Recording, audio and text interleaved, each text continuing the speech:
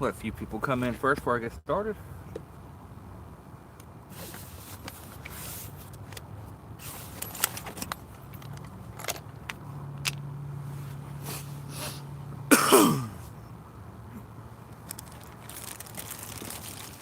I don't think I brought my knife down. Hey Tim, gotta let my skip jack out. Oh, thank God. I brought my knife. What up, Mark? Thought I forgot my knife up in the car, and the car's way up there. Way up there. Alright. We're out here in a new spot today. Of course, we're on the Ohio River. New spot. Never fished this spot before in my entire life. Just found this 2 days ago. What's up, everybody? Yeah, I got the Mad Cat's rods out here. We're going to try this angle at first, and then see how it works out. I may turn the camera around, face just the rods. But tonight we have live bait. We've got goldfish, bluegill, suckers, creek chubs. I did bring some chicken breast and annies, and I brought some fresh skipjack. So, don't know. We'll have to play the waiting game. Let me go ahead and get these rods out here. I'm not sure what the water current is doing. I know that some people up above me up there are catching drum, so maybe get onto some drum. Maybe I don't know. Hoping for a blue or a flathead. All around me is a lot of structure. We got the structure here of the pier, if that's what you want to call it. We've got timber, we've got rocks, so we've got everything over here to hold flatheads and at least channels for sure. So let me get to baiting these rods up here, and we'll go from there. I hope my phone don't act all crazy. I hope the sound is good. I hope the quality is good. Um, so let me get over here and get to baiting some of these poles up.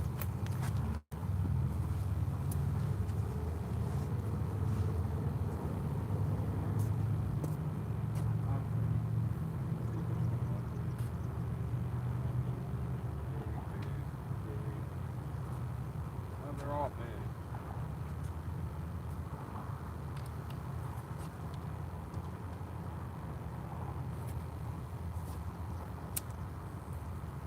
Let me cast these a few times. I've never casted these posts before with these reels on it, so we'll see how they do.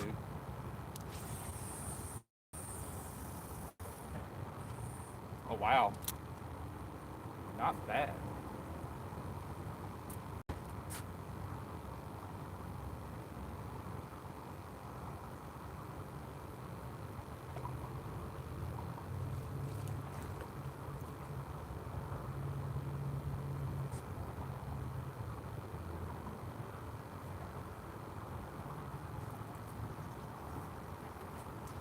Water's not bad, not bad. I know right here on this side or here straight down, it's about 10 foot easily. So could be a good thing. We'll get some bait on here.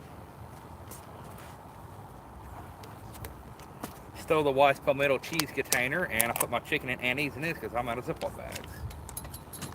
We're going to try some annies up there. I got a good feeling about channel cats at least. Um,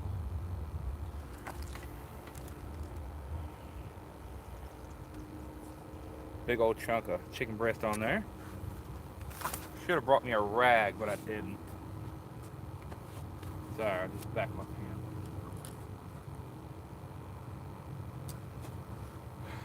I'm gonna throw this one.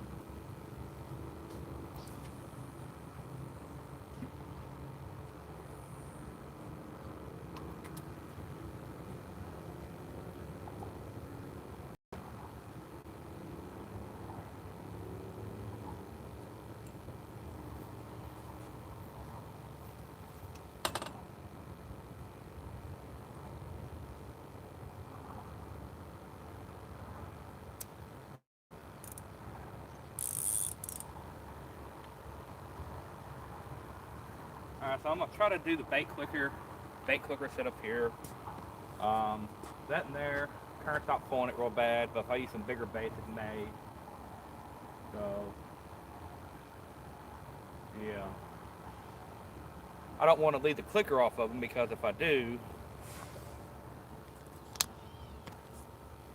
I don't want to leave the bait clicker off because if I do and one does hit it, it'll just flip the rod over and I lose my that right there, the rod and the reel itself, $133 reel and a $82 rod. What's that, $300? So,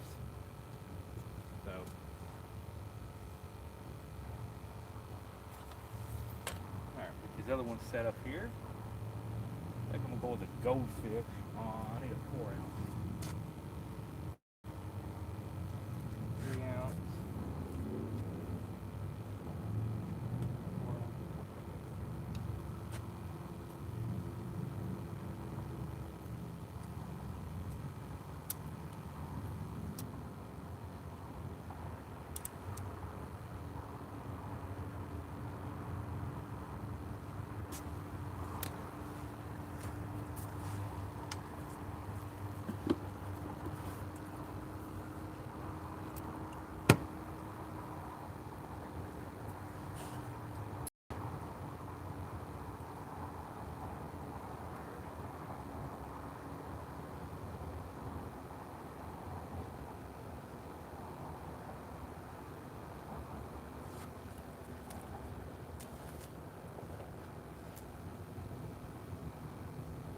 Pretty good size little goldfish.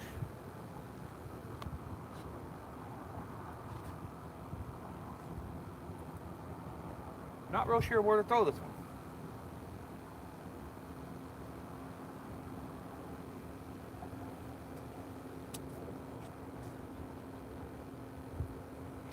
I'm gonna throw it up this way a little bit, see what happens.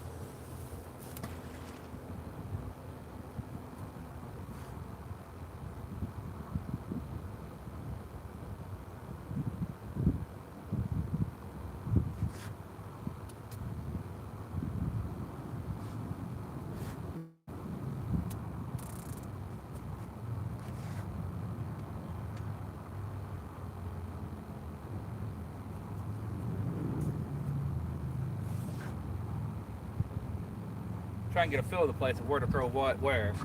I didn't throw that goldfish out real far. He's maybe 20 feet from the bank, if that. So we'll have to wait and see. Skipjack. Leave some skipjack on here.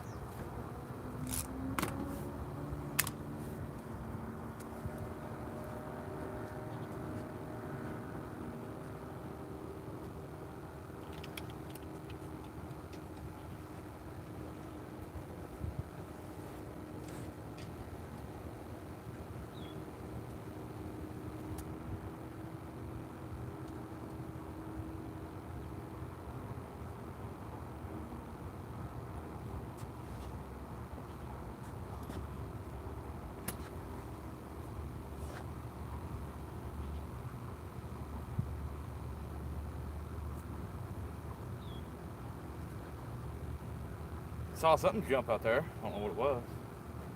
Nice little piece size of skipjack there. Not too big. Trying to keep them all separated to where if I catch one, he don't get tangled up in the other line. That's what I'm trying to do.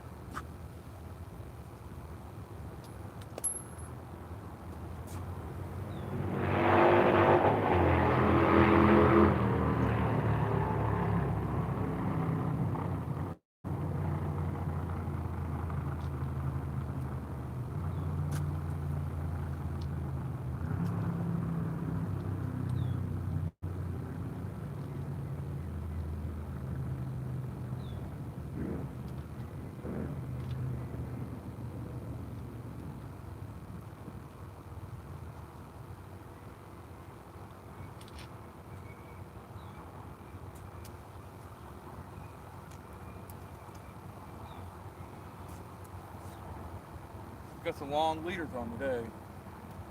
So let's give her a go. I've never used these raw. Oh yeah.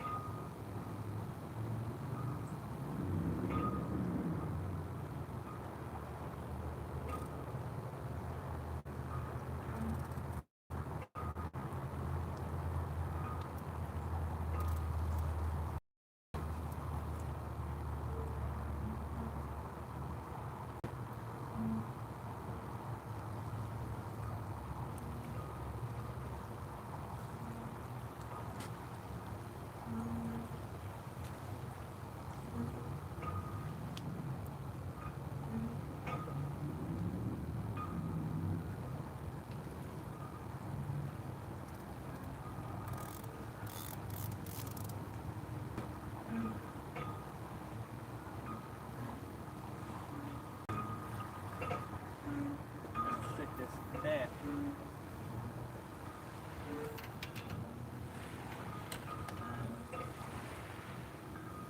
Set that net right there in the corner because there's a little crack right here, and one of the rods can fall through it. So I'm trying to. It's nice out here today. It's 74 degrees up here. There's no wind whatsoever. Just had a boat come through.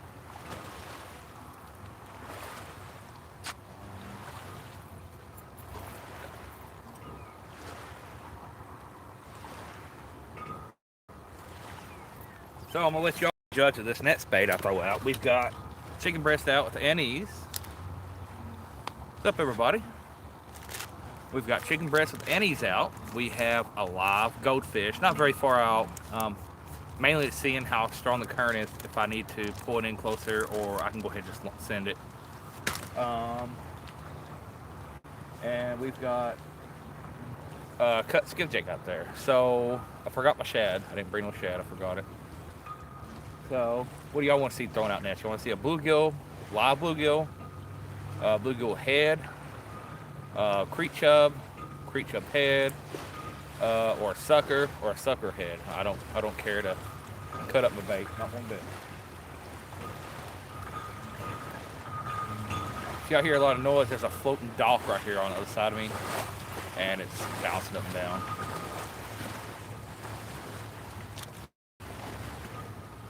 Bluegill head. All right, we got one vote for bluegill head.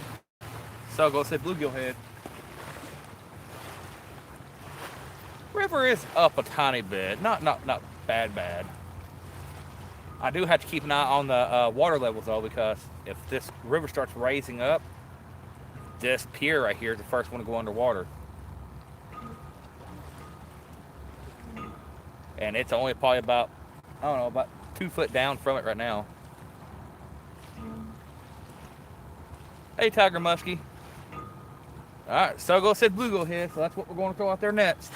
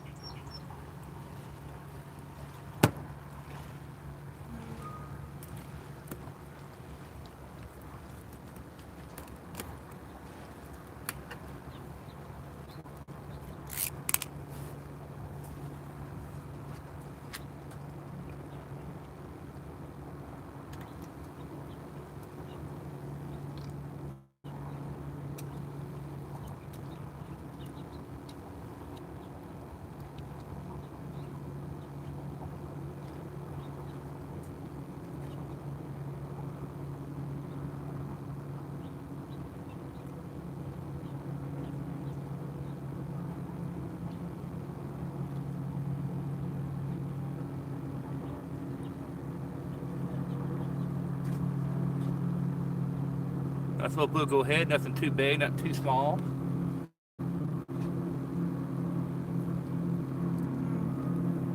And we're going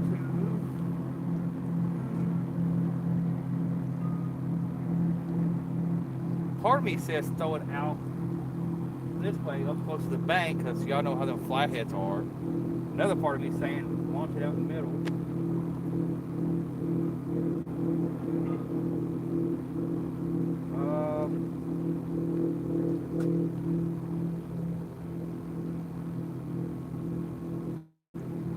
think I'm gonna do 2 and 2. 2 on this side, 2 on this side. So I'm gonna go over here beside the Annie on further down probably.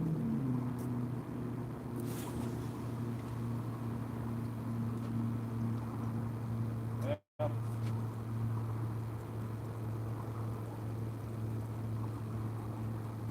Hopefully this worked out. I threw it over top of the tree limb. Yep.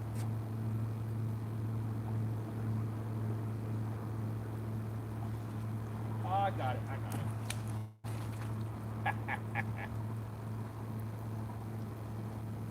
Boy, it is deep right now. I got it back. Alright, what I moved it.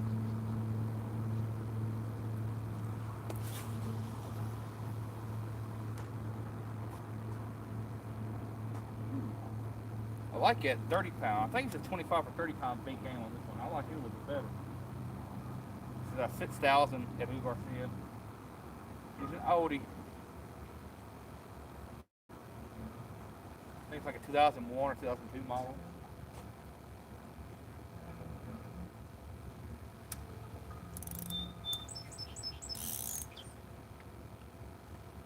Alrighty.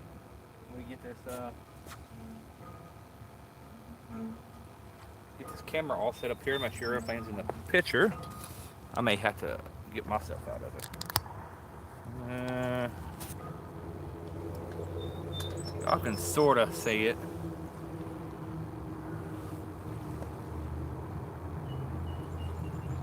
Here, I'll probably end up having to turn around. I'm sorry, guys. Alright, we turn this around here. Sorry. And then turn the camera around. May have to do it just like this. I'm pretty good ways away from the rod still, so. Well,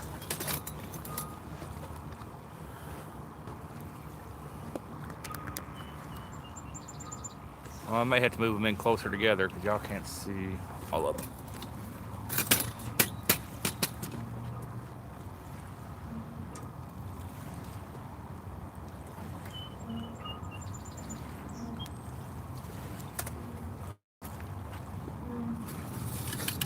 Alright, see how that looks. Alright, that's better. So, how's everybody doing? Hope everybody's doing good. Hope the quality's good. And hey, Dale. Float on a casting rod or a spinning rod? Are you talking about for catfishing or bluegill? Or heck, bass? I know people use that for bass.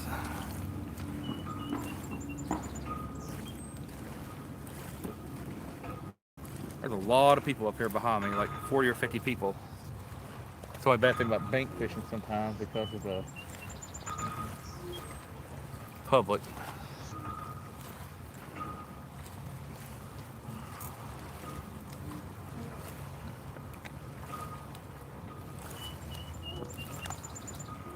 We shouldn't have to worry about any problem with running out of battery tonight. These are Mad Catz rods. These are the Mad Catz Orange Crush, and I do have my black lights with me.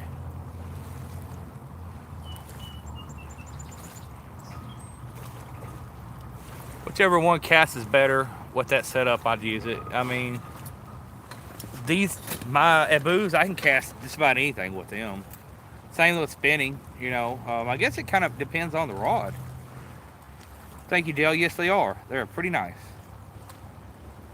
I got a fifth one, too.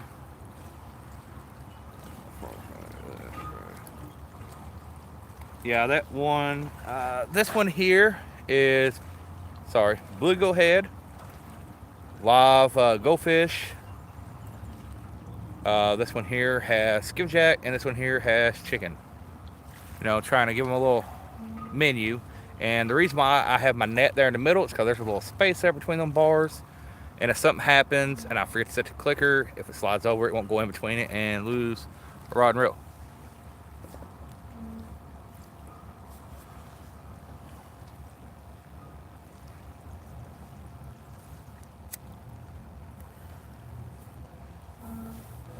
Well, this is a new area. I've never been here before. Hey, Laura.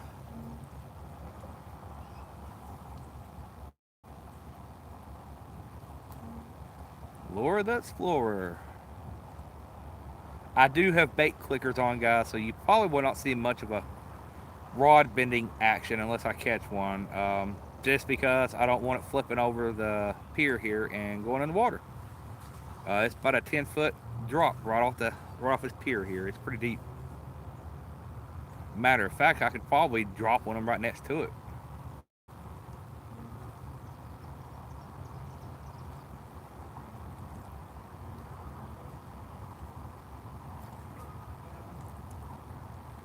Oh yeah, Laura, this is a new spot, and I think it's going to become one of my favorite spots. As long as the fish are producing.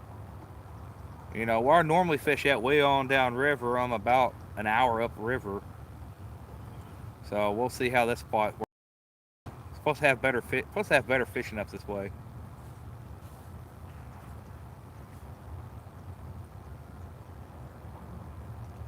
But yeah, we'll sit here, let them sit for a little bit, and then we'll move them around, change them out, throw ones in different spots. I got plenty of bait. Bait is not a problem tonight. It's mainly big fish bait.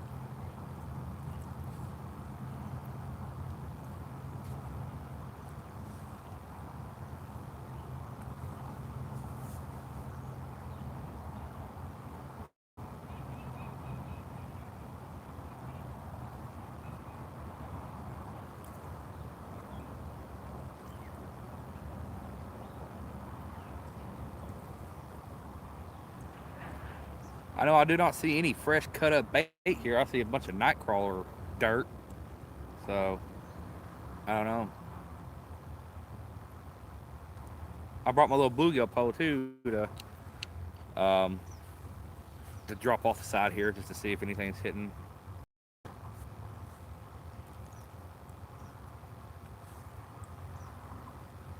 Want to be outdoors. That's a good name.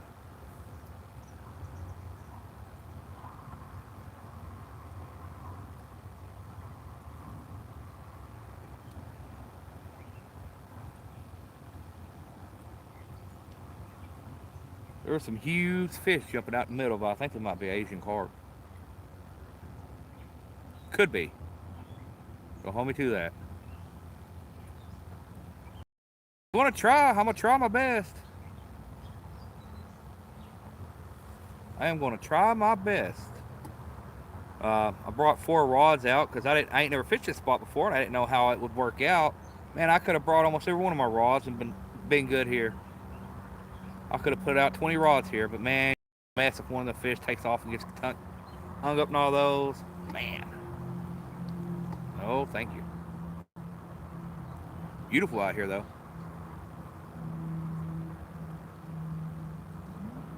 Looks like the 3 ounce and 4 ounce sinkers are holding, so. Okay, Tim, you're fine. I'll be here for a while. If I catch one fish, I'll be happy. I'll be happy. Um, this weather has really thrown the fish off. For some of us. You know, last time I used these, I went to a little small place, a little small river, and tried these rods out. And I had the Okuma COX 300 Pros, and my first 2 or 3 casts, the reel broke. So I went ahead and packed them all up, sent them back, and I put my used reels on here, my used booze, which I think I'll probably just end up throwing the booze on here anyways. One of them's not an Ambu, one's in a Shakespeare. It's one of my favorites.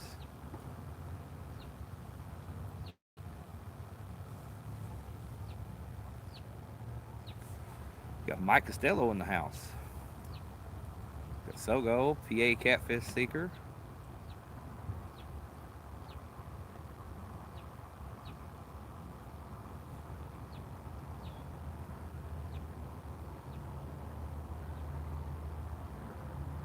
I got a feeling once it gets nighttime, the bite will pick up. That's just any catfishing really I see.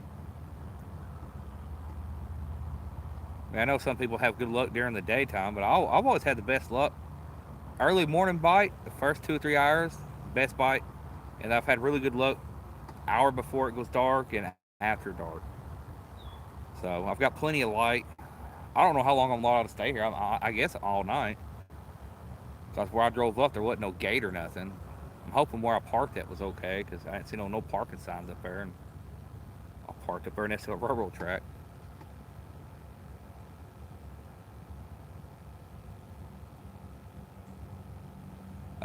Mark, I plan to be here probably till about 10 or 11 tonight. Longer if they're biting. I'm good until 11 o'clock tomorrow. Let's just say that I can stay here that long. I've got a deep set. I got a battery over here hooked up to my phone, so we got plenty of power.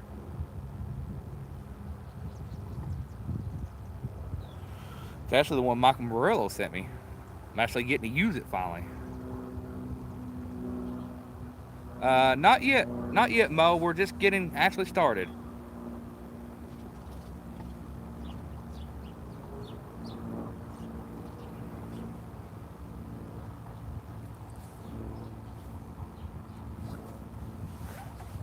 Looks like I got a little tree limb stuck on my rod out there. That's okay. Looks like no one's taking interest in me being down here. There's a lot of people behind me. So, public fishing is one of those things where you just have to deal with the public and people coming up and talking to you. That's just normal. I just don't want someone walking up and realizing I'm live and they're in it and they get mad and want me to take them off of it.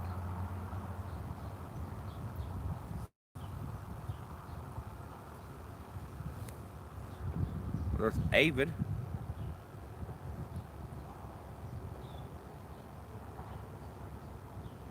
Man, I bet you in a boat in this area would be lit, would be good. Just looks like a good area.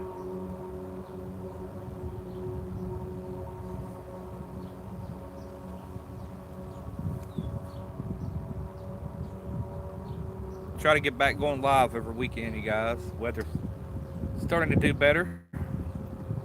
I've got a lot of new places marked to go fish. Just hope all of them have signal to go live.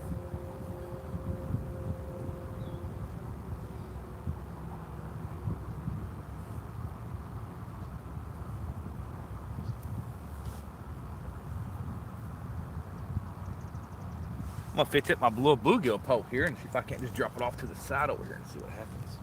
No, wait a minute, I might not be. Nope, never mind. I don't have a hook on. I didn't bring my small gear hooks down. It's okay. I may have something in here. I didn't even bring my tackle box down, so if something happens, I'll lose my gear. I'll have to run all the way back up to the car. That's okay. Car's pretty good ways up there, but not that bad. I already know I'm going to lose stuff. It's just river fishing in general.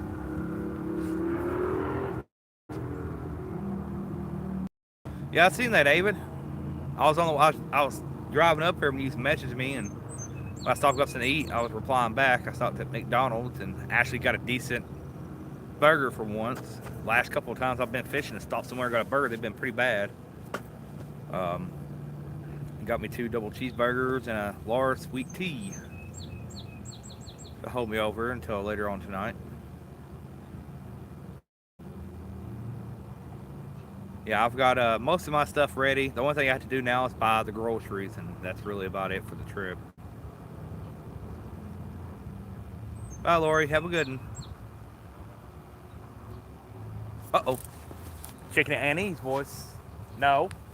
Bluegill head. My bad. Something's already hit that bluegill head. We'll wait. I'll wait and see. This one here bent down, and the bait clicker went off a tiny bit. So we'll have to wait and see. Hopefully it ain't no turtle.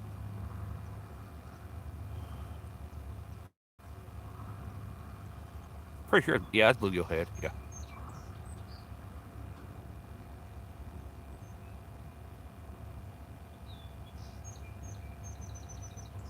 It could be something stuck on my line too. I don't see nothing, but this is the river. I was up out of this chair in 1 second. Wasn't even playing. I was up out of this chair when that clicker went off a little bit.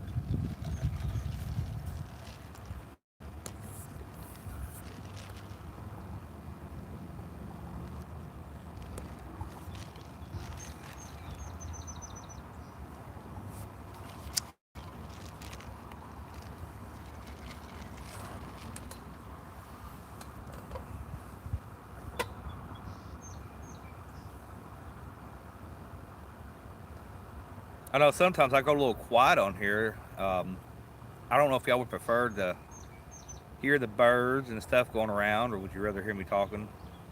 You know, I don't want to talk too much.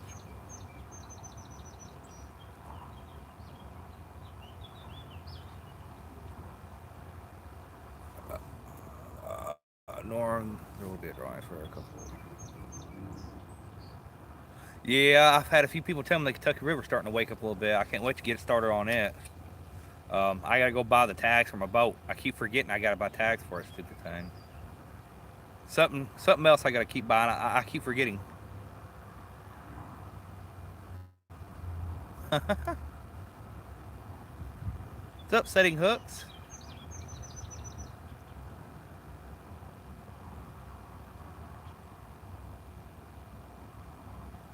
Yeah, I always wondered if people would prefer quietness and watching the rods and waiting for a bite, or would they prefer, you know, someone talking or interacting a lot? I know a lot of y'all like the interacting, so even I do. But I just want, don't want everybody back and relax, because these live shows, they're really nice. They're really fun. There's quite a few people I know that can't get out and physically fish like I'm doing here, or other people are doing. And this is a nice alternative for them. It's kind of like a fishing show. So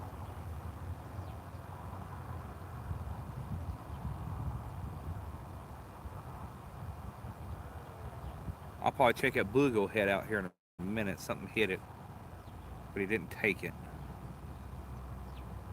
I've had them flatheads before pick up the bait, swim about 3 or 4 foot, and then just sit there and chew on it, and not even do nothing else. And you go to reel in, and then you'd realize you had a fish. You're just sitting there chewing on it.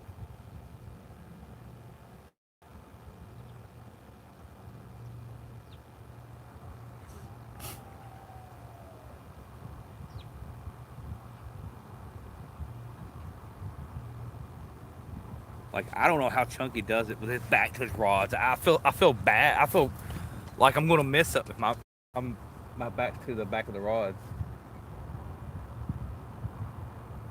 Looks like them people way back there behind me are packing up and leaving. I think they was catching drum. They caught a few drum down that way. Not yet. I did admit something did hit the bluegill head though. Something did tap on the bluegill head. It could have been something floating down the river and smacked the line, possible, or a fish went by and possibly hit it. Um, but it jerked the tip down and it pulled a little drag. I've got a stick stuck on the first one to y'all's right. There's a little stick stuck on the line. I'm just gonna leave it. It ain't hurt nothing. Here in a minute, we'll switch these poles around, throw them out in different spots. I'm telling you, I have a really good feeling about just dropping one right below the rail here. Because right over that rail there and straight down, it's 10 foot deep easily. It's deep right there. And this is a concrete barrier pretty much. A little concrete pier. And I've seen a lot of people do a lot of good with flatheads next to concrete structure. It's just like structure out in the river. If they can get around it and catch a break from the current and sit back and chill and, prey on some fish swimming through, trust me, they will. Fish will use anything for structure.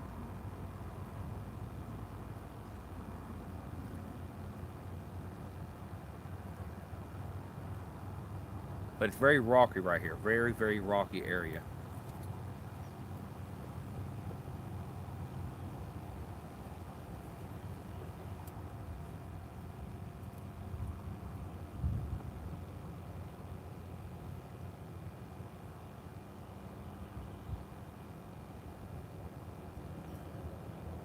You talking about right here?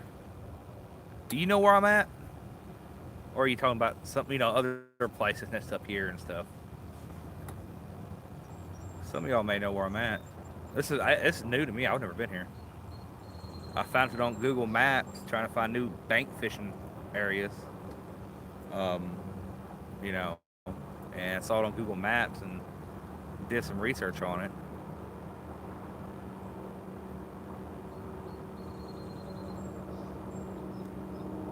Oh, I'm up here past Maysville, somewhere around Maysville. I just thought maybe since you said drop it on the corner there, maybe you know this area. We'll give these rods about another 5 or 6 minutes, and we'll switch out. We'll switch them out and move them around. That's another thing. I mean, it could be completely dead here until nighttime, and then bam, it's just right on. I mean, just lights out. Then again, it could be one of those, you know, spots where it's heavily fished and the fish know there's people around all the time and not catch nothing. But I see fish. I just seen something come to the water over here. I don't know what it was. Wasn't very big.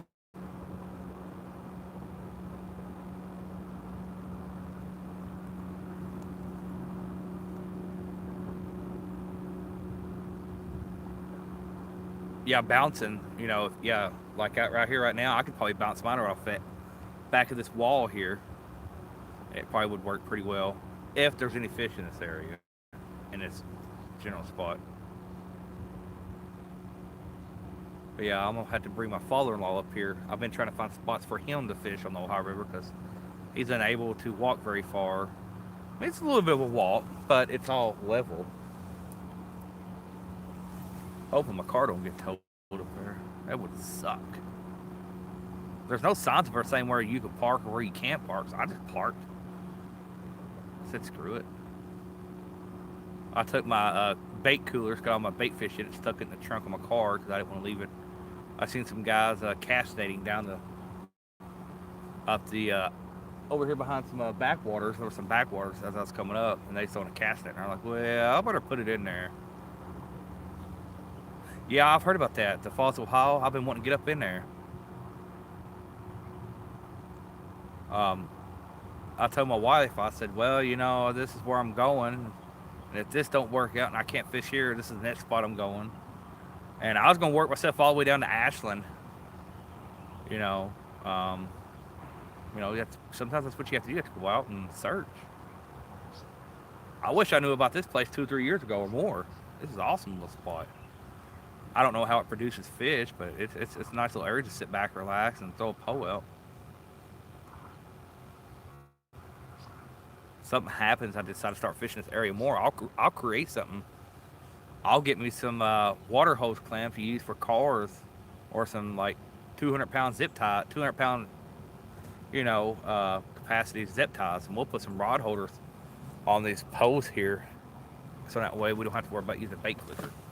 Bait clicker is good, don't get me wrong, but when you got a lot of current, you have to really tighten up that tension knob on your boots to get it from pulling drag. That's what I had to do on those.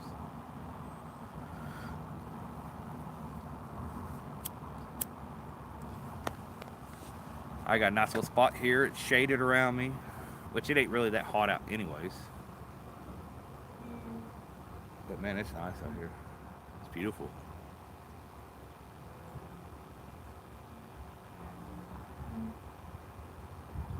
Give her about 5 more minutes, 4 or 5 more minutes. We'll move these bad boys around.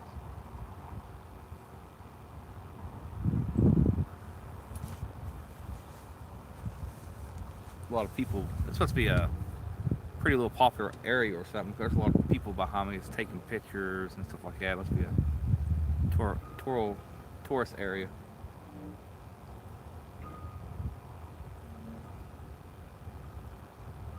Seen a guy out here earlier when I first pulled up. He was on a kayak. There's no boat ramp right here. There's no boat ramp right here. And there was a guy with a kayak that had a trolling motor on it. He's going right up the river on a trolling motor with a kayak on it. I said, man, now I'm worried about taking my boat out on the Ohio River. And it's a 14-foot.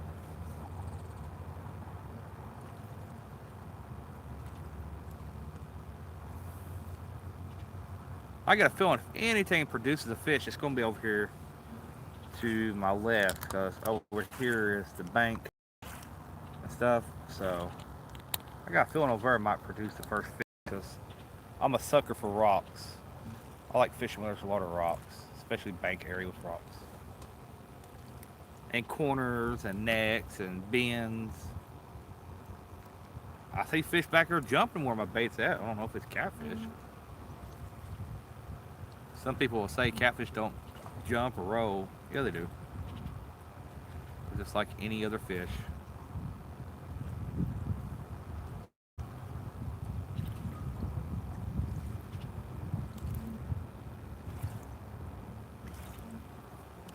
Hopefully I have signal next week, Thursday, Friday, Saturday.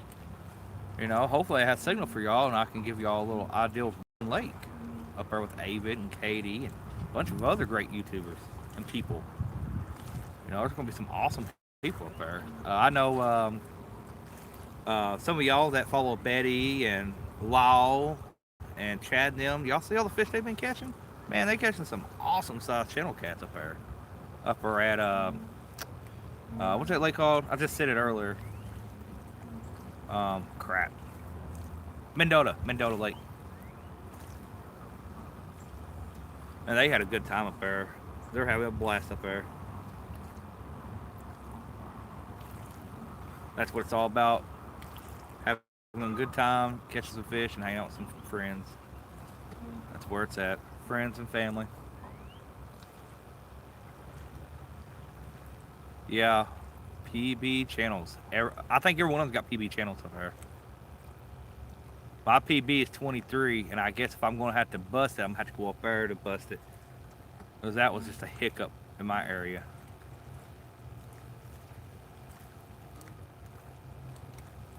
I will say this, though. I did not see no bathrooms anywhere around here. What's up, Haz? Well, I can see the screen a lot better if I take my glasses off. My sunglasses.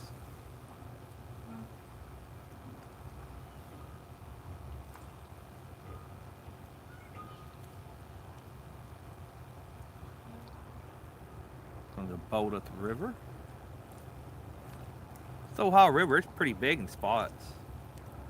But even that little part of the Mississippi I saw, you know, that little part of the Mississippi I saw up there by Kaskaskia River, where the Kaskaskia River runs into the Mississippi, man, it makes the Ohio River look like a creek where I seen it at. I'm like, man, I thought Ohio River was big, and I saw the Mississippi. I was like, man, oh man. You know, all my life I fished the Kentucky River. You know, until recent past 5 or 6 years, I just started fishing the Ohio River, and it's a huge difference just going from an itty bitty river to a bigger river. I can imagine myself going from here. Well, I did try the Mississippi River. I was throwing almost 8 ounces of lead out there, and it just would not stay out there in Mississippi. It was an itty bitty piece of chicken. You know, I probably would have had to throw probably at least a pound out there just to get the stick. It was ripping that day where I was at. I don't know if it's normally like that, but in that area it was.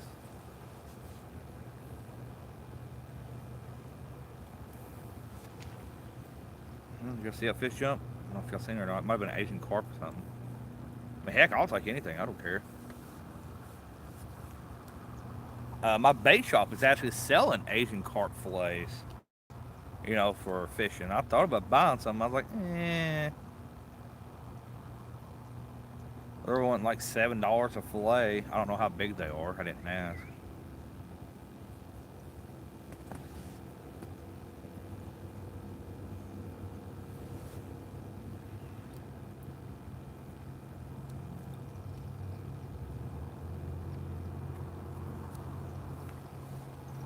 right, let me get a drink of this sweet tea here from Mickey D's. And then we'll see how many rods I got hung up underneath the rock out there. And then me having to walk all the way back to my car and get my tackle bag. Because I forgot it.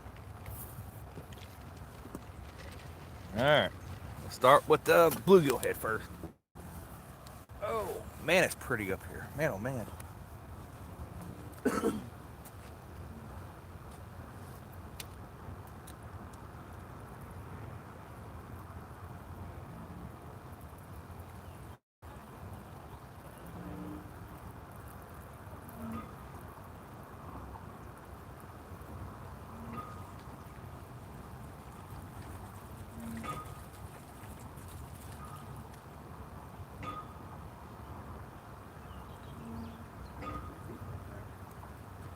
Alright, so we still got the bluegill head.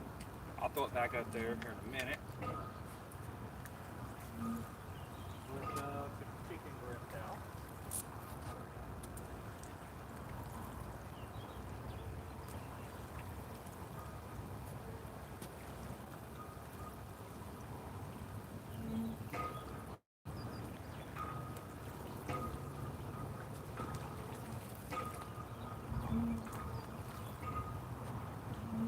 Still got the chicken. We're going to take these two and we're going to rotate them to out here.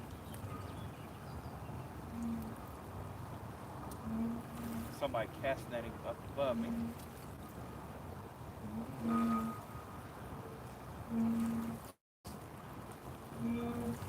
Shafts.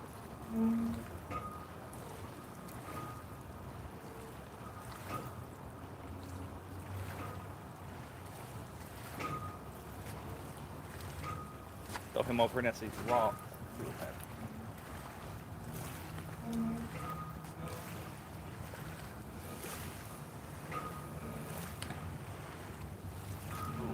Big old.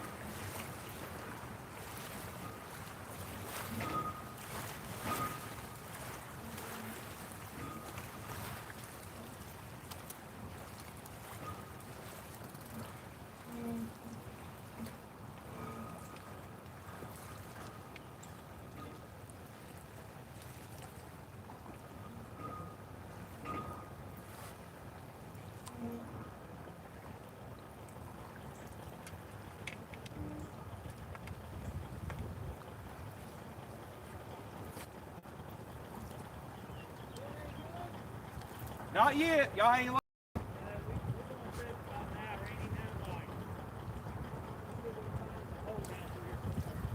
Yeah, it looks like a good area. It's my first time here. It looks like a little area.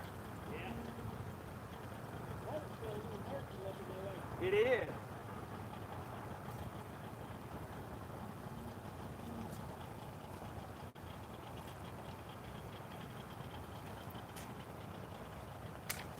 Put a fresh piece on.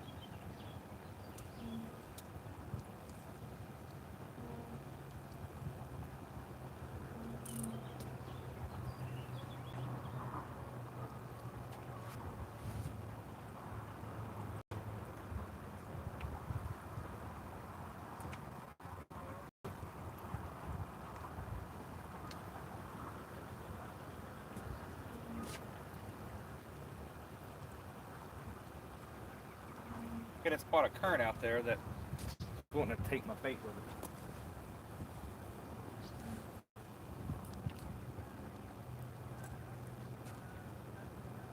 Nice little boat they had.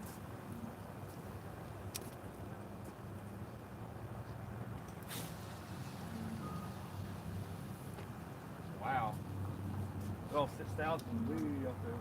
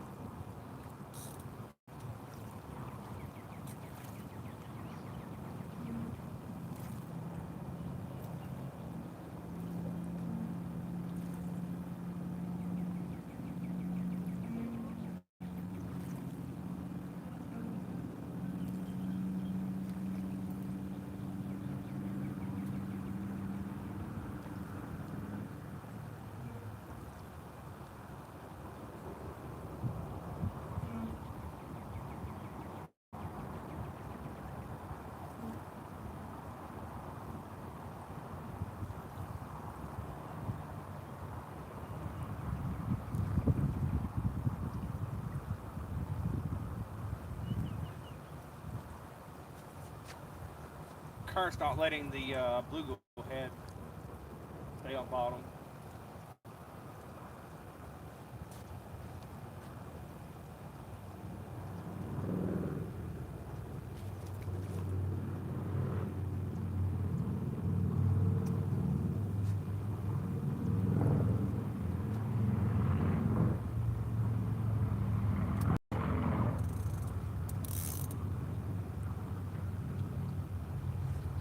So this one here, if y'all can see me, I don't know if y'all can even see the poles, or I moved them.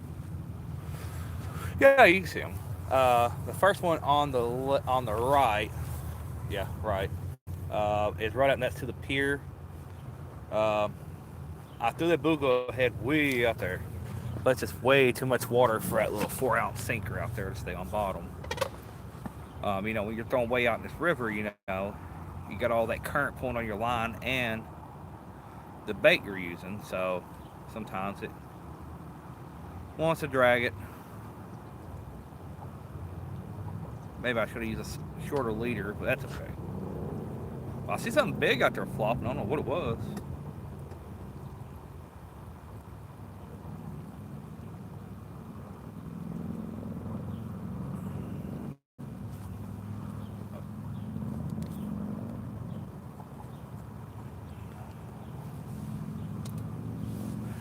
Yeah, I've seen a lot of y'all do really good with cut carp on the Potomac River.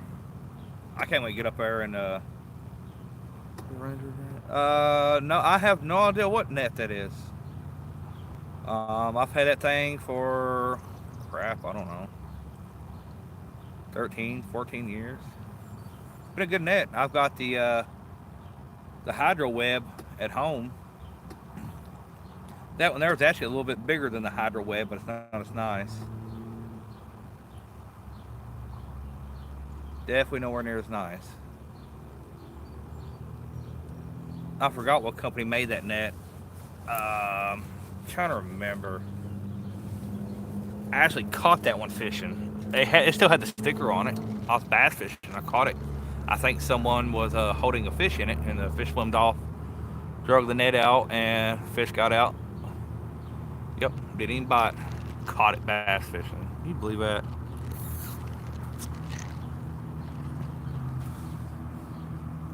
I may drop a live chub here in a few minutes right off this pier here and see what happens.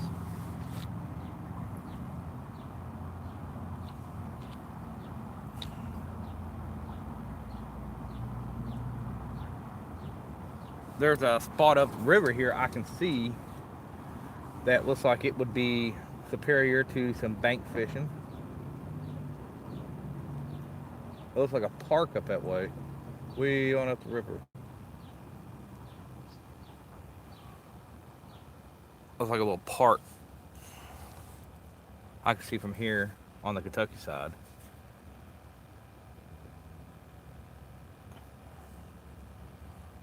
And then I look over on the Ohio side, and the whole Ohio, yeah, just about the whole freaking bank over on the Ohio side you can fish off of. It's like perfect bank fishing.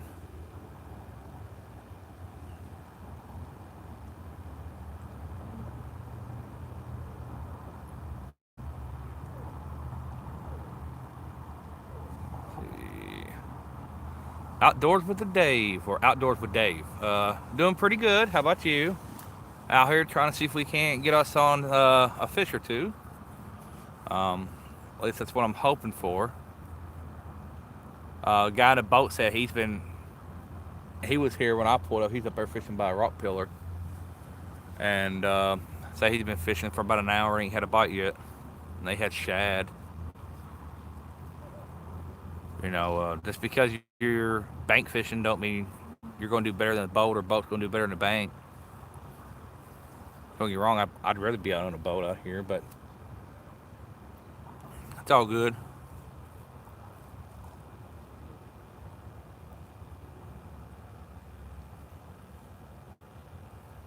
Really need to get on to finding me some creek inlets.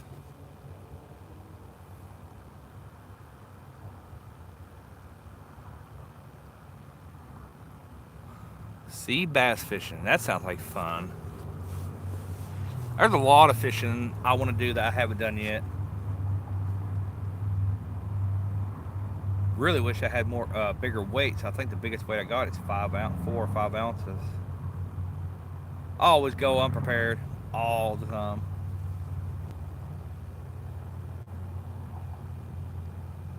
I've got really great live bait.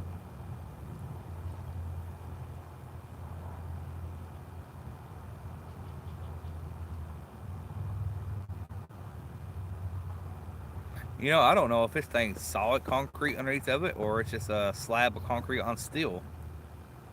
I wonder how much there's some fish under this sucker.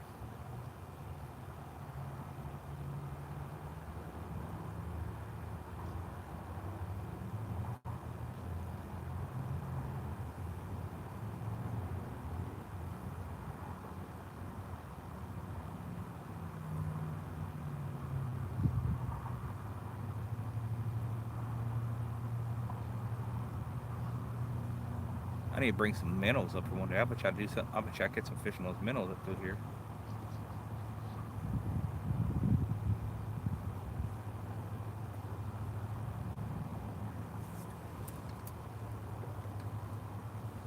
Dang, there ain't nobody out here now. It's dead.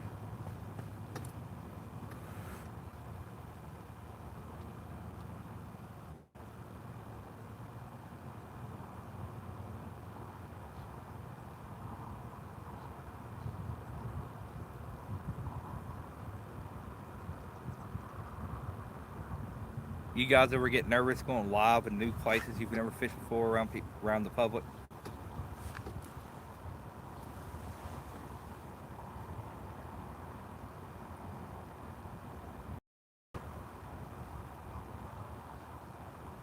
You don't know how the people are going to react, or what to expect from people. I've seen some crazy YouTube videos of people, being live, not even fishing, just doing a live update, and yeah, they just go bonkers.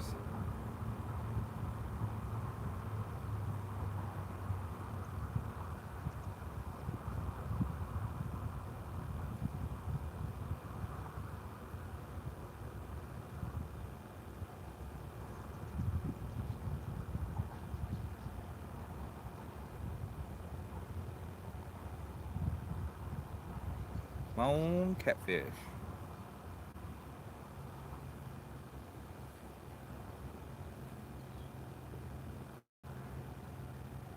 Might have to start throwing upriver a little bit.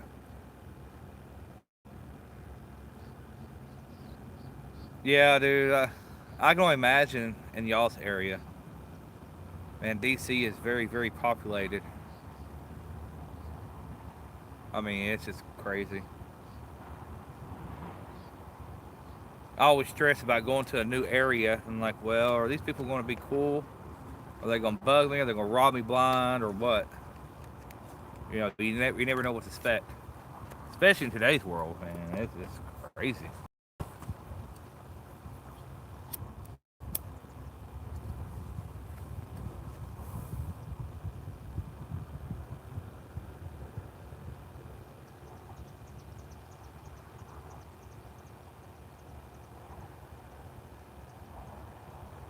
The flatheads get moving later on as it starts getting darker. I believe up next to this bank is going to be a good time. I've caught a lot of flathead 2 and 3 feet off the bank. They like chasing them bluegill. They like get up next to that bank and chasing them bait fish and bluegill. Running them up on the bank in the shallow waters and pretty much like a shark.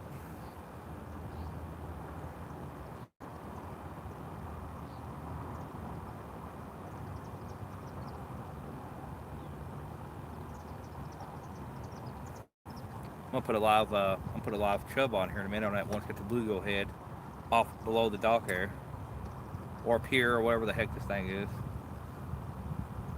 This is fancy. This is fancy to me. Sitting on concrete slab and it's level.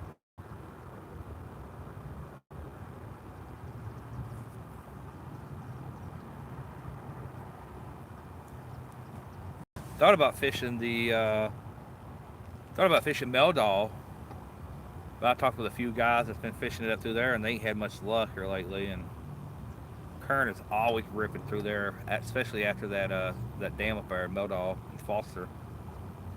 Um, it's always ripping up there. I was like, I need to get out and explore more, find more areas. Thought I was gonna flood my car yesterday. I was out chasing some creek chuds for today's adventure, and I went down a little. We got a bunch of roads here in Kentucky that go through creeks and just backways. Like really, really,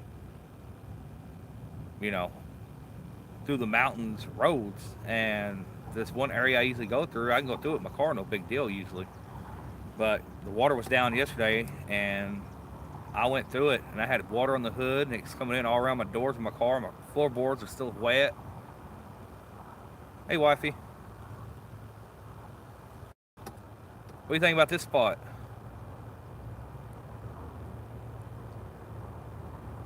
I think it'd be a good spot to bring your dad up here and try, and you. Kids probably too. Kids probably be good right here too, because they got railing all around it.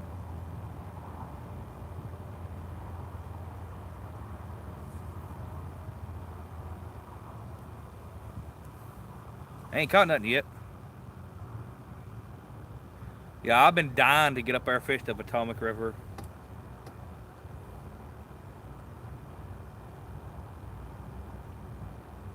Everybody has such good luck up that way. Like every time I leave out of state of Kentucky, I do great fishing. Everywhere I go, I do fantastic on fishing. Fish here in Kentucky waters, and the Kentucky side of the Ohio River. And don't get me wrong, I caught fish. I've caught plenty of fish up through here. Not through here, I haven't, but downriver and stuff like that. But I don't know. I take the same baits and clean house in other rivers and out of states. Same bait. It's crazy. I know Roger Muskrat Adventures and what's his name? Crap. Clearwater View? Is it Clearwater View? I think it's Skip's YouTube channel name. And then they got another guy they fish with too. I forget his name. Man, they always do good. They always do good up there on haul up there towards West Virginia area. That's where I'm going to be targeting here soon. Is driving up that way and finding some bank spots and trying out. I see little fish here popping water. I don't know what they are. Can't believe I forgot my tackle box in the car.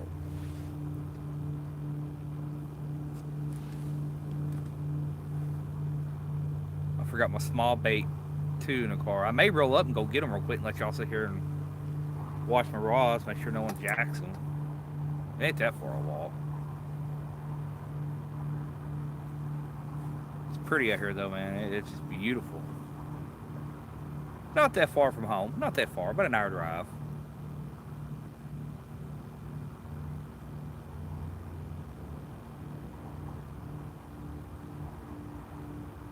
I'm sorry to hear that, Tim. There's a nice fish jump. Unfortunately, sometimes it happens. I like to get my wife out here sometime, but due to the babysitting issue, I'm not bringing my kids out here.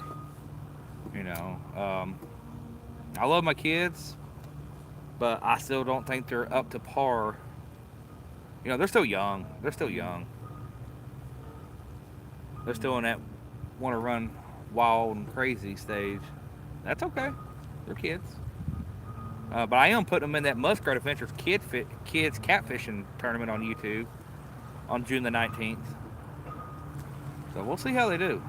I got to go buy one more rod tonight. Where they both have two each, and they're both going to be using the Ugly Stick GX2s with. I think I'm gonna go up to 40-pound braid. I was breaking 30-pound braid on channel cats. I think I was setting the hook too hard. but yeah, they've been practicing. I've been taking them out, letting them practice with those rods and getting the feel for them. And dude, they're doing pretty good with them. And they're spinning, they're a spinning rod and reel. That's what I learned first was spinning as a kid, and I love spinning reels for bait fishing and bass fishing and stuff. I don't do a whole lot of bass fishing, but I do it sometimes. I'll go find a nice little creek and go catch some smallmouth bass. Smallmouth bass, little footballs, man. They hit hard.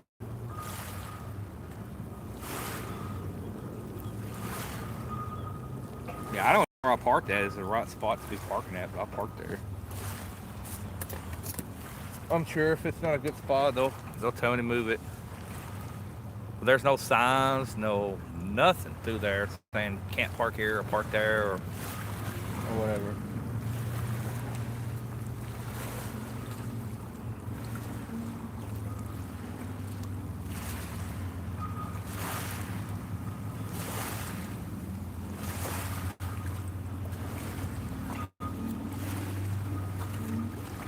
I'm gonna really pose up and I'm gonna go back up to the car quick and grab some more stuff. I forgot my tackle box, and plus I'm gonna put my little Zeco 33 over this edge here and see if I can't catch any things swimming around it.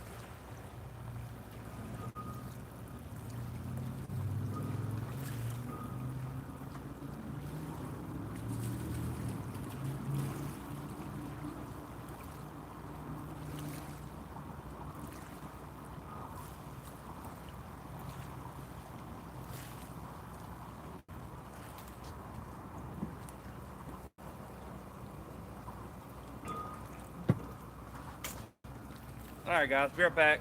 Shouldn't take but 5 minutes. Sorry.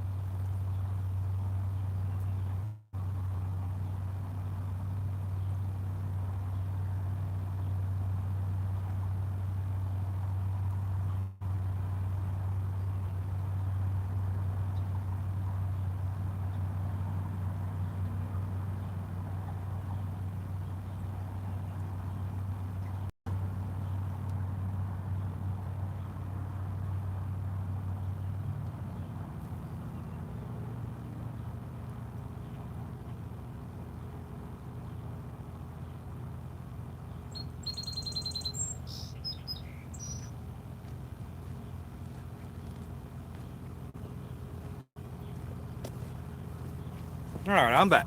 Sorry. All right, let's get these back out.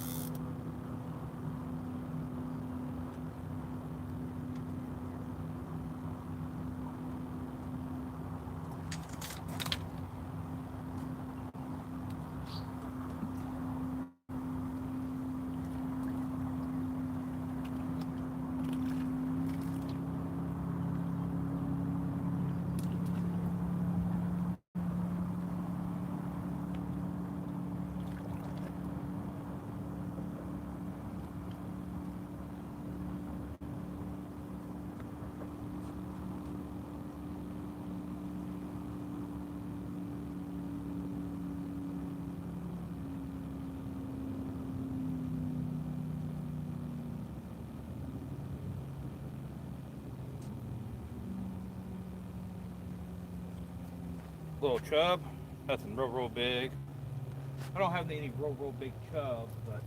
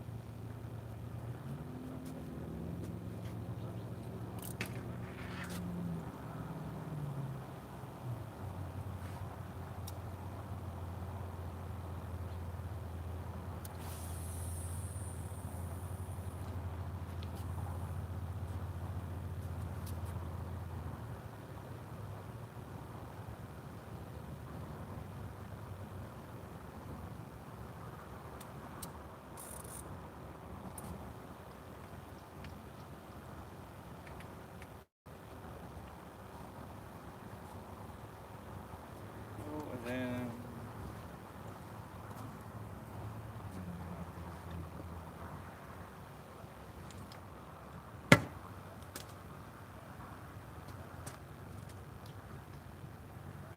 throw Mr. Goldfish back out.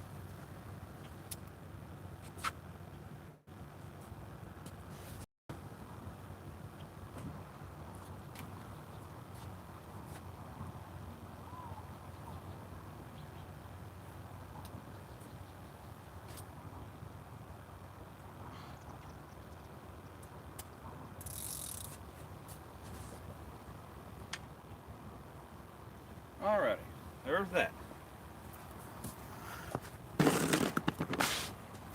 Alright, now if I break off, at least I have my tackle box. Sorry everybody, had to run back out to the car. I wanted to fix up my little 33 here and pull it over the side here with a red worm on it and just see what happens. Sometimes, there's been times that I've brought live bait to places, and just because of where I caught it from, the fish didn't like the smell or odor that was on them, and I catch bait fish from the waters I'm fishing, and just slay the fish. It's just crazy. Plus, why not, right? Let's see. Hope everybody's doing good. Thanks for coming in, hanging out.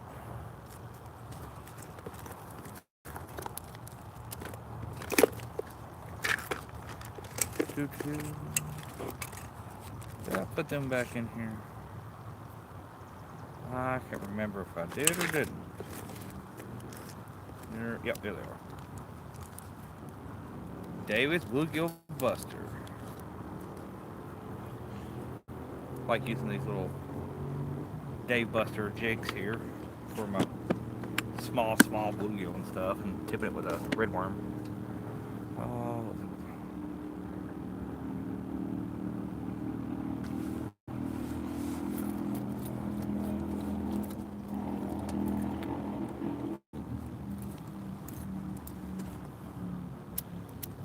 yeah, these little Zecco 33s, man, they're, I love them.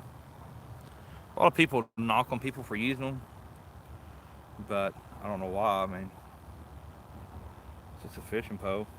Whatever works, works. I like using these for my bluegill and creek fishing. I caught a bunch of crappie off of them a while back. The day I went live on my boat, I was catching them like crazy on. Oh, come on, tree limb, go on. Don't get stuck. Keep floating. Okay. I think it went on. I think it missed my lines. A little small tree limb was going by. But yeah, I'm just gonna set this little 33 up. I'm just gonna drop it over the side here, cause over here to the left of it, where the poles on the left are y'all at, not that deep. It's maybe 6 foot there on the side. One in front, it's about 10 foot. And I'm just gonna drop it over with a red worm and just see what happens. Never know.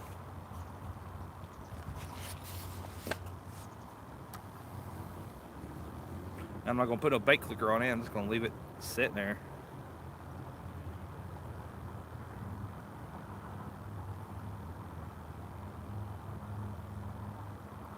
I was gonna go up to Carlton, Kentucky. I think it's Carlton, where the Kentucky River dumps into the Ohio River.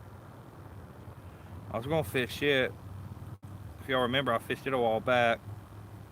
I didn't have no luck. I had 1 or 2 hits, but that was about it. It was cold that day. It was like 30 degrees. Water was up, muddy. Had frozen ice on the river, going down the river. And I'm gonna go back to it eventually. I just wanna wait.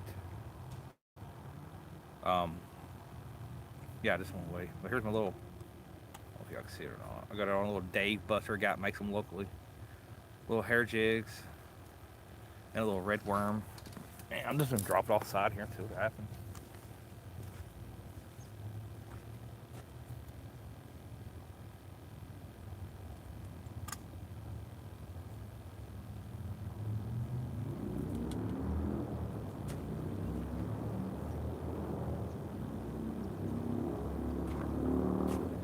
Well, you ain't gonna believe this, but as soon as I dropped it, something took off right here and it made the water roll muddy. I don't know what was laying there.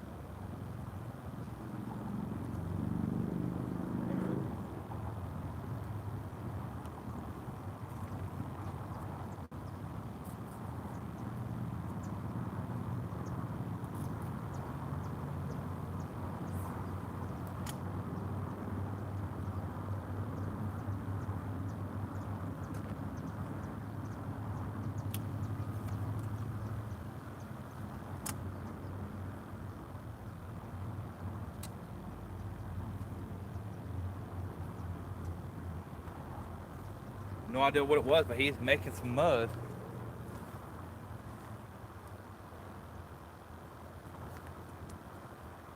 Might have been a drum or a cart. Might even a flathead, because how where it's real rocky over here and muddy. But yeah, we'll leave it post sitting there and see what happens. Yeah, I can't really see it, so.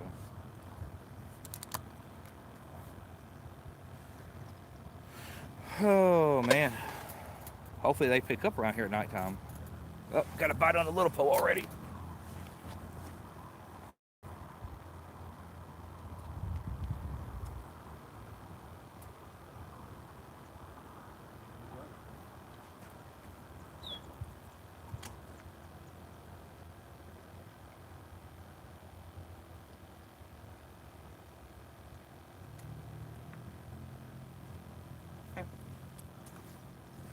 No idea what it was, but something already cleaned off the red worm from this little jig here. That's pretty quick. I'd like to know what that was that took off. Something pretty good size took off and left a pretty good mud trail all the way down that bank. I think a carp. You know. Now I kind of wish. Sean, what's up, buddy? Out here trying a new spot to see what happens. Let me put a smaller piece of worm on it this time. Whatever I catch, if I catch it, I'll use it for bait.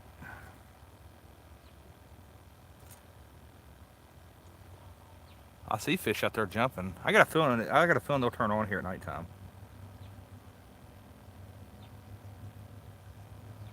Hopefully this ain't the area for where it's real popular at nighttime and a lot of people show up. I mean, you know how it is. Sometimes you want to fish a new spot. Surprised my phone ain't turned off if being haunted. I'm gonna drop this back down here. I'm gonna focus on the small pole for a second. Uh-oh.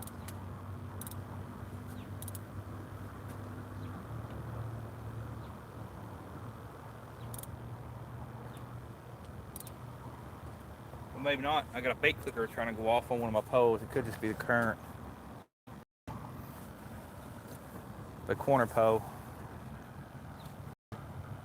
Where the net is. Could have just been something swimming by or floating by. It wasn't like a strong pull.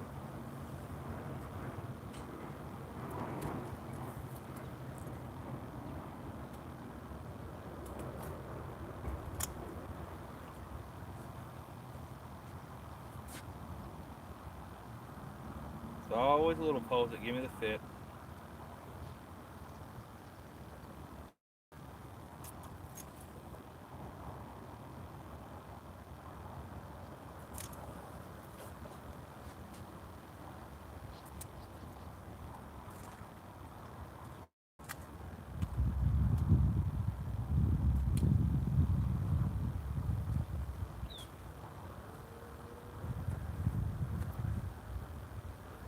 I don't know if y'all can see the little pole or not. Yeah, you can see a little bit.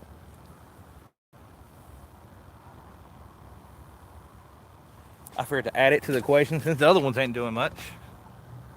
Hey Jesse, what's up, buddy? Out here trying to catch a fish.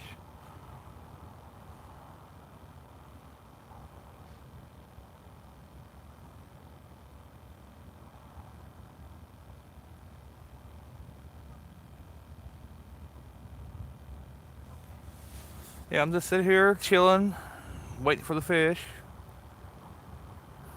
See if any of them's gonna take or not. We're on the Ohio River. The Dead Sea, as some people call it, but now there's still fish here. Just not as plentiful.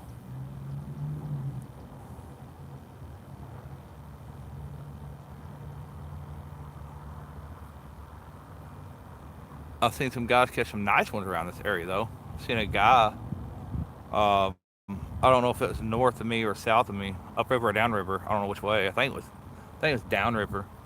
He caught a 62-pound flathead last week. Yep, last week over here somewhere.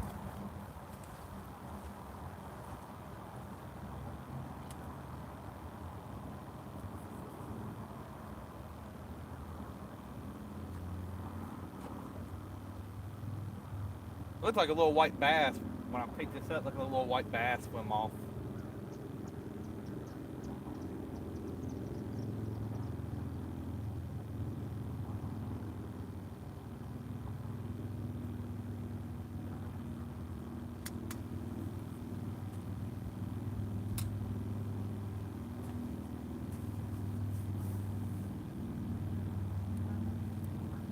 Catch this little butt, I'll use him for bait too. Yeah, when I first set this little black pole here, this one here, it's just for itty bitty fish. Probably the one I catch the biggest fish on the night of, probably. That's how it usually goes. But when I threw that out there earlier, something took off that got off with mud trail going up through that bank down through there you ever seen. I don't know if it was a carp or what it was. But I just picked it up to drop it, a little white bass come up and almost grabbed it, so. I am up a little bit from Maysville. A little ways up from Maysville.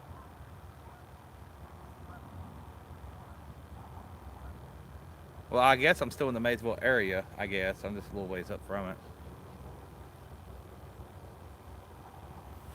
The goal today was find a new spot and fish it. Well, I found it. Found one and giving her a go. We have bluegills, skipjack, goldfish, suckers, chubs, chicken breast, and I think it's it. I think it's it. Is Creole in here? Oh, there's Chunky. What's up, Elston? Maybe y'all be the good luck charm. Catfish and Dreams, Brandon.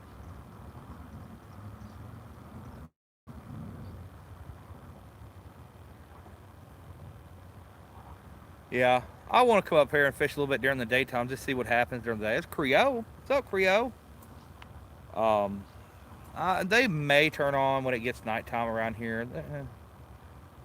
Maybe. You know, it's like I said, when I went fishing with J Dog and fished out on his boat, I caught more fish out of the 9 or 10 trips I've been on the Ohio River on a bank in a boat within 2 trips. So, but it don't mean I won't catch nothing here or will or won't. You know, it's the Ohio River.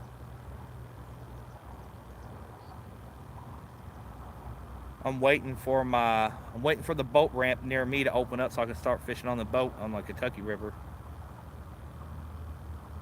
Flatheads are starting to turn on, from what I've heard. Somebody in chat said they was turning on. Um, so I need a cap on that.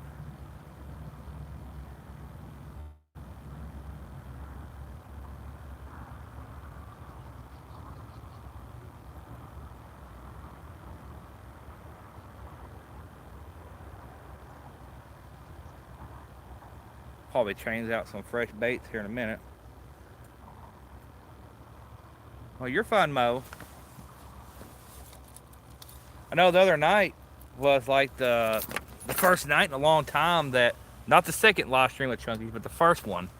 The first one I watched all the way through. I watched on the TV, me, the wife, and the kids. We just sit back and watching. That's what we do. We put you on a big screen and sit back and watch. I really wish they had a way that I could use chat through the TV, like you know how when Xbox 360 had that little gamepad you hook up to the bottom of it and like text people on it. They should have something like that. But I watched it and then I was going to bed. I get up that morning and I went to bed and put Chunky on the TV in the bedroom. There I was. I didn't fall asleep with Chunky in my hand this time. That backfired on me one night real quick. Short story. Elston was live one night, and I was tired. I was dead tired. I just got in from work, and Elston was on. I was watching. I had him in my hand, and yeah, I woke up the next day, and Elston went live again. I told everybody in chat, I said, "Yo, Elston, I fell asleep with you in my hand," and yeah, that kind of just went through the roof. Well, thank you, Creo. Trophy. But yeah, that kind of backfired quick at night in the chat. I was like, oh man, what have I done?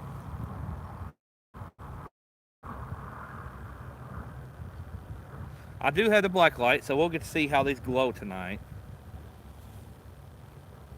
I got two, I think they're 30 watt or 60 watt. The ones that Mr. Catfishing Dreams recommended. And I've also got a fluorescent light up in the car too. I didn't feel like bringing it down and stuff. We'll see how they do with these. I got sometimes keep checking on my car, make sure it didn't get towed away, because I don't know if I parked in the right spot or not. But where I parked. Now come on, little fish. You was hitting that red worm a second ago. I need something. Come on, fishes. I noticed the current has actually slowed down a little bit, and the water has dropped from what I've gathered from the bridge I'm looking at a bridge right now, and the the rock tillers, whatever you want to call them. It's dropped maybe a foot since I've been here. I was looking at the boom. Now, Brent, y'all stop that. Come on now, y'all stop it. But y'all do know. I don't know if some of y'all in chat know, but if y'all want stickers, y'all just email me your address and I'll send you some for free. Yep, free. What people do, what Brandon just did in Creo, that goes right back into the channel. That goes for giveaways. That goes for stickers. You know, I ordered 200 or 300 stickers, and I've been sending them out left and right. You can't stop us. Well, I can. I can technically. I can get on there and remove you and block you, but I'm not. I can't do that because you're not doing nothing wrong. Yes, man. Oh my God, Mike. Good Lord, come on, you guys. Y'all stop it. Y'all stop it. Show offs.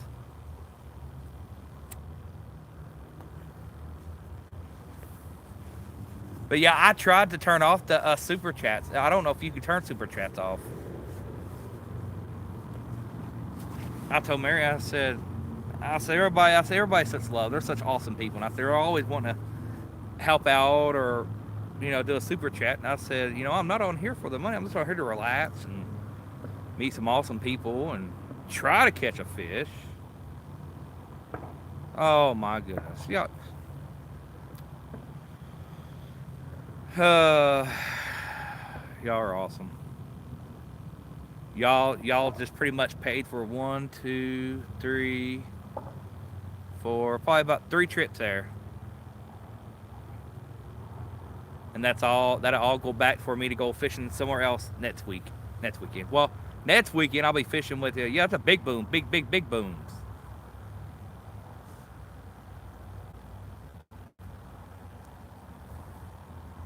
Big booms. Y'all are awesome. You truly, really are. Money, money, money. Yeah, that's what. That's what. Every time I see it saying right there, I think of Elson every time. Money, money, money, money. Elson, he's fun watching. He's always full of energy. I wish I had his energy. Man, that man is full of energy. I don't know if he is off camera. Off camera, he might not be that way. But on camera, that man is full of energy.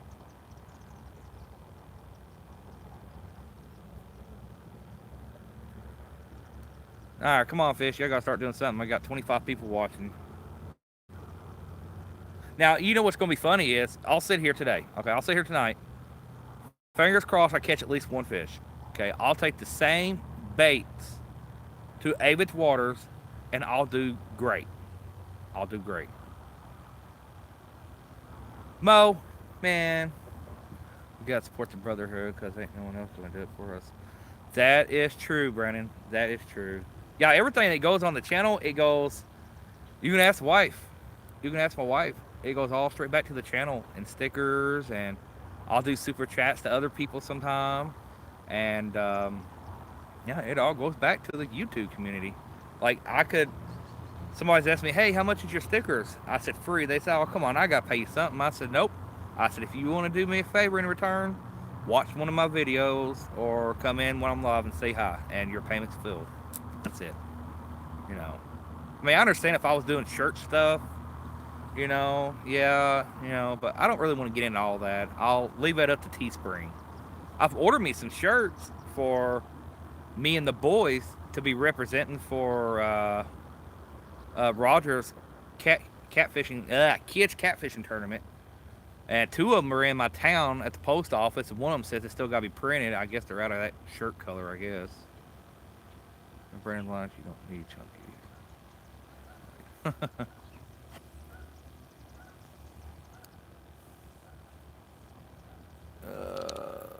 A message retracted.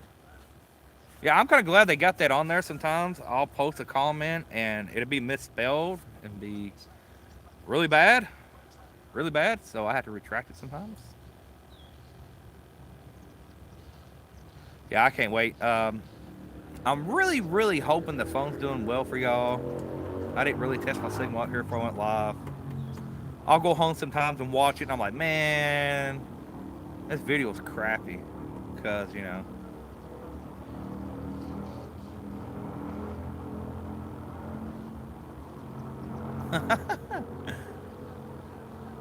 Feed looks perfect. Good, good.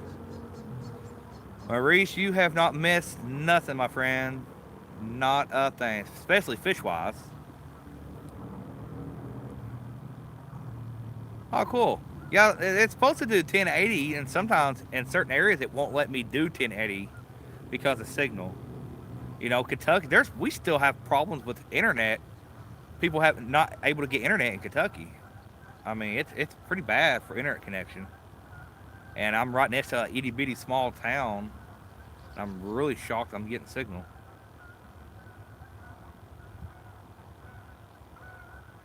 Michael Williams. Well, thank you. Yeah, I'm hoping to at least catch a few. I got a feeling once it gets dark, they'll start hitting. You know, I've always had better luck on the Ohio when it gets dark. Not just Kentucky, South Carolina too.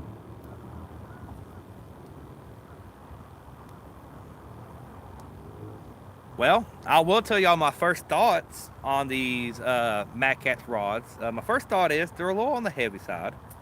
You know, I'm coming from cheap fiberglass rods. Okay, I'm talking $20, $30 rods is what I primarily used before these. Nothing wrong with them.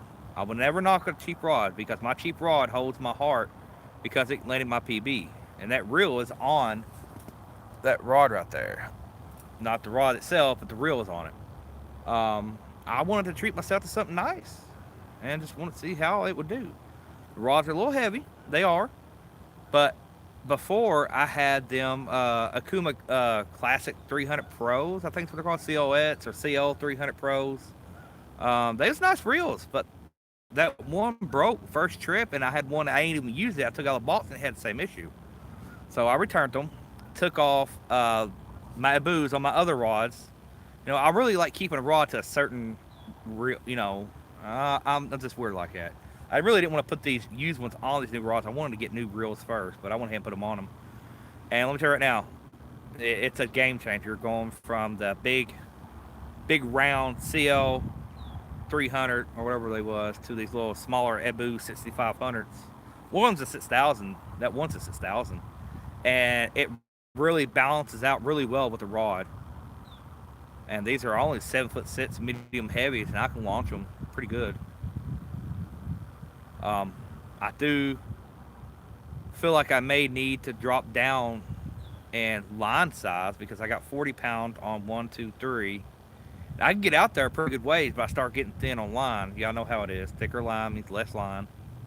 And that 6000, I've launched it further than all of them, and I've still got over half a spool left, and it's only got 25 or 30.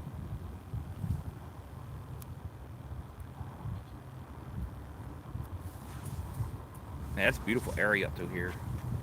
Up here in northern Kentucky, y'all really have a nice place. You really do. Central Kentucky. Central Kentucky, it's pretty nice too, but man, we don't have nothing this pretty up through there. We got a lot of tobacco fields and horses and stores. That's about it. Thank you, Brandon. Hope you have a good night, my friend.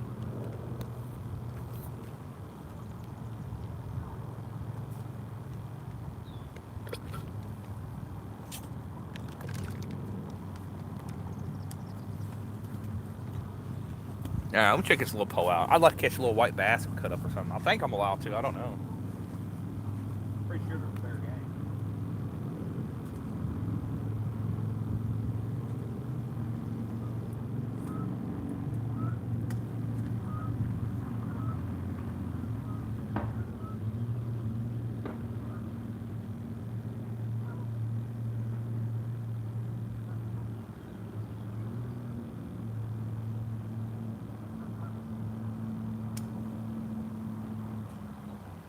Try different. I'm gonna throw this out there with a fresh worm on. Then we're gonna move these poles around again and probably get some fresh rebaiting. They've been out there for a while now. I'm really shocked. I ain't got nothing on that chicken breast yet. Yes, I do have chicken breast. Straight to the point. Hey, straight to the point. Who is that? Is that someone new or someone changed your name? Sounds familiar. It's like Brandon with Catfish and Dreams. When he changed his name, man, it threw me for a loop. I'm like, who's that? Who? I was like, oh, okay. I thought about changing my name there for a while, but I was like, eh. I like my name. It's unique. It's different. Has a meaning. It has a backstory to it. So, you know.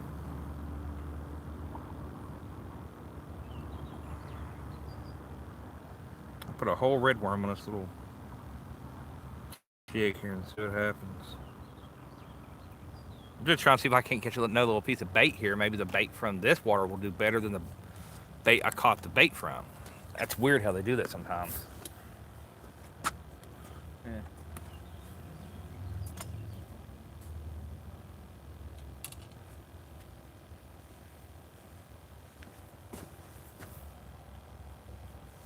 Wow, it is really quiet out here now. I wonder if this is a popular area or not for, I'm back, how's it going? Well, a lot of people did super chats, and I still have no fish. I'm trying, though. I am trying. I'm really surprised nothing ain't smacked at goldfish yet. Yeah, I had so many names I wanted to run. Like, there for a while, I was thinking about doing catfish and bluegill and, you know, but then Mark was catfish and crappie, and I'm like, nah, I'll just stay with my name. Because I like bluegill fishing. Bluegill fishing I have a lot of fun with. You get a light action rod or a Zepco 33, any little small rod, and you get on some bigger bluegill and crappie, it is fun. And it's cheap. You know, catching bluegill is cheap. And then, see, I was going to do the bluegill and catfish channel and catch my bluegill, make videos of catching bluegill, and then turn around, save them, and use them for bait for catfish. It was a win-win all-around situation. You know, I can make a video of each one. You know, go out and have fun, make a video of catching bluegill with crickets and stuff, and then turn around and go catfishing.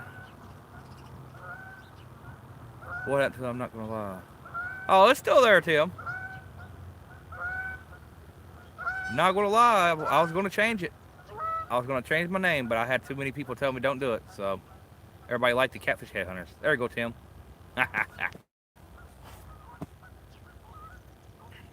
But yeah, I was going to change my name there for a bit. Yes, sir, I am. I will be trying them out tonight. We'll see how they go. I brought an extension cord. I've got my power inverter. I got the battery that Michael Murillo sent me last year. Was it last year? Yeah, I think it's last year. And I've got another battery too, but I didn't bring it. I don't think I'll be running out of power anytime soon. I don't have a whole lot of power draw. I need to get me another ring light too. I'll get that later. Or I know Catfishing Katie Collins. She showed me one she's getting to take up with her to Avis and stuff. And I think it's the same one Palmetto used in the Iron Catch Challenge or something. And man, that thing is bright. All right, let's get these poles moved around. Let me check.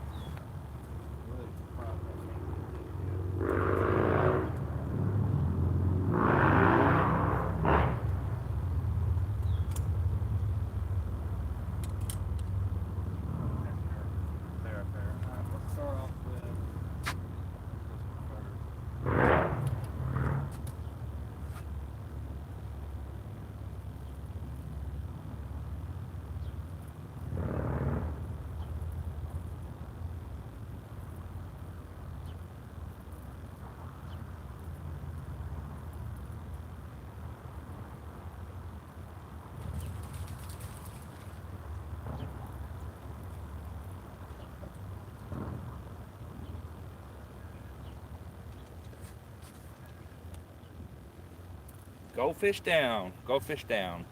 Y'all want me to chop his head off and throw him out there, or cut him into 2 pieces and throw him all out there? Let y'all be a judge of it right now before I throw him back out there while I'm looking at the phone.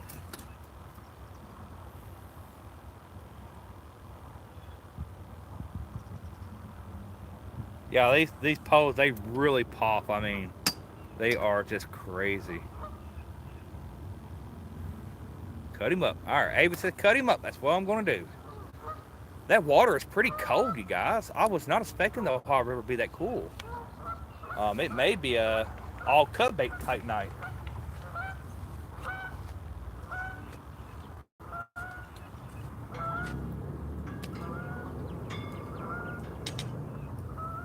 Cut him up. Hey,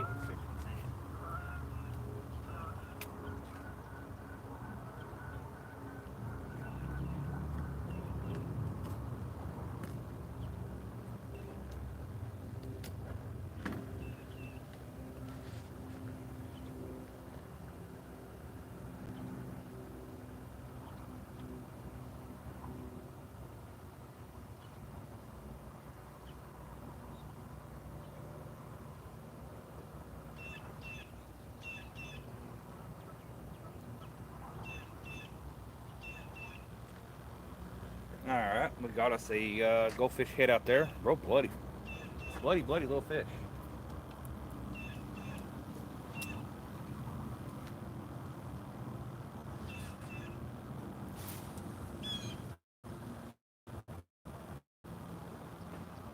Ooh, nice.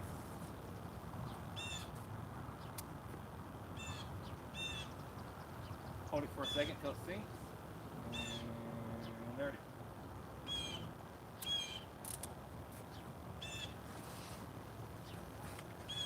I really need to keep the monitor with me so I can check water temps. I mean, I know the water temps are going to be different from the bank and then out there, but all right, let's check this one. I threw this one upriver and it has to stay.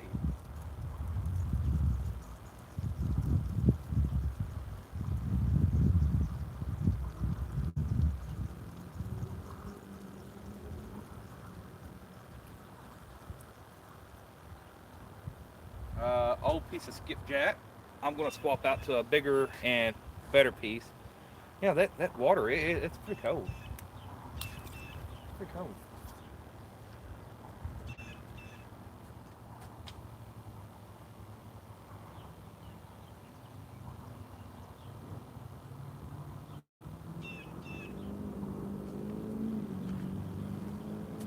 Got a nice little gut pocket piece there and part of the belly.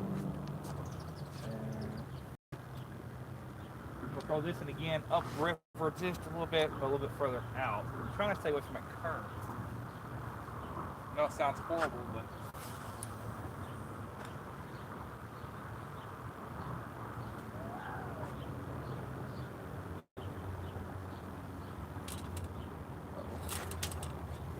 oh man, y'all see it, little pole? Y'all missed it. Yo, oh, I'm about to lose the little pole.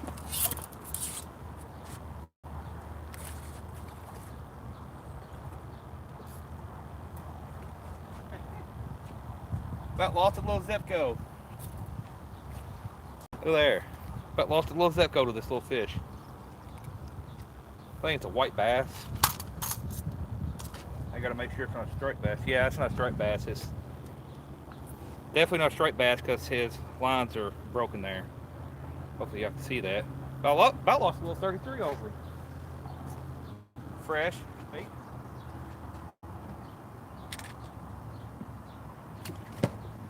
What I wanted.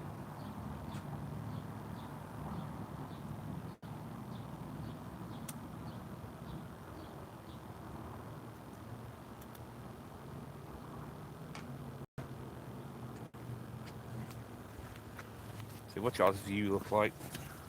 Did y'all see a sucker? Alright, David, go ahead. I'm looking. I gotta put my one pole back in the picture a little bit. A little white bass there, son. He hit that thing like a brick house. But yanked my little pole over and everything. Well, I'm ready for big flatheads if they're willing to bite.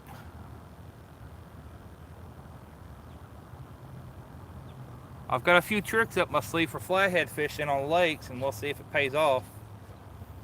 I typically do not fish bottoms in lakes for flatheads.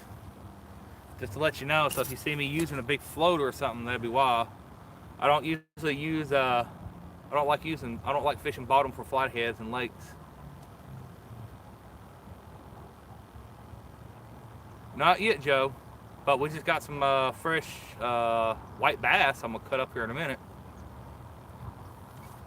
I'm going to put this little pole back out here, and boy, he tore it all to pieces. I thought he was going to break the pole. Put another worm on it. That's why I like breeding a little small pole too. It gives you some kind of action in between waiting for the catfish to bite.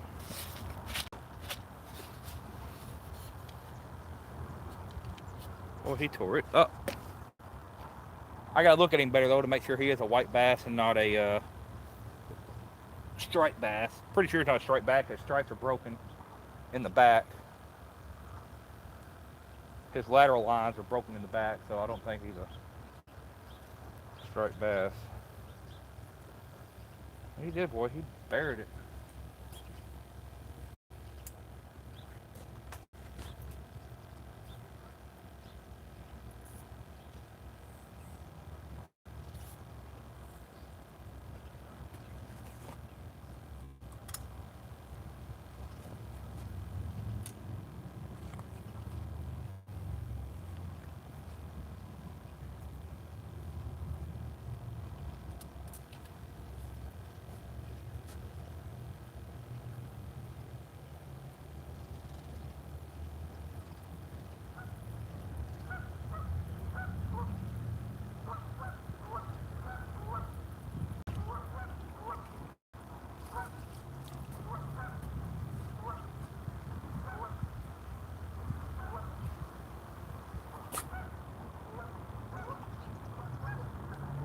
All right.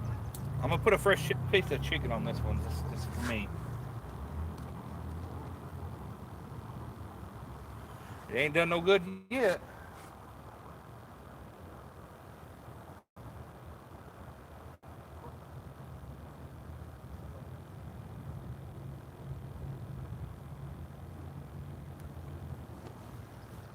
That's the one bad thing about using that anise is once it gets on you, dude, it's on you.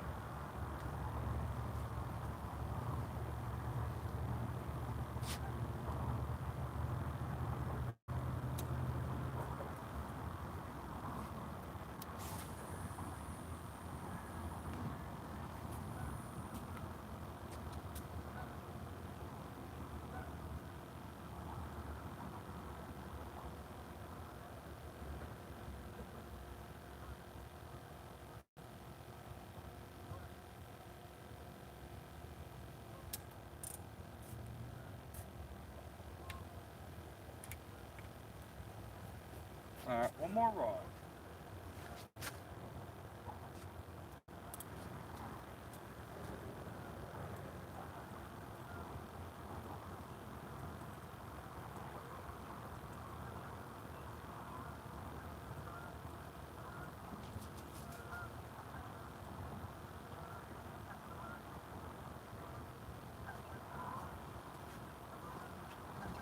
Creek chub is still alive, barely. What do y'all think? You ought to cut him up, cut the creek chub up, and throw him back out there.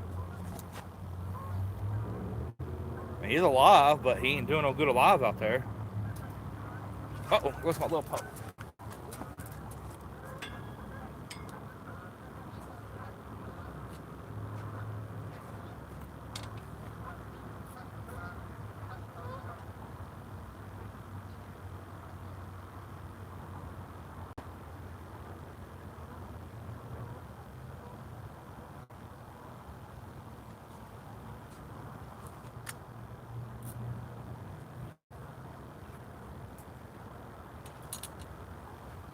Them little white bass are tearing it up.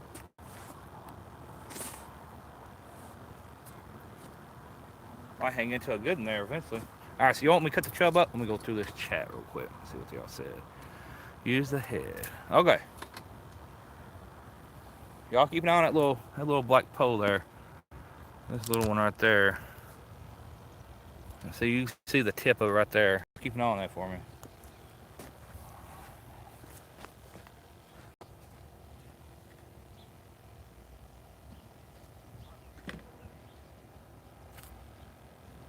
I got the drag really loose on it, but it ain't like he's that boost when something pulls on it in there. All right, I got the chub head on here. Not a real big piece by any means. I actually forgot one of the baits I wanted to use this weekend, and I forgot to go do it. I was gonna go out and try me some chunky bait, try the eels, but I didn't get to it.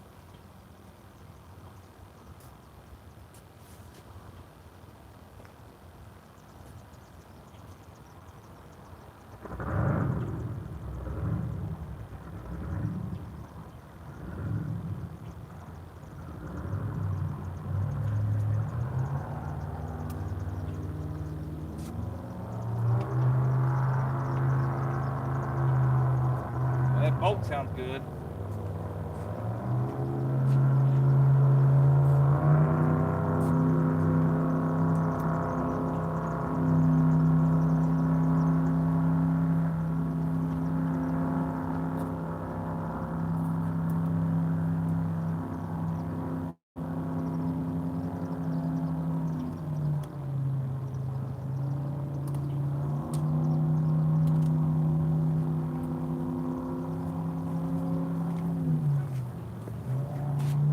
Probably got a big 454 down that bad boy. Alrighty. There we go. It's a little bit better for y'all. Yeah, a little pole. Every time I turn my head, that little pole's getting bites. I got a little red worm on it and a little bluegill hair jig, made up by Dave Buster's here in my local town. Pretty sure he's local. And I just got tipped with a red worm,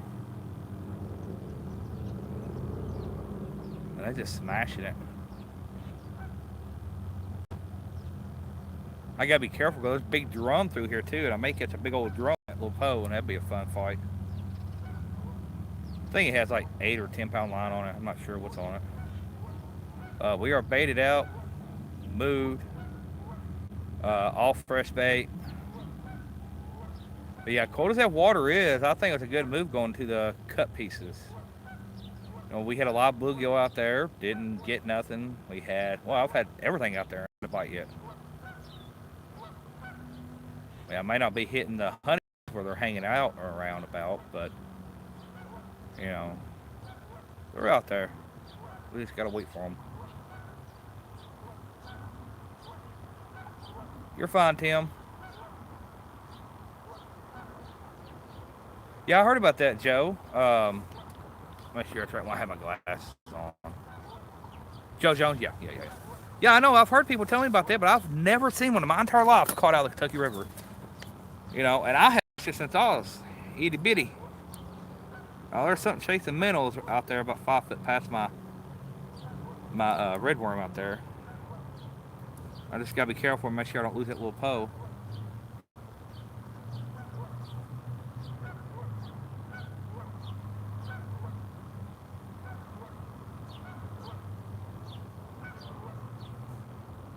I didn't realize how polluted the Ohio River really was. It's the #1 polluted river in America. Yeah, the Falls of Ohio, I'm gonna have to try that here very soon. Every weekend from here on out after Avid's meet and greet, I want to go fish somewhere new. Michael, my email address is catfishheadhunters@yahoo.com. Just like that. Just catfishheadhunters@yahoo.com. No spaces, no capital letters, or any funny business. Just catfishheadhunters@yahoo.com. Yeah, y'all, whatever y'all do, if y'all are new in here, do not post your personal stuff on here. Just not everybody's your friend. Okay, let's just say that not everyone is in here to be a friend, or you know, that's just how it is. Y'all know it just as good as I do. Not everyone is out for good intentions.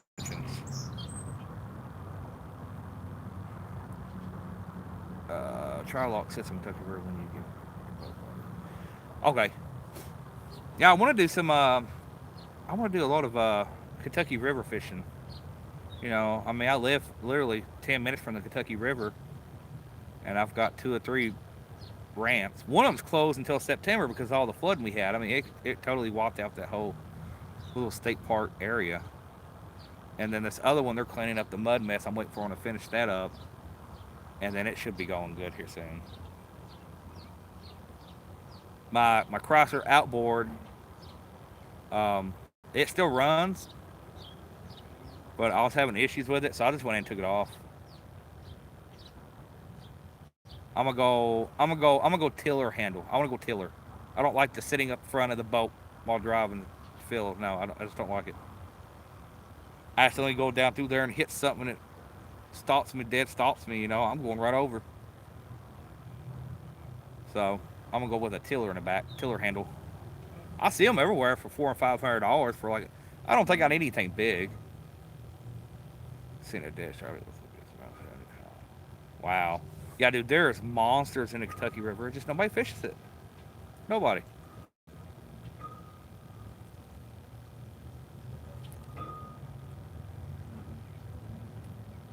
Y'all heard some ching and a ling behind me. There's a little dock behind me. It's floating, like a little courtesy dock, and it's moving up and down on the steel pipes that are drove into the ground. But yeah, that's a nice little area right here. These are medium heavy, Elston. Medium heavy.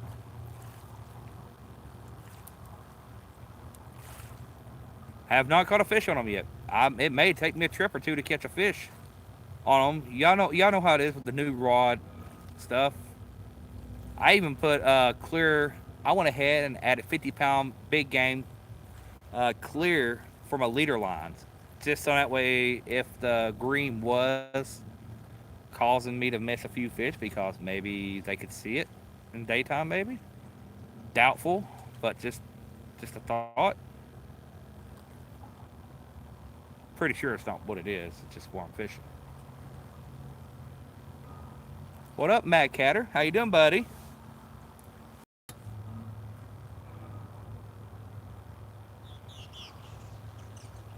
I'm just sitting here chilling on the Ohio River, waiting for a bite. So far, only thing I've caught is one little white bass, and he's gonna end up as a cut bait now. Pretty sure I can use white bass as cut bait. Pretty sure.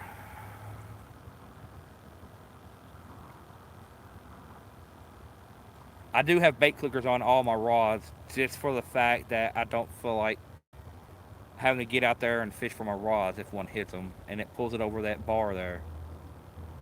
So,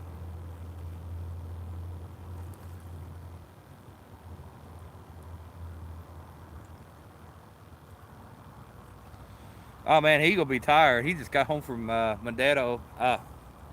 If I can even talk right.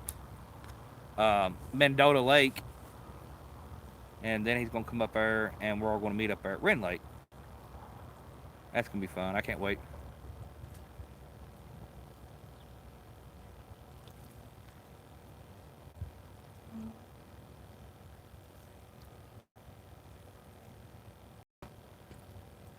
Really surprised ain't nothing hit that red worm.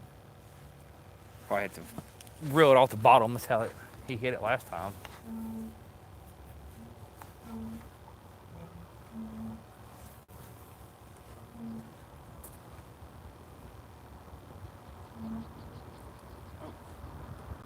What's up, Mario? On it. All right. Some more fresh bait. Over there. Nice little bluegill. He has swallowed the hook, unfortunately.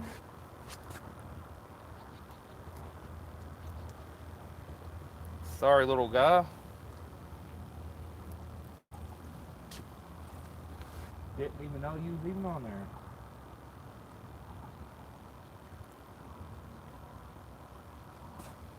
That's why it's always good to bring a bait pole with you when you fish. You can catch bait while you're waiting for the fish to bite.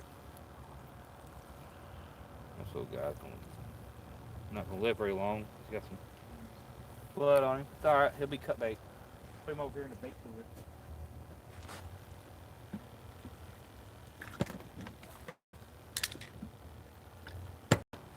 Yeah. Can't beat free bait.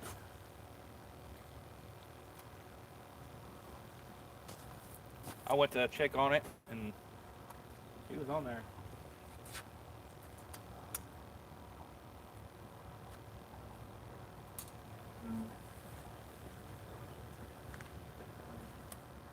Sometimes I feel bad when I gotta jerk the hook out of the back of a fish's throat, but there are millions of them little blue. Ain't no different me cutting them up though. Throw it out there while it's bleeding. Yeah, that would be a bad idea neither. Throwing him out there while he's bleeding. Huh. I got that little white. Hey Joe, question for you. Do you know if white bass is okay for cut bait?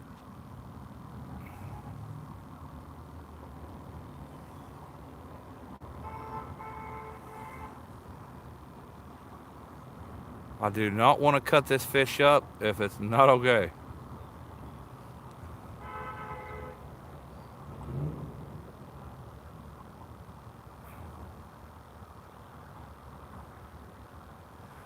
Yeah, it'd be about 4.5 to 5 hours for me too. About 4, depending on how fast I'm driving. Ohio side, it is legal.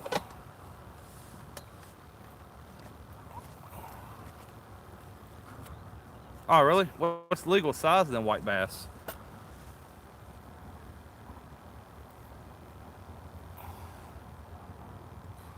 I see people using them all the time. I just wasn't sure. I don't really want to take a chance of, you know.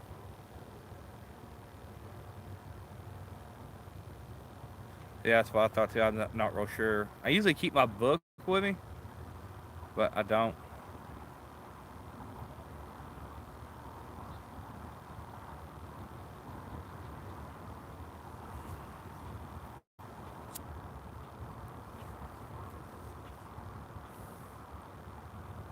Okay.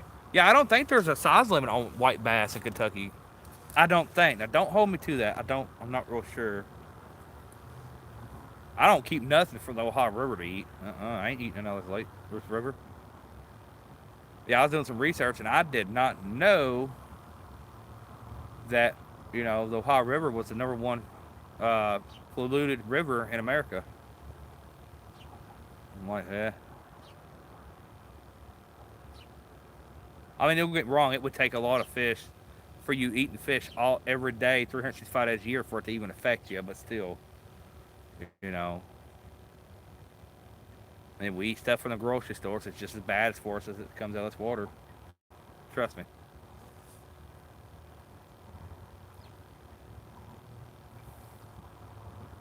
Yeah, see. Yeah, they said it would take a lots and lots and lots of fish for it to actually affect your body or anything. I wouldn't mind living up here around Maysville area. I got a lot of bank fishing areas that I would enjoy fishing.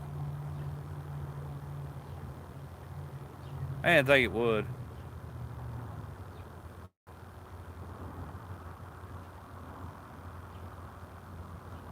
Starting to wind down a little bit. What time is it? Let me go back to there. It is six. Oh man, it's only 6:51. We still got about an hour and a half of daylight or two. So I should have come up here a little later. But I don't know if it's just me. I'm sure it's not. But when you got fishing on your mind, dude, you just want to get there and get there quick. Correct. Correct. FBC.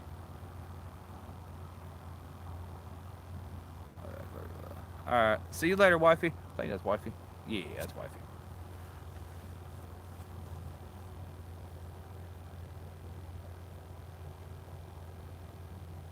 Yeah, I've come up here in the Ohio River and catch a bunch of small blues and a bunch of channel cats. Um, I think I've only caught one flathead out of the Ohio River. That's it. But I've only fished it. It makes probably a baker's dozen now fishing it. So I'm still learning it. I'm still learning all the spots that everybody fishes. I'm still learning what baits to use and what not to use.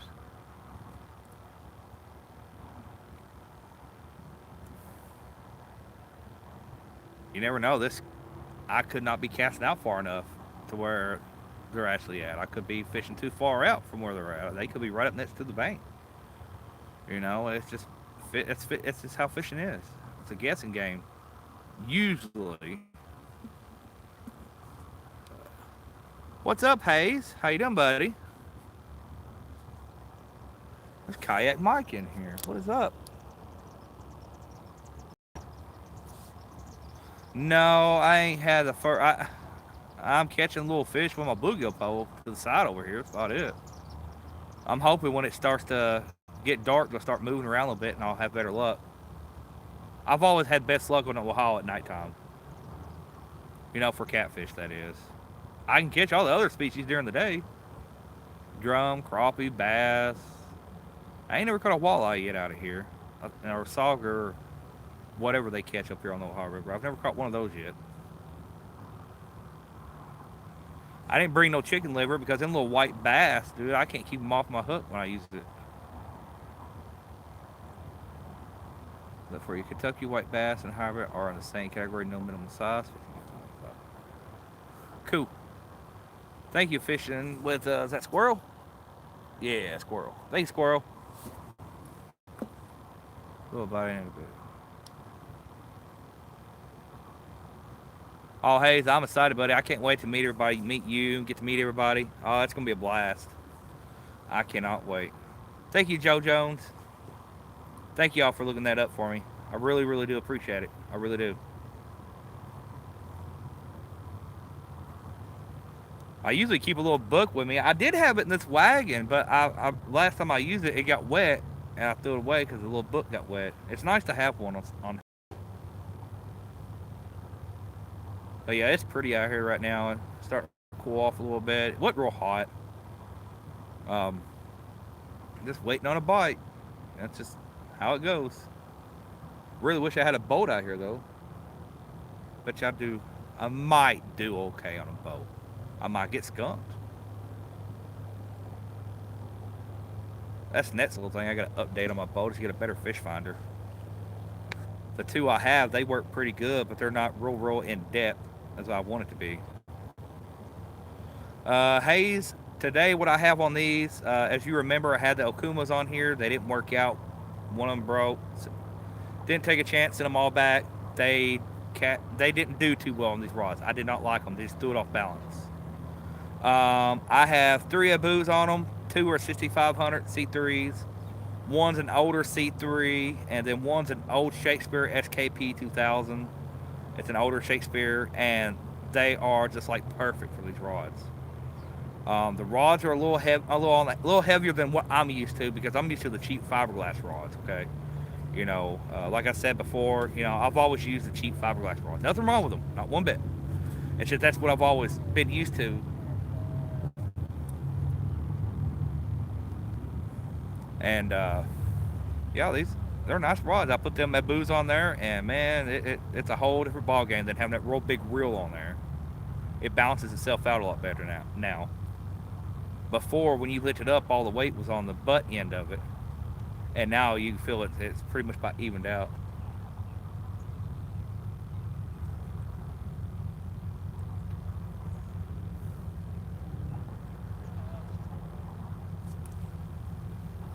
You got some guys over here on a big old boat, one of them big speed boats. Nice boat.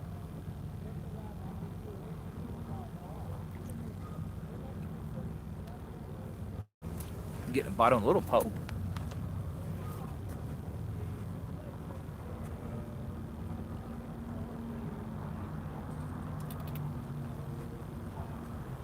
Picked up, make sure nothing was oh yeah, look at there's a bunch of fishermen now behind me. 1, 2, 3, 4, 5. About 5 fishermen now behind me when there wasn't nobody a second ago.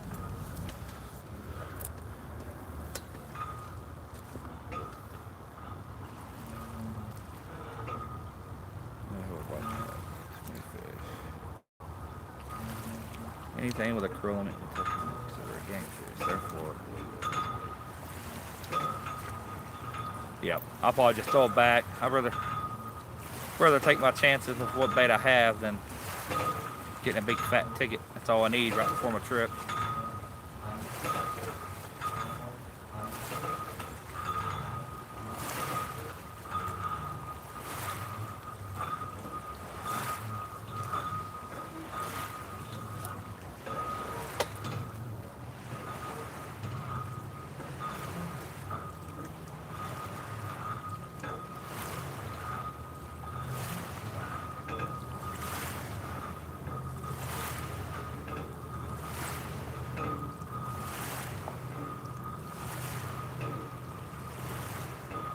Pretty good sized boat there.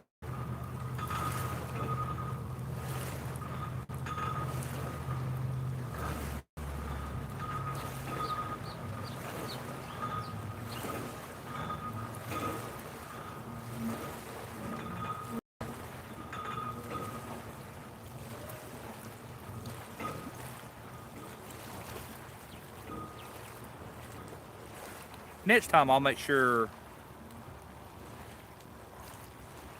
I'm at the beach. You at the Meldal?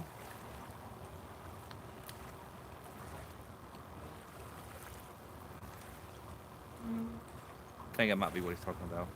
But yeah, next time I'll be sure to come up here a little later so that way I'm not live so long before I actually start hitting. I know it's boring. 15 fish on one bag. Okay, you're fine.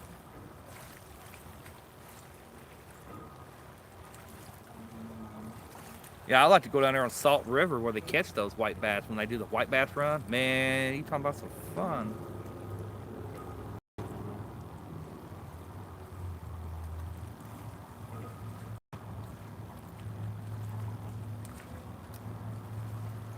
I found a tick on me last night. I was sitting there. I got up about 3 o'clock in the morning, had to go to the bathroom and get me something to drink. I woke up and I felt something on my stomach, and I thought it was like a piece of food or something, you know. And I was sitting there rubbing my belly, and I said, "What in the world is that?" I said, "I don't remember eating no chocolate." All right, there it goes finally. Well, I'll tell you what. I had to restart my phone and everything and said I lost signal.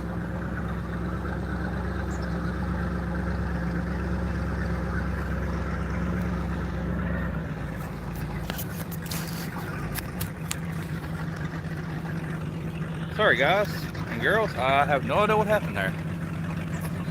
It said I lost complete signal there for a second.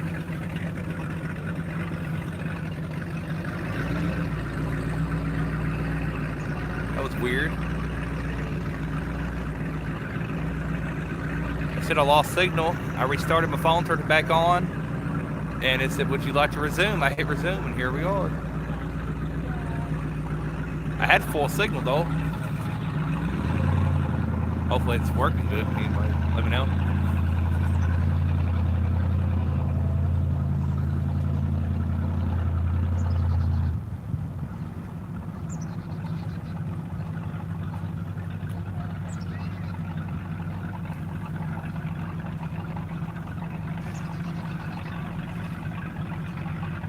Y'all still there?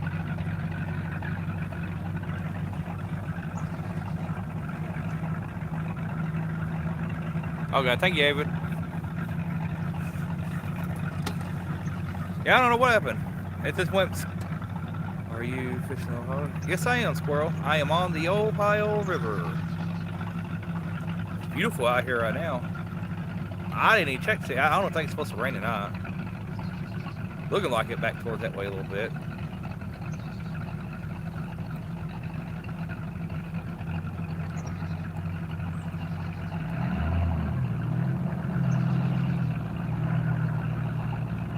That boat sounds good.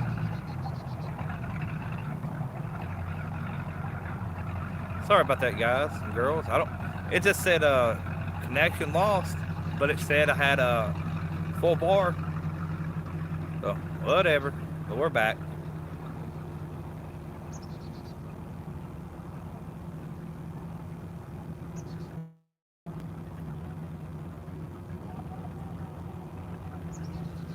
Come on, nightfall.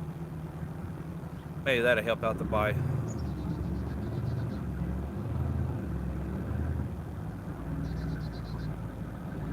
Yeah, I don't know what happened.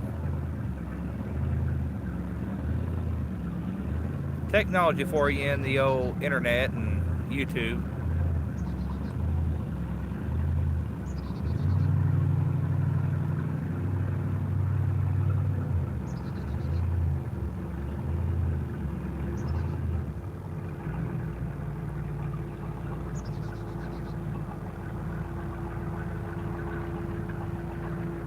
Boats are getting it.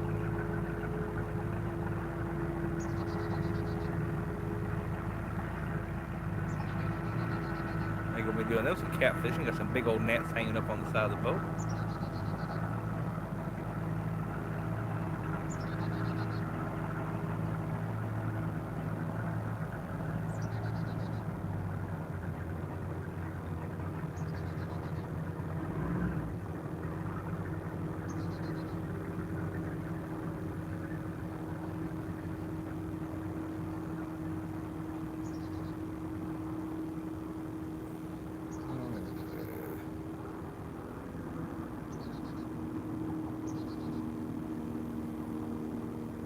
You know, I've had them. I've had them on here. I've had them. Probably going to the power plant. Probably. I say probably going to power plant. Is that where you're going? Power plant? I can see the power plant from where I'm at. If that's what I'm thinking of.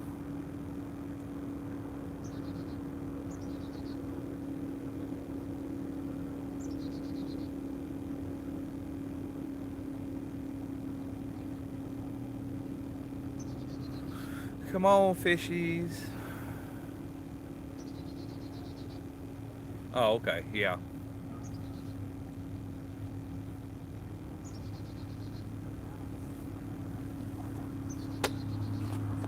Oh.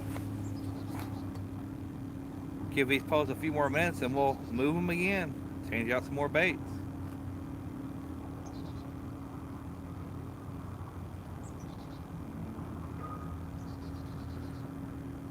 I need to check my little bluegill pole here and see how it's doing. See if anything swallowed it. Just sitting there.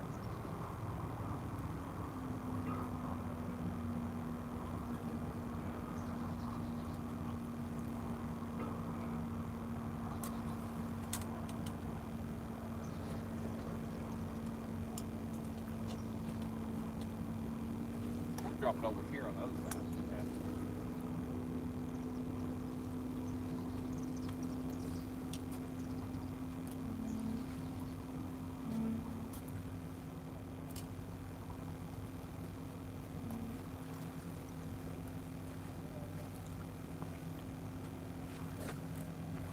Just hopefully nothing flips that little pole over, because if it goes over right there, it's gone. Might be able to snag it back, maybe.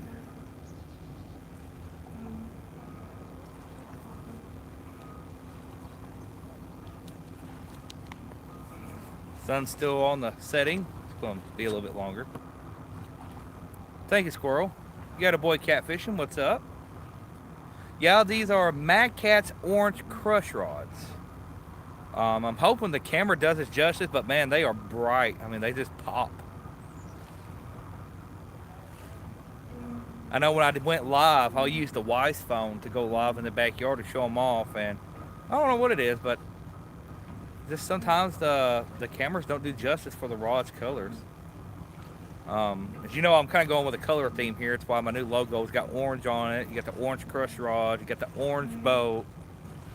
You know, I just figured to do something a little different.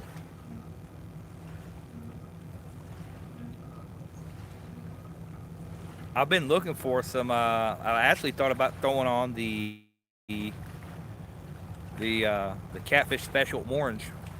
You know, if I could find some. What time's the giveaway?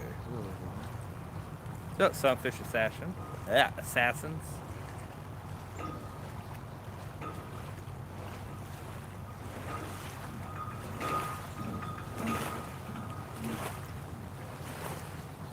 Giveaway. I have. Oh, probably talking about the rods. Yeah, for some odd reason, my channel's been growing really quicker lately, and I ain't been putting nothing out. I feel bad because it's just I've been busy. You know, been very busy.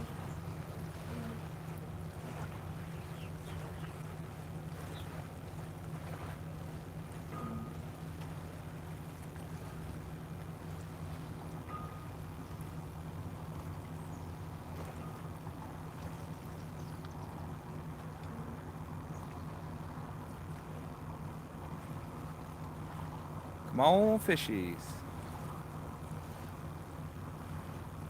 That skipjack is pretty fresh too. It was just caught last week. Not by me, but someone else. For the skipjack would have produced something. Three of them are Abu Garcias. Two of them are C3s, 6500s. Uh, One of them is a red 6000, and the other one is an older Shakespeare SKP 2000. It was the model right before they started changing it and making it blue. They got a black SKP 2002, a black and gold, and they're phenomenal. The Shakespeare actually outcasts my Abus. Um, it's when Shakespeare actually made a decent reel. I mean, don't get me wrong, they still make great stuff. But this style of reel here, it's got the same bearings as the Abus and everything. Bait clicker, it has the whole shebang. It's about wore out. If I catch anything over 30 or 40 pounds, I may be in trouble with it. But I brought it anyways. And I got a 5000 I could have put on one of them too, but I was like, nah. Right now, three of them has 40-pound big game. I was going for these rods and reels for just boat use. You know, I didn't have no tinting purpose to use them on a bank, so 40 pounds is a little overkill for bank fishing, you know, for casting abilities, get it out further. The one with the 6000 has 25 pound big game. And it feels more doable than the 40 pound. 40 pound get out there pretty good ways, but not as far as y'all would imagine. And then tonight, I just decided to start using clear leader line to see if that would help my fishing game up any. You know, I thought maybe the solar line, they could see it. So I went to 50-pound big game clear for leader lines. I usually never use bigger leader line. I just use the same pound line as I do as my main line.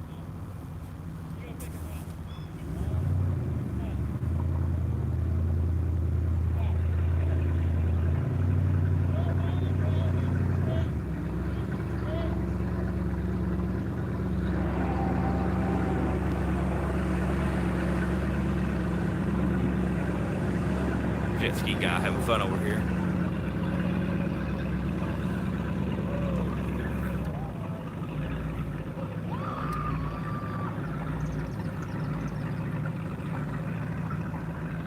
Just figure give you a little peep of the jet ski action.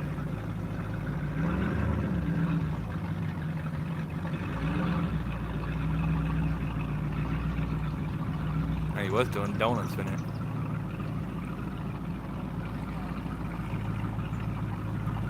Get them moving at least.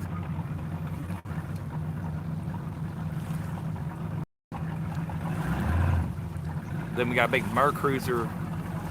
Probably got a big 454 in that bad boy cruising around here too, so maybe I get them moving.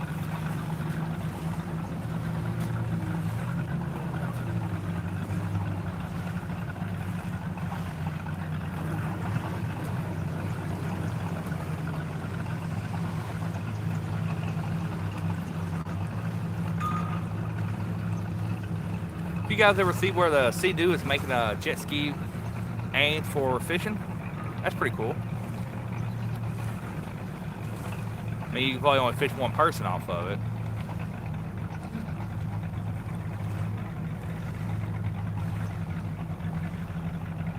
Oh yeah, everybody has seen chunky rods, trust me. Anybody I've talked to has seen Chunky's rods. And if you haven't, you really need to go check them out. I think that's what motivated a lot of these rod companies to start doing the glow on the rods. You know, because I never did see them on rods. I've seen the glow tips where in the sun they glow at night, or sometimes you know. But I've never seen it until I saw Chunky's. And then after Chunky's been out with it for a couple of years now, now rod companies are going to it.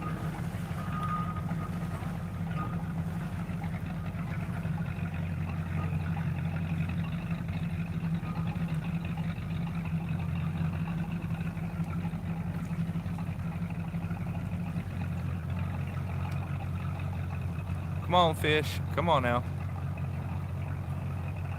I know y'all out there.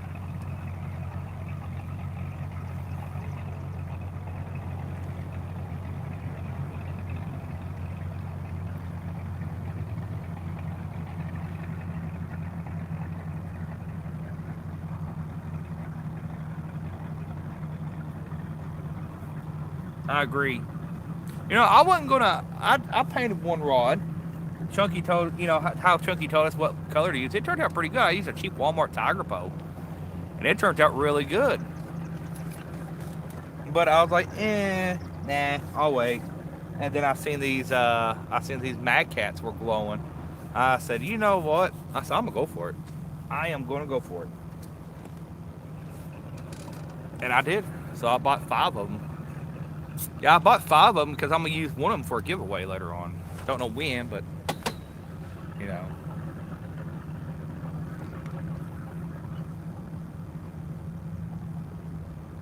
somebody eventually, sometime or another, is gonna get a big, nice Mad Cats rod.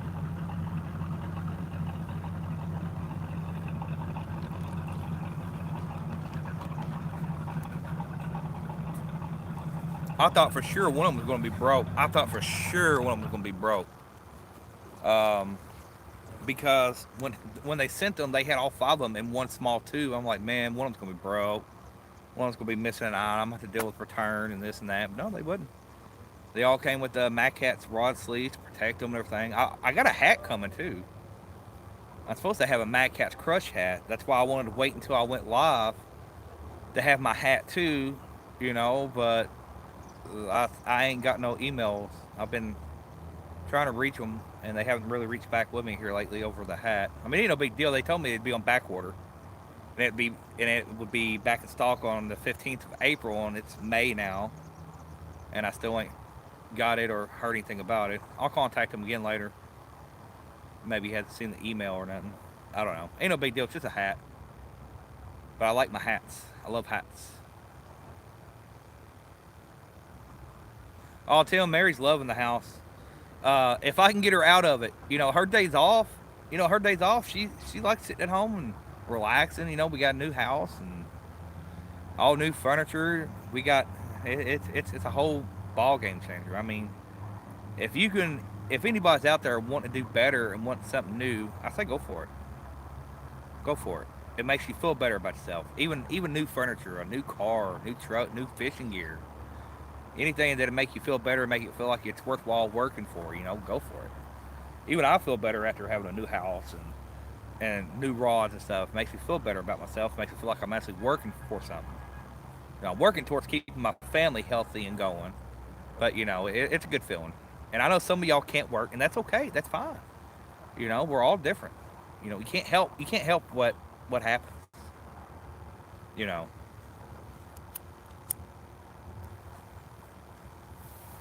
But I must say, life is good. I mean, life is great. I'm hopefully it's like that for y'all as well.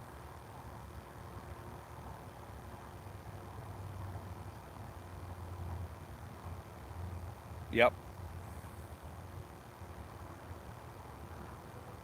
Country boy catfishing. How you doing, buddy?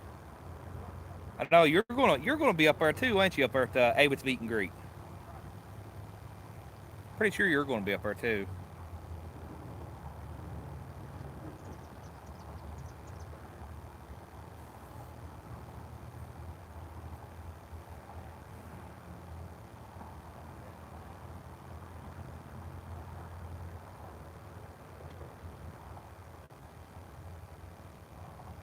Okay, there's somebody else that's got a name similar to yours. I'm thinking of that's gonna be up there.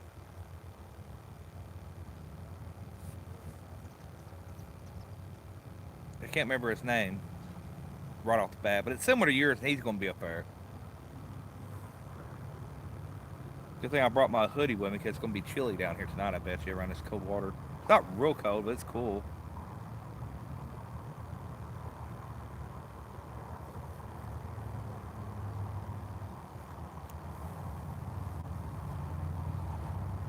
But yeah, for some of y'all that are just coming in, if y'all want a catfish, oh yeah, that's what I thought. Oklahoma. That's exactly what I thought.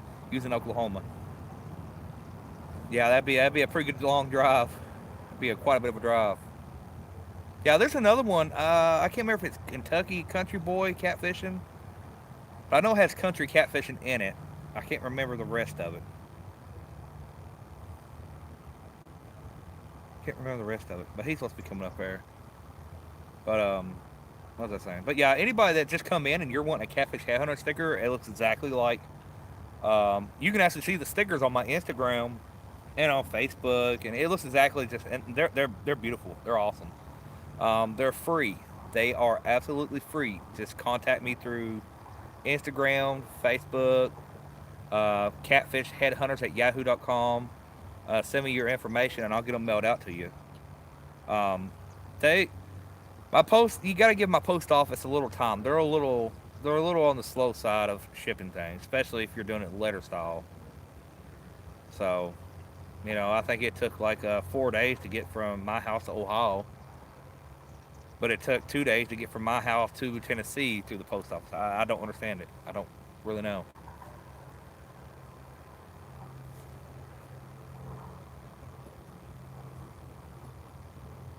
And guys out there just chilling and hanging out on the boat and jet ski, just having a good old time, enjoying the weather.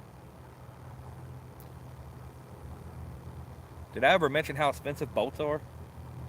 Yeah, boats ain't cheap. Like trying to find a outboard that's a hand tiller, nothing over 15 horsepower, used that's not 50 years old. It's not fun. It's not hard. I mean, it's not easy. Yeah, just send me your information on one of those things. I'm on Facebook, Catfish Headhunters. Most of y'all know my name, and I got an Instagram, or you can email me. Just don't put it on here. You know, not everybody is out to.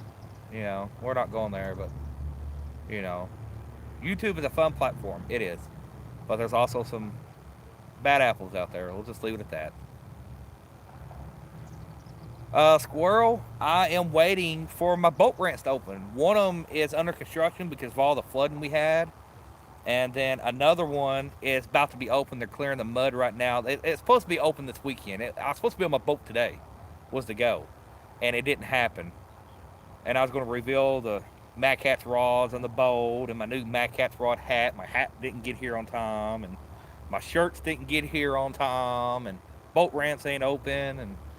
And I can use just a trolling motor on my boat on the Kentucky River. That's fine. I ain't gonna have no issues there.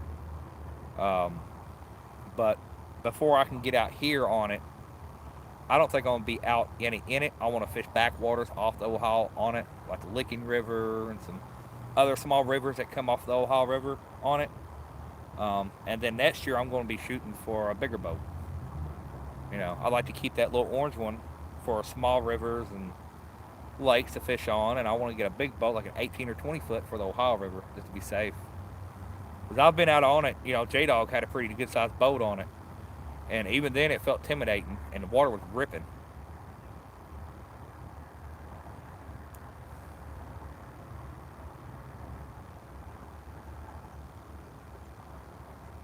The river don't look that big until you get out on it. Then it's a lot bigger being out on a boat than it is being on the bank.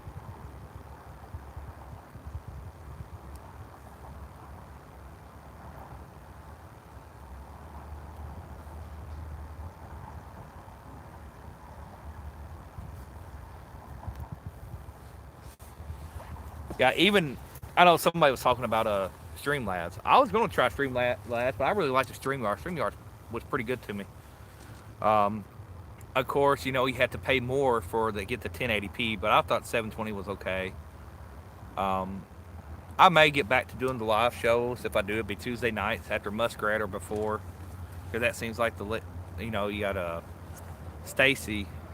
I forget his last name from SmackDown. He's on that night too, but he's usually on Facebook. Um, I can't get it right on StreamYard. Yeah, StreamYard. It's a little intimidating. Now, I'm not paying $50 a month for just to stream 1080p when I can do 1080p through here on the YouTube platform for free while I'm bank fishing. But if I want to do shows, you know, yeah, it's a that's the only bad thing about YouTube. Once you finally get your views and your watch hours, you can't have guests on. They need to fix that. You know, we earned our right to be able to go live now. We should be able to have guests on and go live with guests too. No, Sogo, I can't neither. On certain devices, I can, like cell phones and stuff, I can. But like on my TV Like I got a 4K TV and I can't tell the difference between 1080 and 4K. I really can't. Not to my eyes, I can't. But yeah, yeah, I've got a brand new GoPro too. I've been learning about it. It's got that looping feature on it. That's gonna be nice to use. You know, say I've been fishing all day. Oh man, them oranges really starting to pop now a little bit. Where it's getting darker. But like say I've been fishing for 4 hours and I finally catch a fish, and I got that looping set up just to keep the last 10, 20 minutes of the recording. All I got to do is hit that button or say GoPro stop recording, and boom, it only saved that last 10 minutes, not the whole trip. And of course, you know, ugh, that's not good, Sogo. That's not good at all. I had a real bad headache when I woke up this morning. I had a really rough headache this morning. I try not to watch too much TV. I'm trying to get my kids to keep, you know, keep them from staring at the screen too much too. They like, I got them some Nintendo Light Switches, and they really love them little things. They're pretty cool.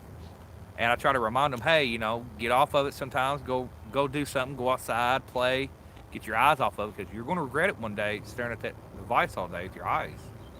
You know, it hurts your eyes after a while. Just like on a sunny day, you don't have sunglasses, and you're staring at that water for 6 to 7 hours, man, it'll get to you quick.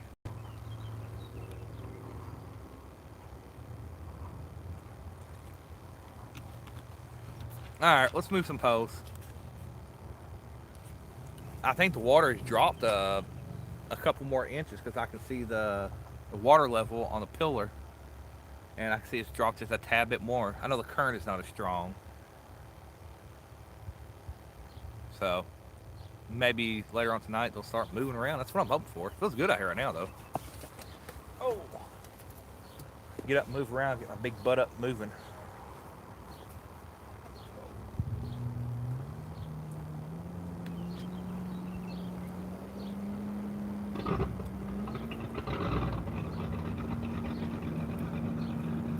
Man, they won't hit this little jig here unless it's got a whole freaking redworm on it. They won't hit it with a little piece on it.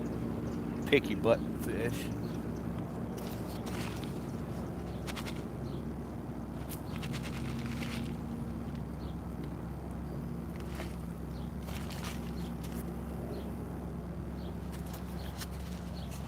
Put a fresh worm on this little pole here, and then we'll get to move the big boys. As I've heard, you know, I like going on them older websites, like the old forums. A lot of forums from the early 2000s and mid 2000s, forums was the place to go to talk about fishing and learn techniques of fishing, learn about a spot or area. And I do a lot of reading on forums about fishing places and stuff like that. It's good information.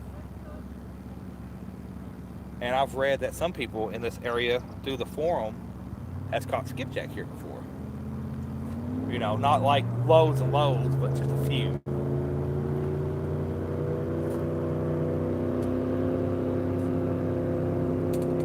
I don't think they'll be here, but you never know.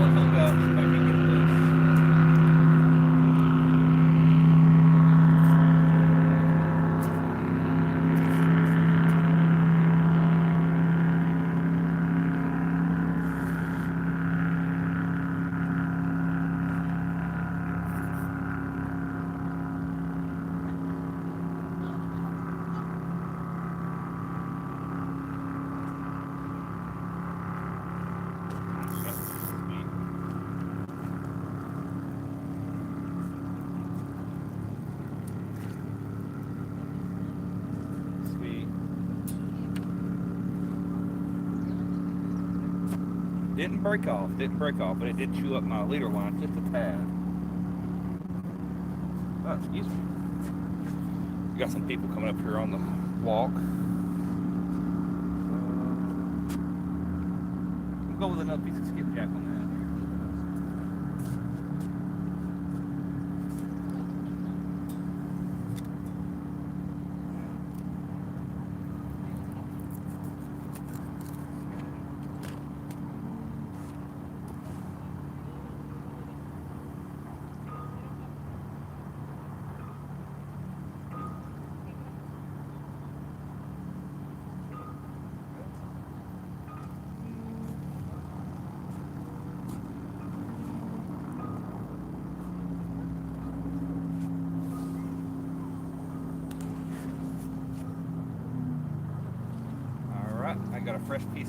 check out on this one.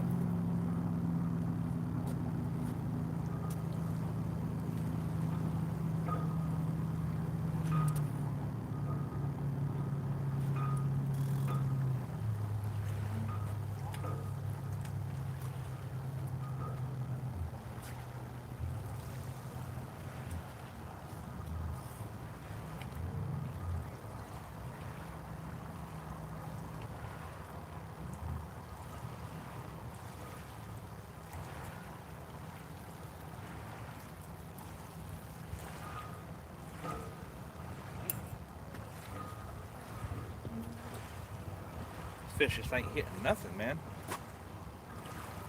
No water, it's awful cold though. I think I'm gonna go with that bluegill that's bleeding real bad earlier and put him on this one.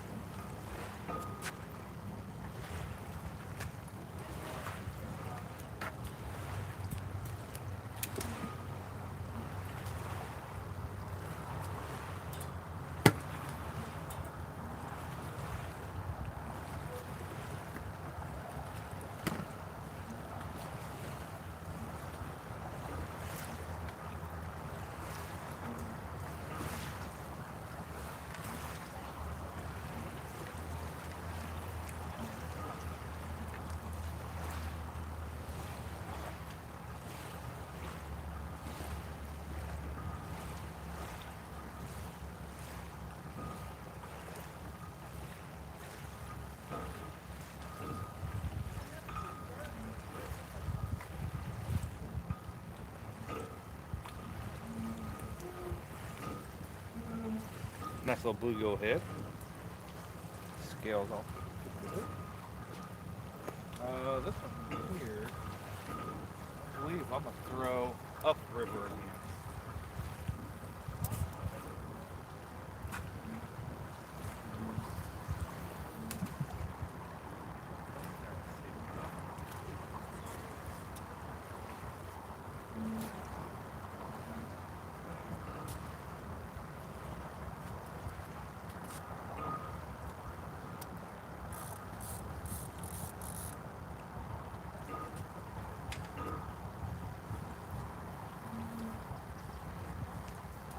So this one here, if something runs with it, I have to get to it quick because it can run underneath of this docking tank.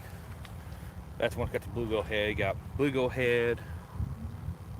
head, skipjack, and then let's go over here to these.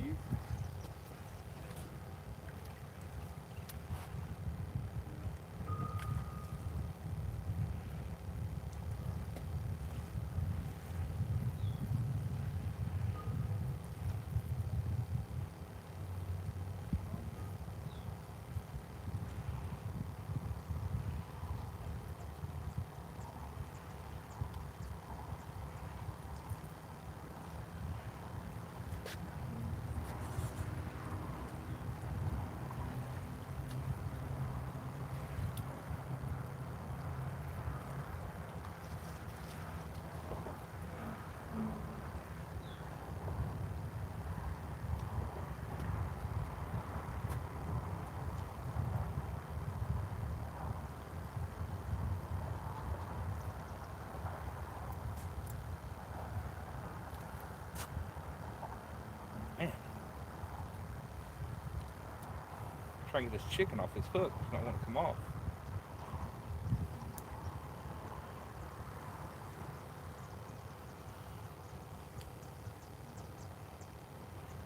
A good piece of chicken. All right, let's see. Let's try the guts of that goldfish. Uh-oh.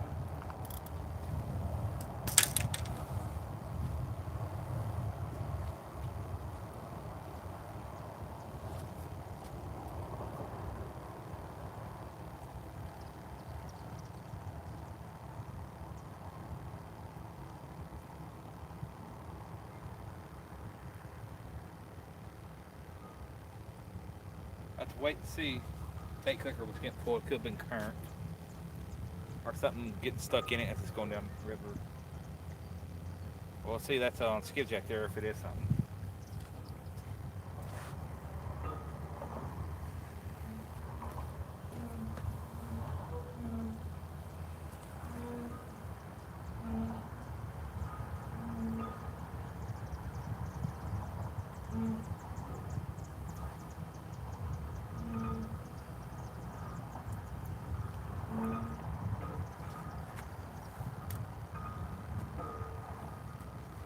This one here has a butt end of that goldfish.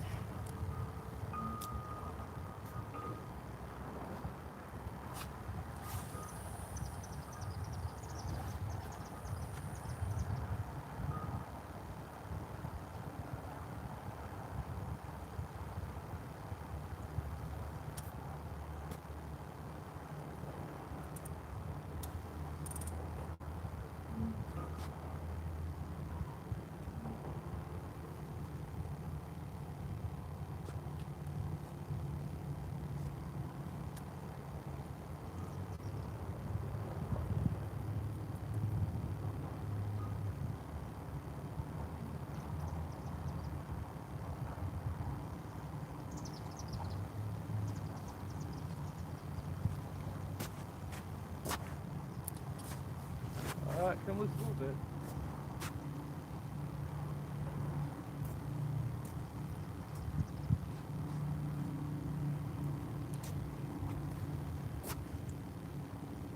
Man.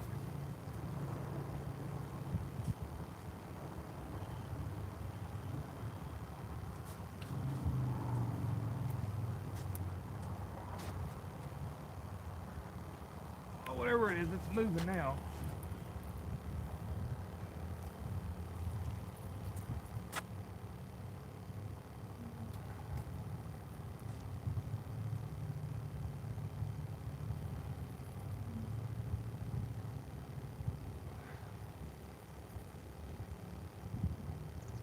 Must be a log or something.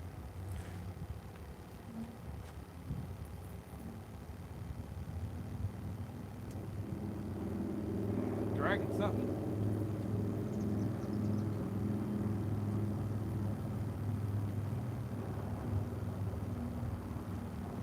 That or a 100-pound turtle.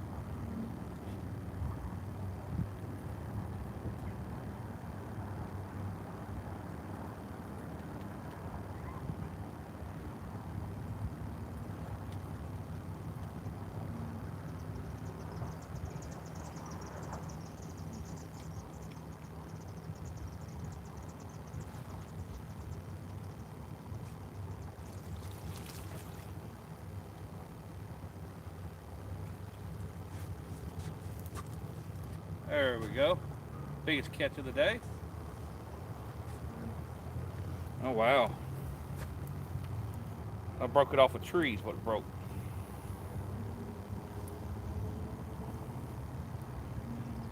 All them freshwater, what do you call them? Ooh, them are zebra. Them are zebra mussel beds. Huh, I'm gonna get this back in the water because them are zebra mussels.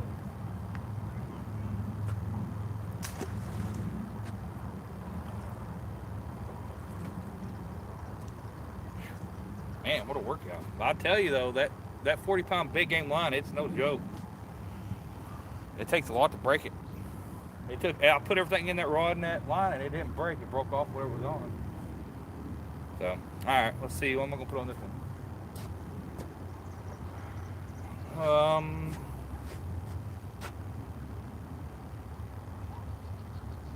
I got bluegill, skipjack, goldfish butt. I really hate to put more chicken on here, but that's what I'm going to do. Maybe them little channel cats will start rolling up through here and I'll catch one of those.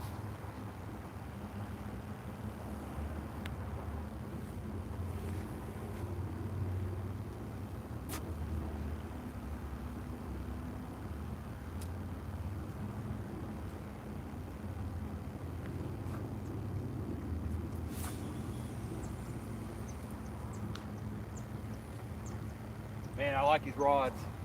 Really am liking them now. After actually getting out to use them.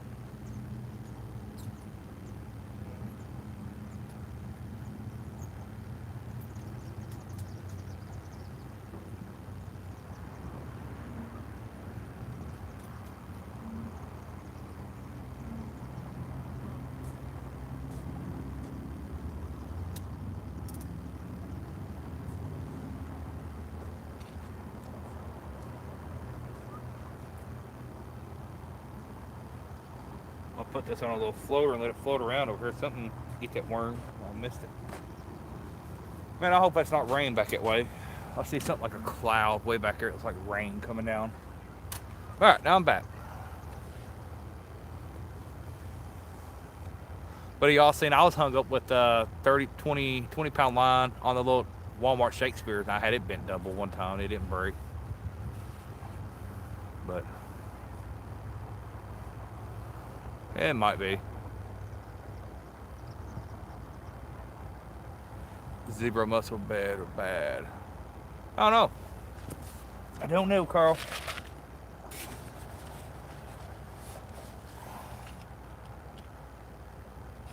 I can't remember which ones it was. It was good or bad.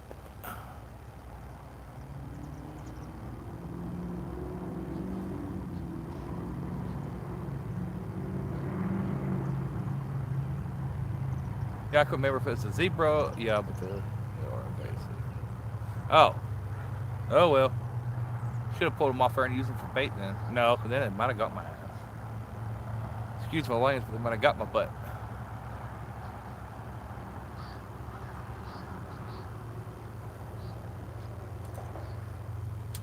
Alright, let's put this little pole back out there and see if we can't catch something else on it.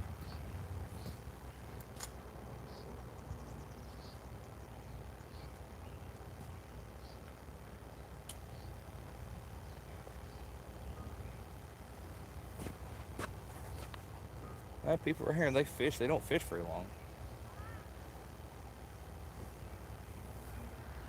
I've seen like 4 or 5 people come up here and fish for like 10 minutes and then they're gone. Maybe they know something I don't. Huh?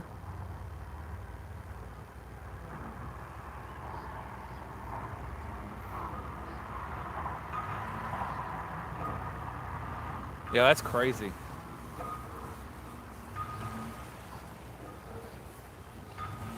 Yeah, I didn't bring no canopy or nothing with me. Bottom feeder is hooked up.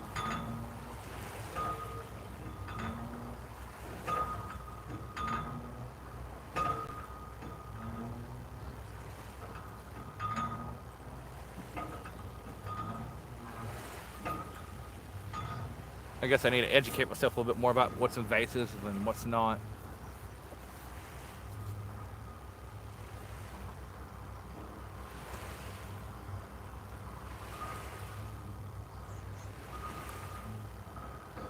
I know the Asian carp, when they first started emerging around here, I always thought they was a big head carp until I learned more about them. I was like, oh, well, didn't know.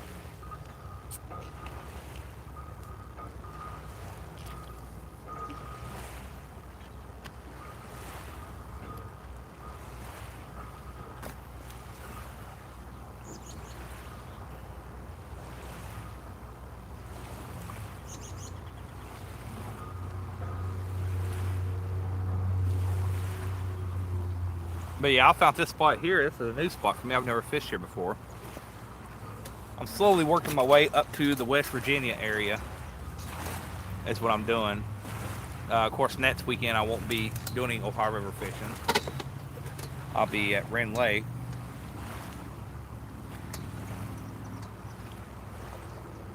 So, and then when I come back next weekend, I'll hit another new spot. We'll keep going until we find some good spots. There's bound to be somewhere good to fish around this place. At least from the bank. I ain't taking my boat out here just yet. Not without a motor.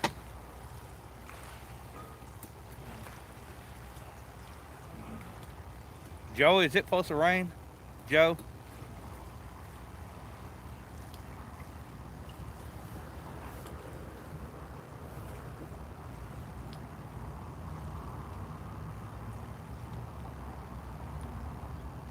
I mean, I don't mind to get wet, but I'm not far from the car, even if it does start raining.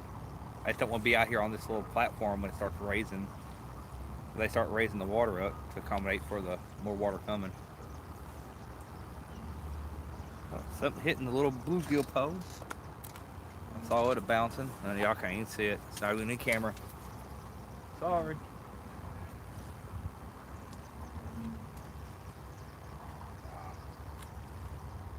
lost and you got off. I'll put it right here.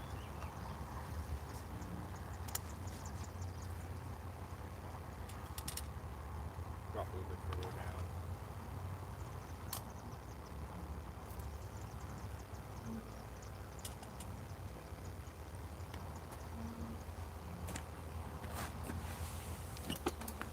down.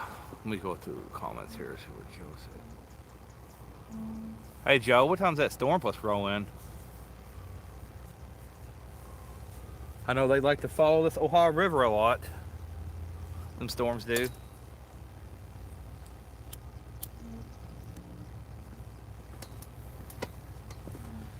And they should start turning on here in a little bit. At least that's what I'm hoping for. Get them moving.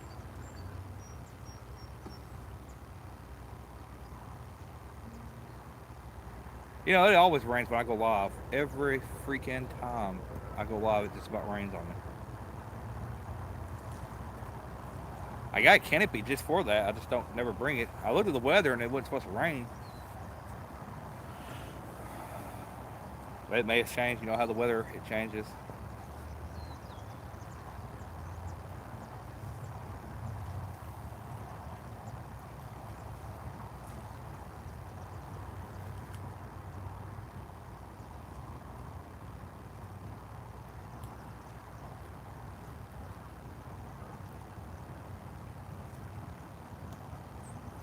I see fish jumping out there in the middle, probably an amazing carp.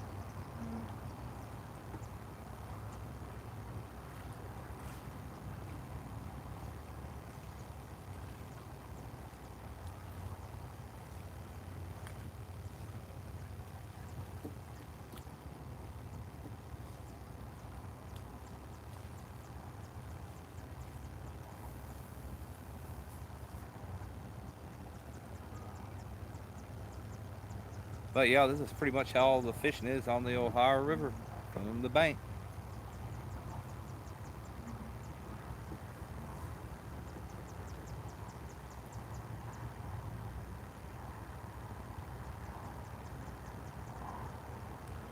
Yeah, I'm pretty sure they stick to your boat too. Boat and trailer. Pretty sure they do. Oh, something's on my little boat.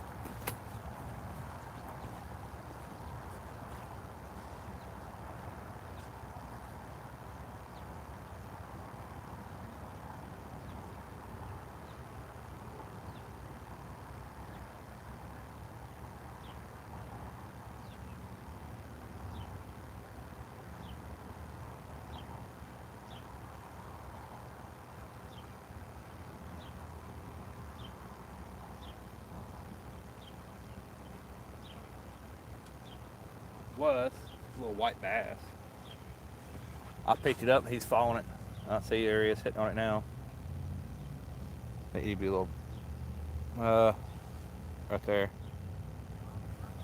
I don't know if y'all can see him hitting on it or not. There he goes. He's hooked.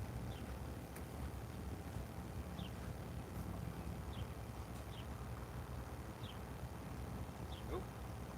Ain't hooked yet.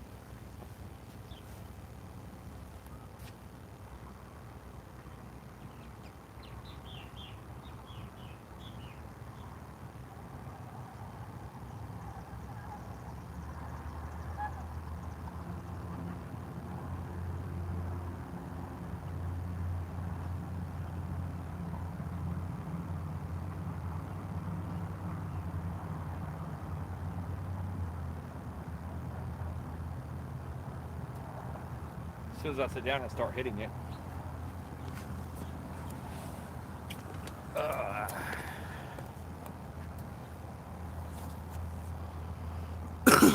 There goes the Loch Ness monster up to y'all's right. Old Nessie herself going right on by.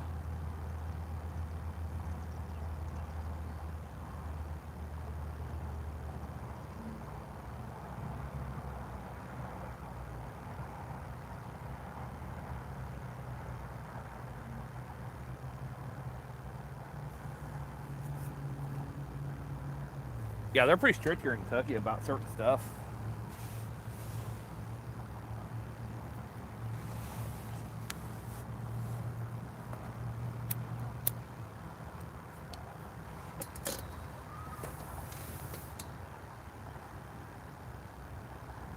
Come on, catfish.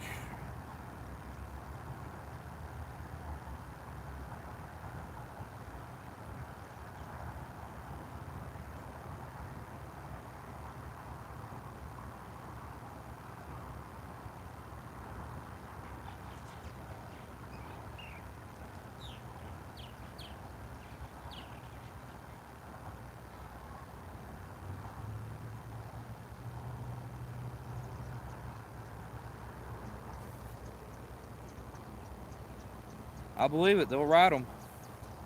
I wish more people would carry a bag of trash, a trash bag with them, or something to take trash out with.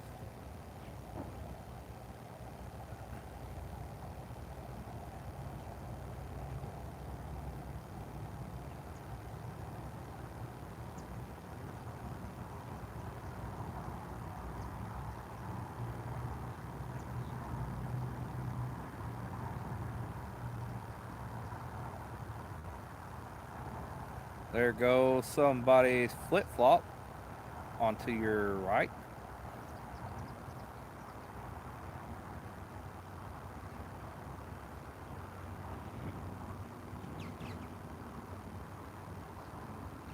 Mike Turner, how you doing, buddy?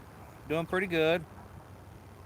Just sitting here commentating. We had Bessie the Loch Ness Monster pass us a few seconds ago. Now we got a flip flop to our right passing. So that's about the only action I'm seeing out here today. Besides a little white bass. Caught a little white bass earlier. That's about it.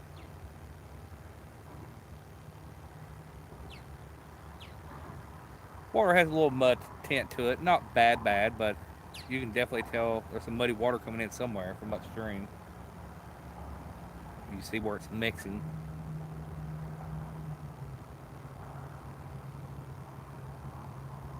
But I hope you're having a better day than I am. I mean, I'm still enjoying myself. I mean, a lot of people, they get upset and sad sometimes when they don't catch fish. I'm fine. It sucks. It does. It sucks. But you know what? It beats sitting at home any day or work.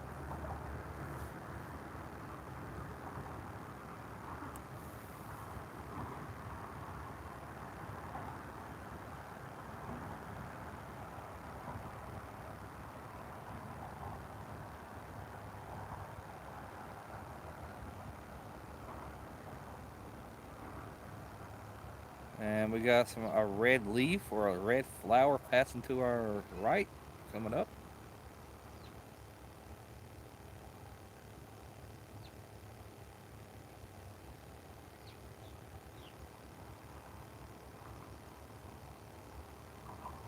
Come on, Pose. When do y'all start singing to Daddy? Come on. Been on here for 3 hours now and 21 minutes and ain't got the first bite. Fresh baits, moving around, recasting, throwing different spots. Live bait, cut bait.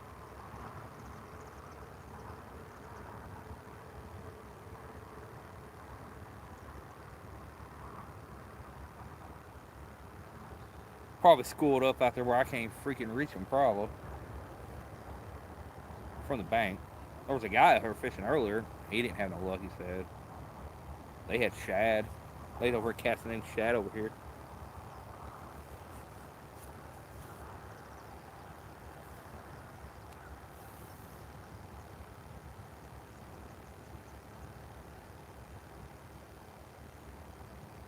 Now I kind of wish I would have brought more smaller pose because I would have had fun catching white bass at least.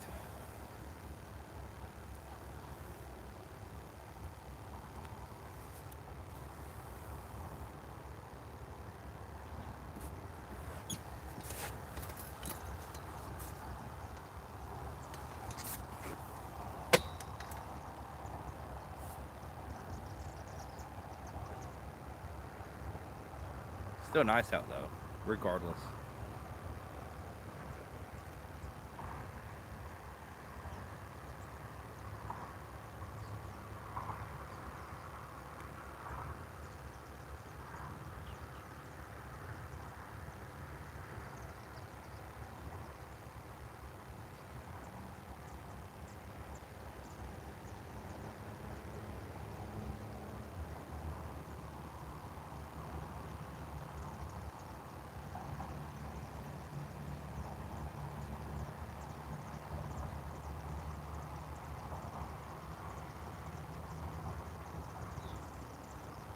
About to be one fish around here, at least one catfish. At least one.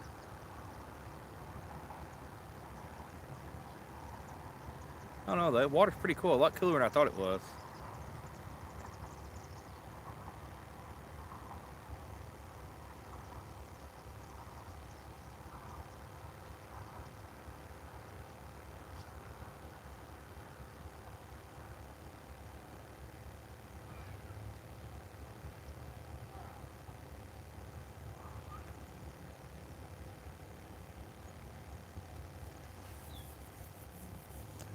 Luckily, I guess my car's okay where it's at for the moment still. Ain't no one, it ain't been towed yet. Still see it.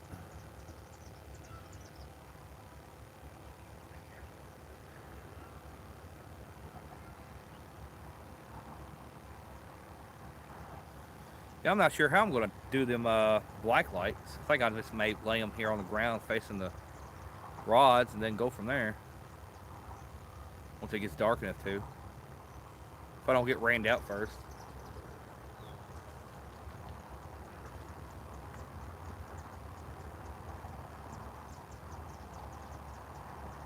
Well, there's a big old fish out there jumping way down the river.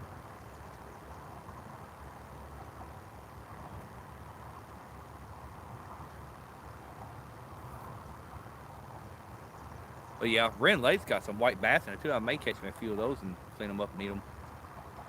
Never had them before.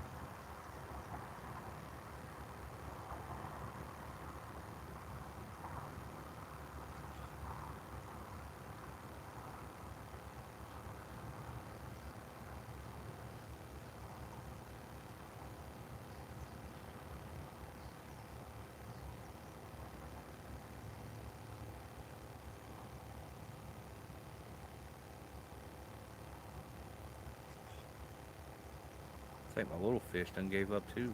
There he's sitting there laying with it in his mouth, like that last one did.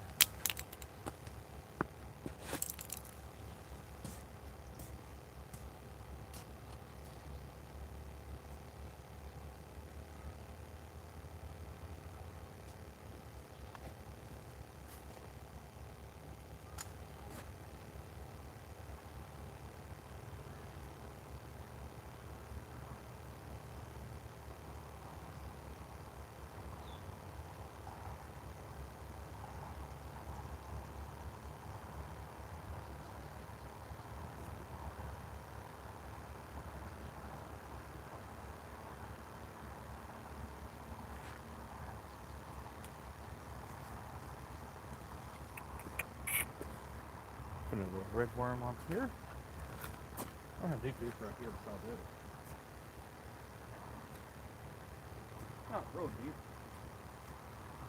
On the left side of this little pier, about a foot of water on the side over there to the bank. Probably about 2 foot deep or 3.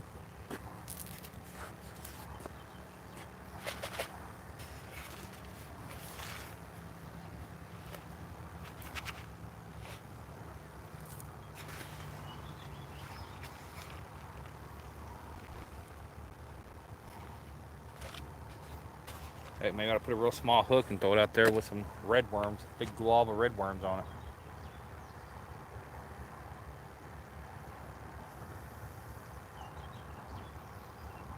Probably wouldn't even know they was even hitting with that 4-ounce sinker on there.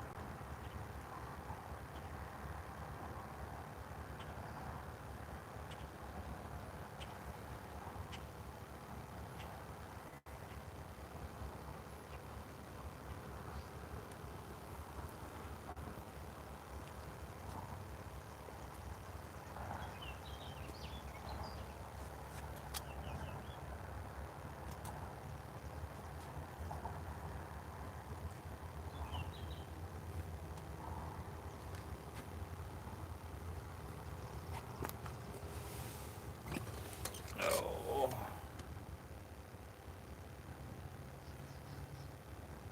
Invalid address. Huh. Yeah, that's at yahoo.com. Yeah, there's my email address right there. What? Try that one.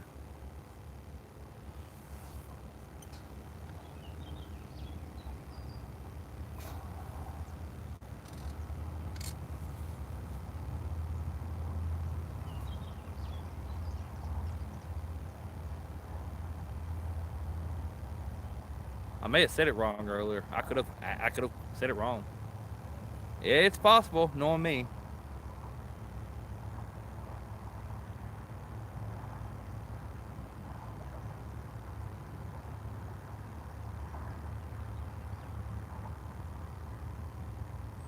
Yeah, that's right. Catfish Head Hunters has an S at the end. That's right. Yeah, yeah.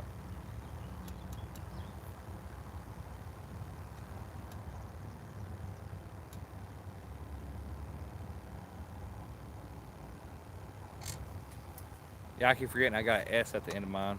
Catfish Head Hunters. Boy, I butchered that one, didn't I? Hey, Dave.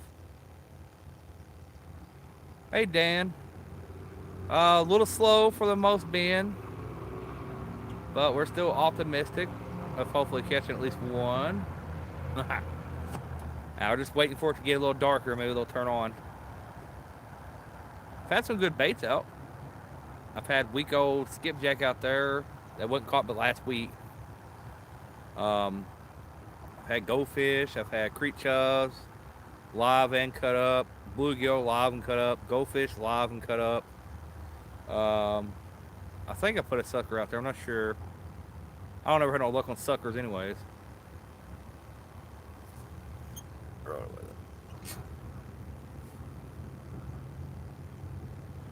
Oh no, you're fine. Yeah, it has an S in it. Catfish Head Hunters at yahoo.com.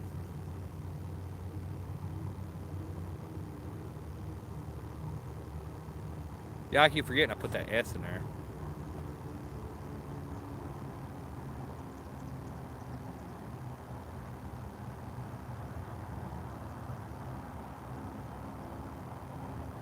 Prefer to keep the S on there because, hunters instead of just hunter. Hunter means, just one.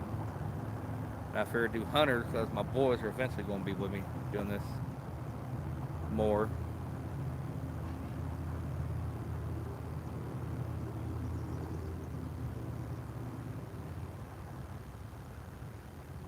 Yep.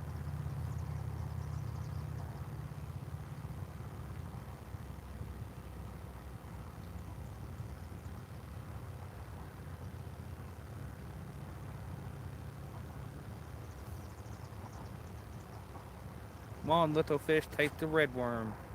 You can do it.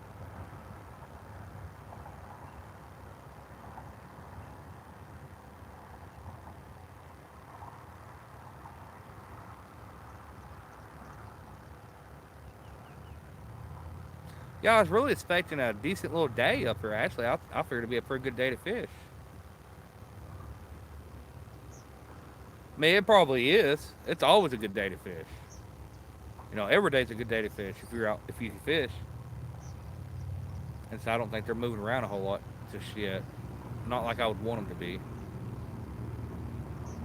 Plus, this weather's been so messed up. They're poor fish.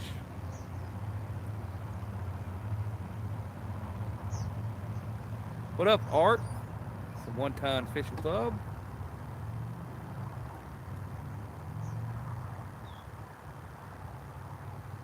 I should have went to a Fins Lake and chased some channel cats, but I wanted to try my Mac Cats rods out. And there ain't really much in the Fins Lakes I can really do about getting one of them bent pretty good. And I knew the Ohio River was my best option. But so far, they've been pretty good. I like them with the Abus on them. I did not like them with the Okuma on them.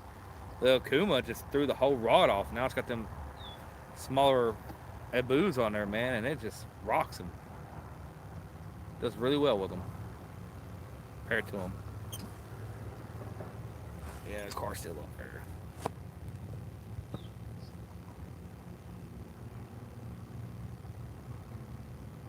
Abu. Yeah, them old Akumas, they just threw the whole rod off. I mean, the rod's heavy as it is, I'm used to like I said before, I'm used to the cheapy fiberglass rods. Nothing wrong with them, not one bit. Nothing wrong with the cheap fiberglass rod. I still use them. I still got a bunch of them. And I wanted to treat myself to a little better rod and see how these felt. And well, I pretty much fell in love with them.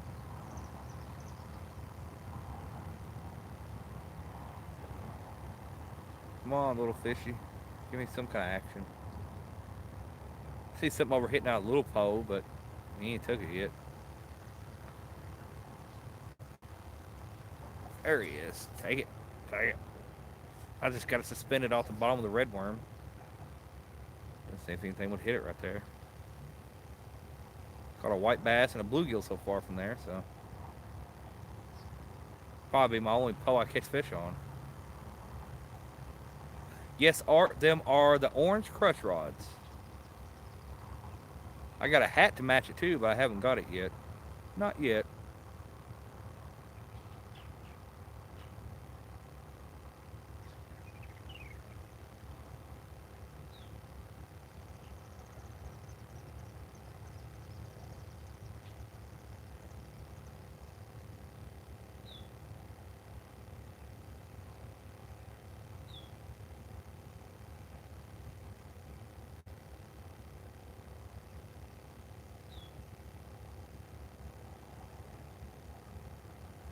The boat, yeah.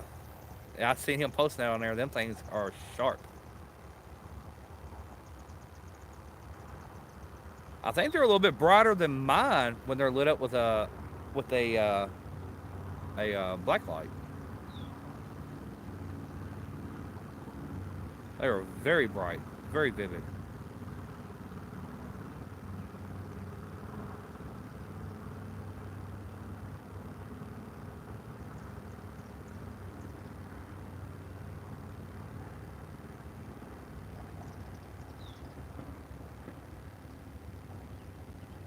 Yeah, it's definitely something rolling in. Storm, rain, or something rolling in. It's alright. We'll fish until it starts raining. I wanted to fish until it at least got dark so we can see what these look like actually. And, you know? That's why I lit them up at home. I got a white fence and stuff like that, and it just didn't do too well. It lit up the fence too.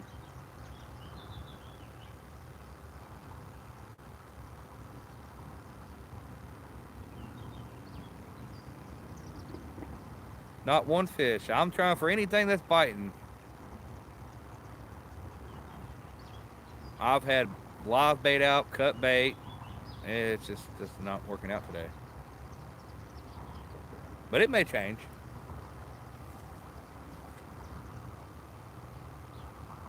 I figure I would have caught something first up here next to this, all these rocks over here to my left. Left side of me is I got a big rock embankment all the way down through there. And I love fishing rocks.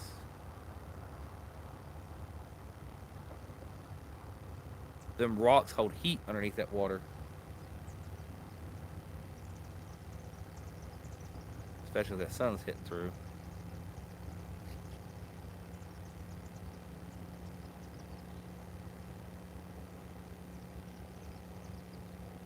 I'll get up and I'll check these cat rods in a second. Give them a few more minutes here. We just changed baits out not too long ago, but keep them moving.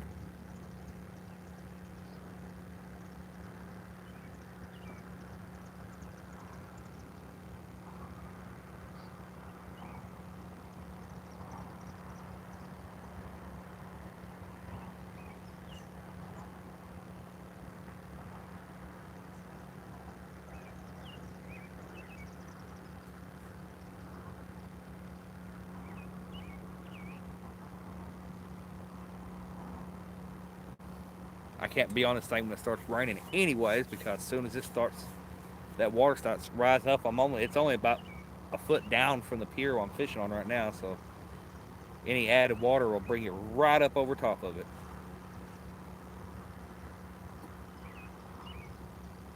Something hitting the little rod again. He tapped it. That or he's on it. He's just now noticing he's got a hook in his mouth.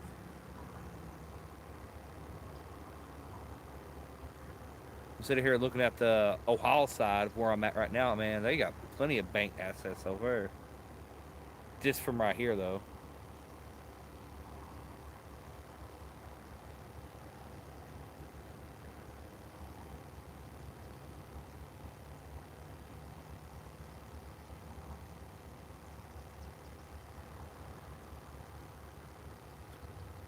Really wish the fish would turn on and start biting, doing something. Should have brought some dynamite. Kaboom. Nah, I wouldn't do that. I'd find it blowing myself up.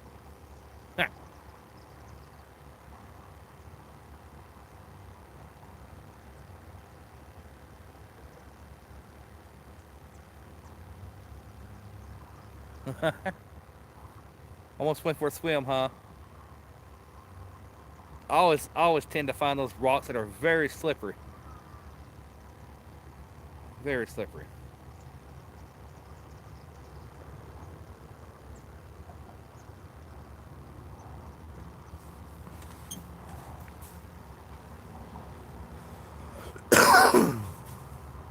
Come on, fish. Any fish, I don't care.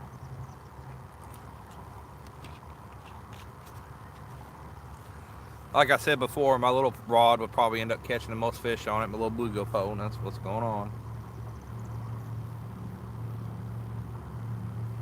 Really hoping one of these big rods will go down.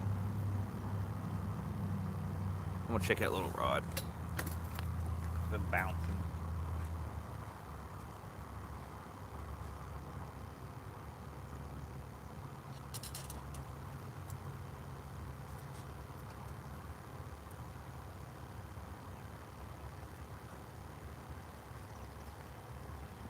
Look at a little guy. I think this is a striped bass, guys. This little baby striped bass. Yeah, it's a little striped bass. Huh. Sure is. Look at this little guy. See his lines. Let me see if I can get it here on camera. This little baby striped bass. See how his lines are all lateral? They're not broken. That's a baby striped bass. Look at that. They're cool. Yep. See you later, little guy. Won't be big. I think that's what's busting water out here in the middle is a big striped bass. Heck, I'll take one of them. Those things get big too. Yeah, sure enough, I picked it up, just touched the line. He took off. He's already hooked. He's already on it. Glad he didn't swallow it. I got a white bass too. I can show you the lines on a white bass. White bass, they're broken in the back, so it's a white bass or a hybrid white bass. And striped bass, they go all the way through. But you know what? Hey, I'm catching fish. I'm happy. It does not take me much to keep me happy. Tell you one thing, that air temp got cooler real quick. Now it's supposed to get down to like 53 tonight here. What I read or seen on the old weather app.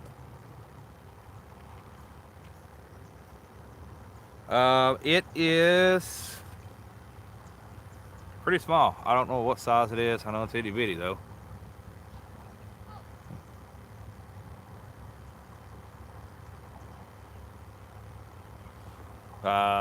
Pretty small. No, it may actually have the size on it.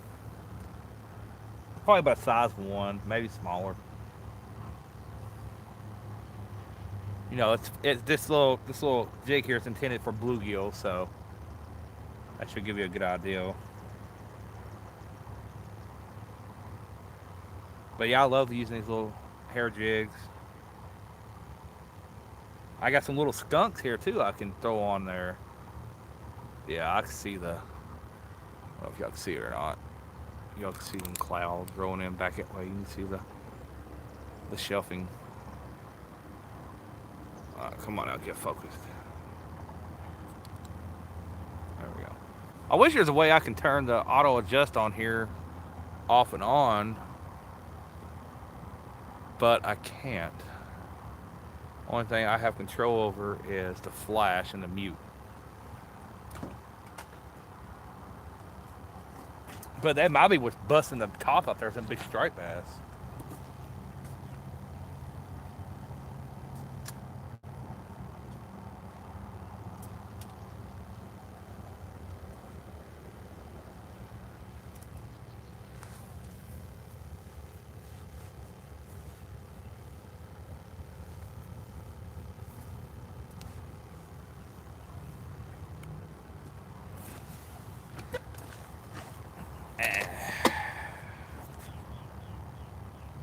Kind of hope it don't rain because I hate driving long ways home in the rain. It ain't me I'm worried about. It's other idiots I'm worried about. A lot of people don't know how to drive when the roads are wet or when there's snow on them. I mean, heck, I probably passed 3 or 4 gas stations that was out in the boonies that had no gas. So,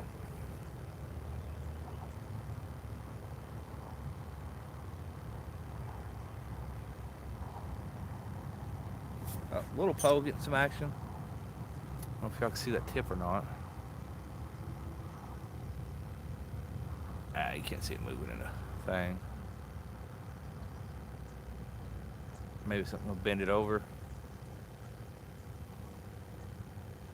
No, I about lost a rod earlier today.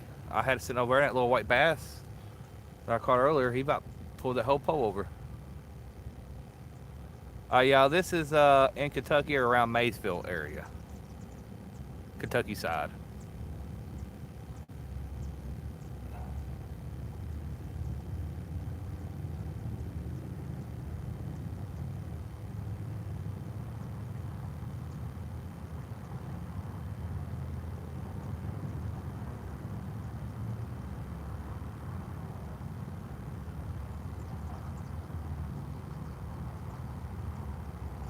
Crickets is my favorite for bluegill. I'll even put crickets on a little hair jig and use them. Let me show you what I got here. These are my favorite. Oh, got a fish on the little Poe. It's bouncing it pretty good. Let's go take it.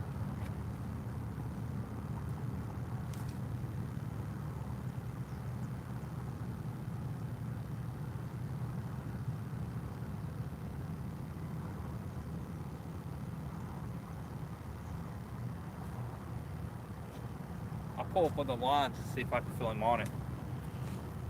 Yeah, sure, I can pick the whole Poe up. Just seeing. They're small fish. These are size 2. My bad. These are what I like using for my bluegill.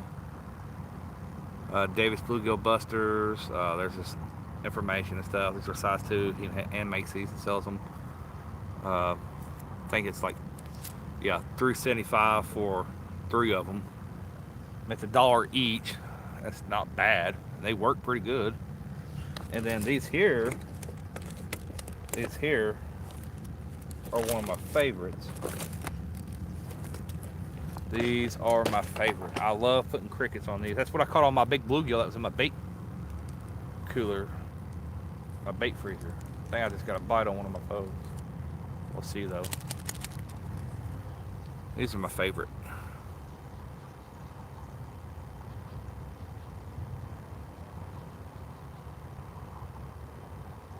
Little skunk lures. And they're only $1. Well, at the bait shop I get them at, they're only $1.99 each. When he has them, I buy every one he's got every time because you can't find them that much.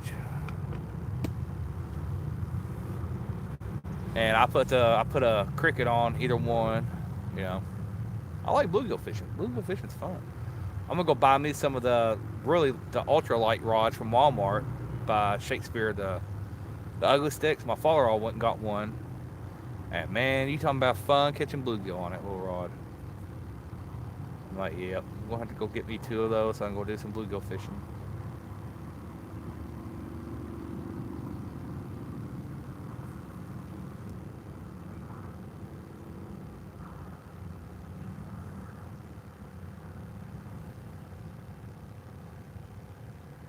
Alright, fishy fish.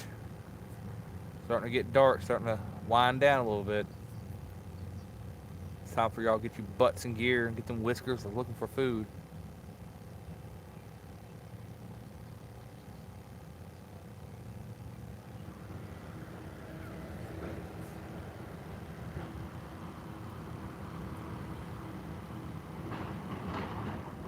I need to go ahead and get these lights plugged up here. Get ready when it's time to go dark. Get my tangle here. They may actually show up right now on a black light.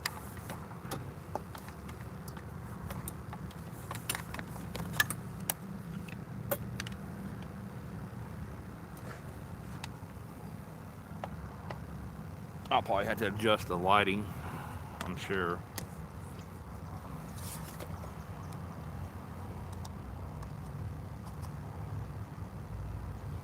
Let's see if it shows up with just one right now. Probably not.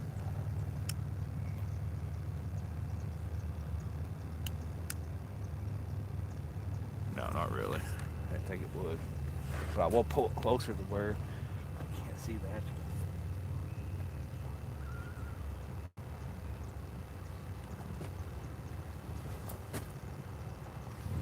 I'll get the other one hooked up too real quick.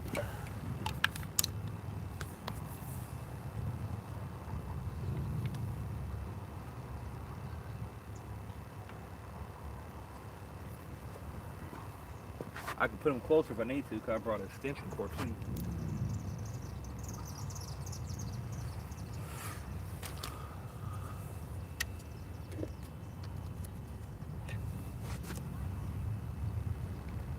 Yeah, you see a little bit of it glowing from the lights already. Just a little bit. Turn them off. Ain't time yet.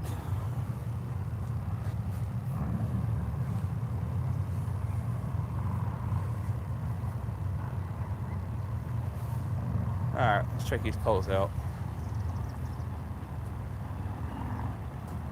Especially these two. I need to move this one because I threw it upriver next to the dolphin here.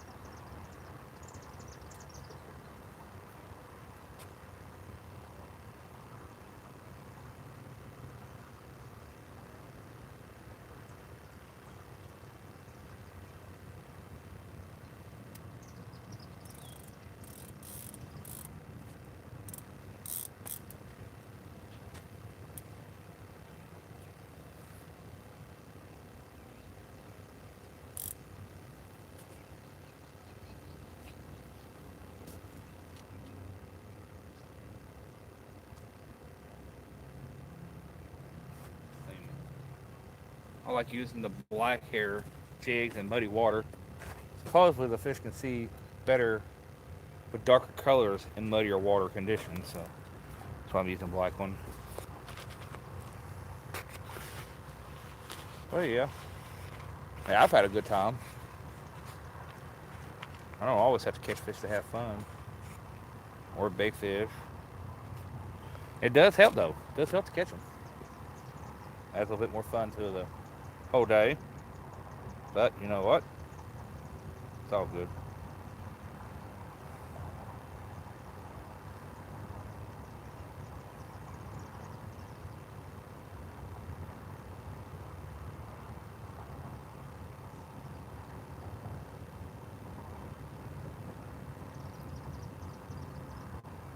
Put me a red worm on this little pole here.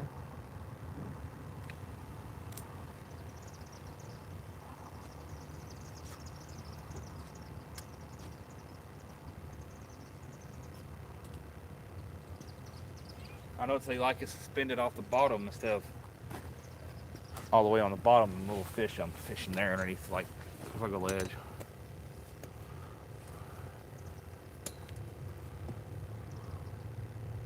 Black and yellow works good in muddy water. Yeah, it does.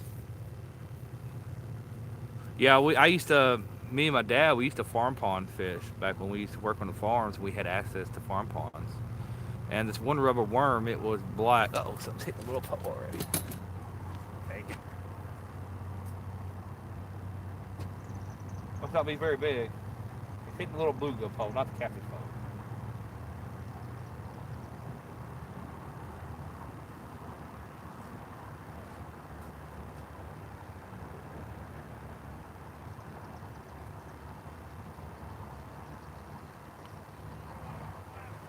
The current is pulling on the jig a tiny bit to make the hair sit there all fluff out and float and whatnot. But yeah, back when me and my father, it's either a current or a fish.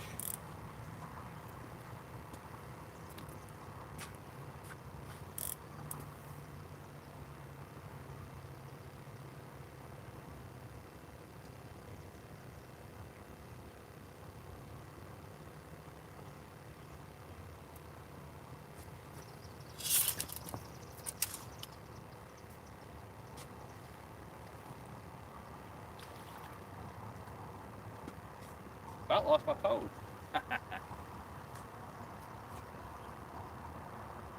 This is another little striped bass.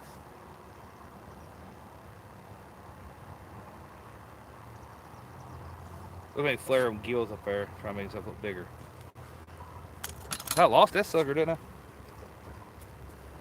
So that's another little white. That's another little striped bass. Well, I don't know. It may not be.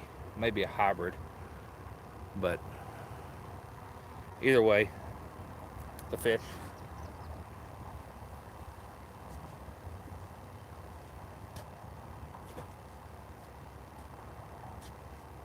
I have to keep an eye on that one catfish pole because it may just be the current. But hey, look, the fish is a fish.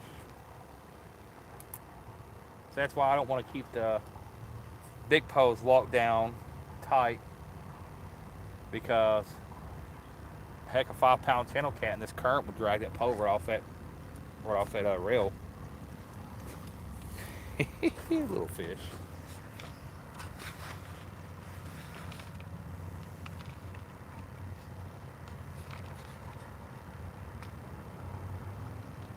Yeah, I don't think that was a striped bass. It could have been.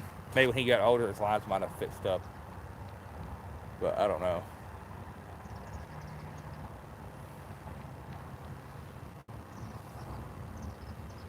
Another red worm on there.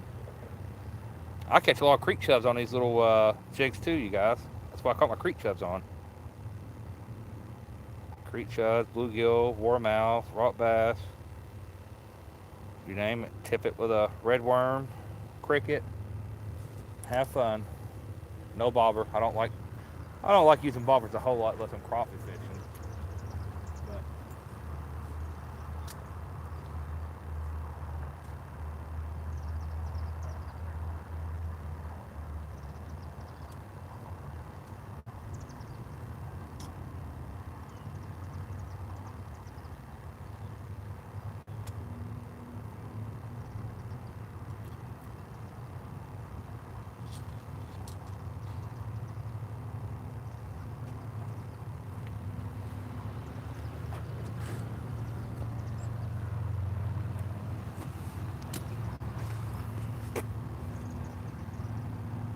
But it looks so bright on the phone, the background things. That's darker than that.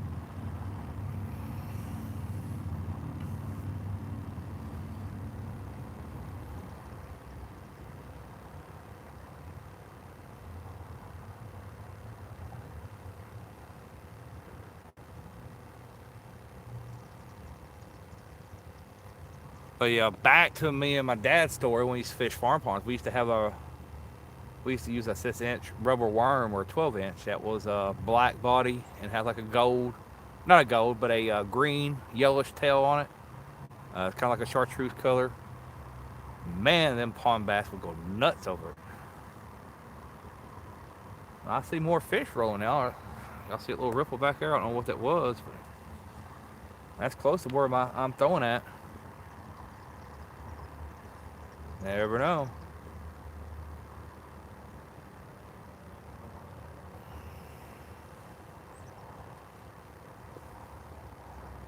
Oh, that reminds me, I need to get that little white bass out of my cooler.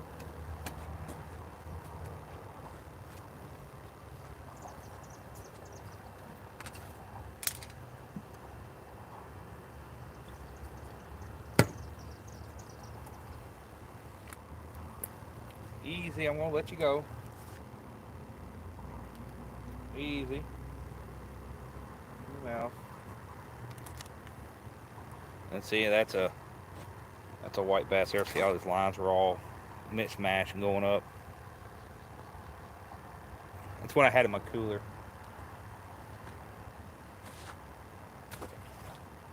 live cooler, not just sitting there dying. No, he had water and an aerator on it.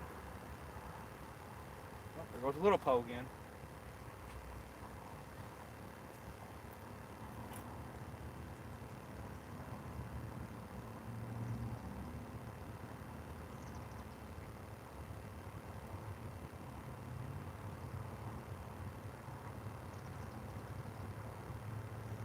Ooh, guys, that was a big one.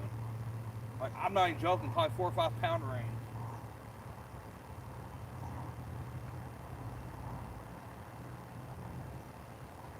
Dude, I can't believe I missed that fish.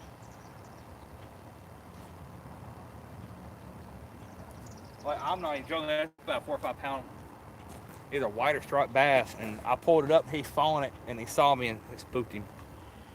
Man, that would have been fun to catch on this little 33. That's why I got my drag set. But you never know what you're going to catch.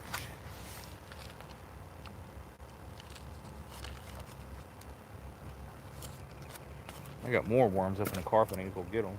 I don't think I'll have to, though. I caught all these in the yard.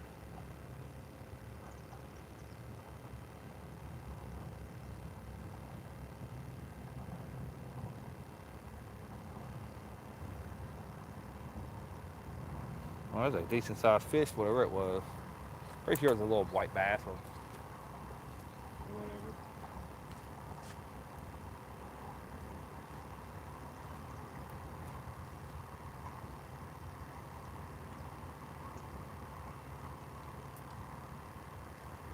I'm keeping my button pushed now because that fish would have drug my Poe in easily. So I'm just going to leave my button pushed. Now if he takes off, he'll just pull a line and not pull the whole Poe. Because man, that's a pretty good sized fish. I don't know if he'll come back because he saw me. Once he saw me pulling up the line, he took off. That's pretty cool to see, though.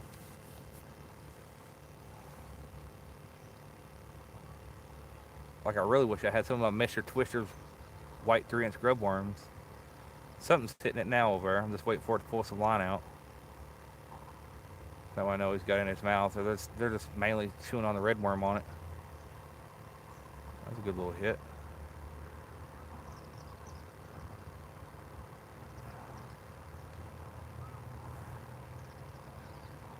He's pulling line. He's pulling line.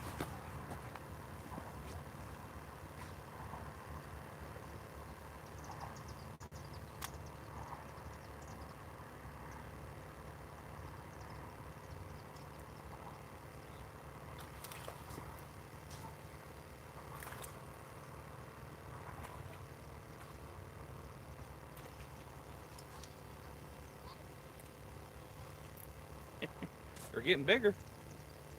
Right in the top of the mouth. Well, I got you. It might have been the same one I threw back. Heck, I don't know. Hey, looks we're catching something. Definitely ain't no catfish.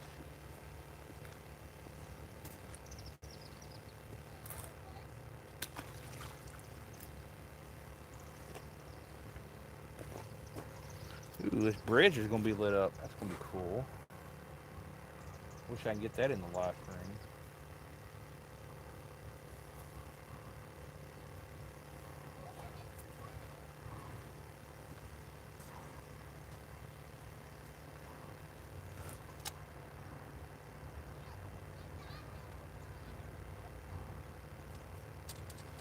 What it is, this underneath of this thing here, it's not solid, it's on steel. And the current is coming through, and then little bass or white bass and striped bass are sitting behind us here in this little calm area, you know, where the water's running through. Oh wow, that was a nice fish. That looked like a paddlefish. Looks like one of the spoonbills. That looks like a spoonbill. I know people's been catching them. You know, snagging them. But anyways, they're up here in this little bit of current that's behind this little pillar here, or whatever you want to call it. And they're sitting there hitting on anything that comes through.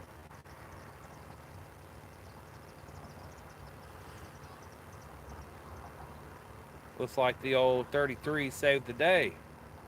catching some fish. John Bow, yeah, John Boys. They are Orange Crush by Mad Cats. Orange Crush. We'll light them up here in a little bit. I'm just waiting for it to get darker. At least I'm catching something. I mean, it ain't catfish like I wanted, but better than nothing, I guess. That's why I always bring one small pole with me, so that way if the catfish ain't biting, at least I'll catch something. I always catch something on my little pole. There's days I wish I'd just go to the river and just take a tub of night crawlers and some old school poles and have at it. Nothing else, just night crawlers. What's up, Big Mike?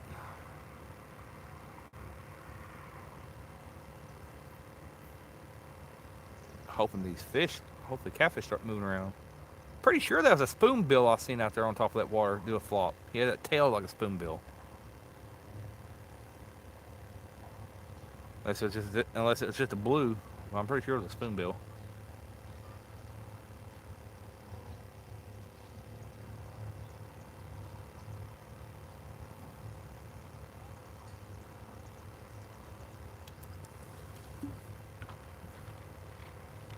What lake you heading to, buddy? Stonefly, I am up here around Maysville area. Maysville, Kentucky.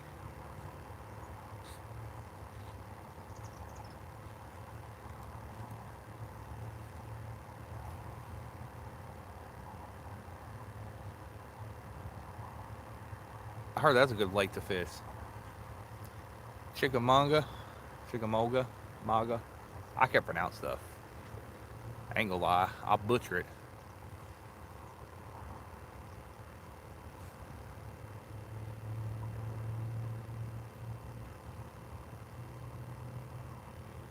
This in here is a river where I'm at. Uh-oh. That might be a fish. Maybe.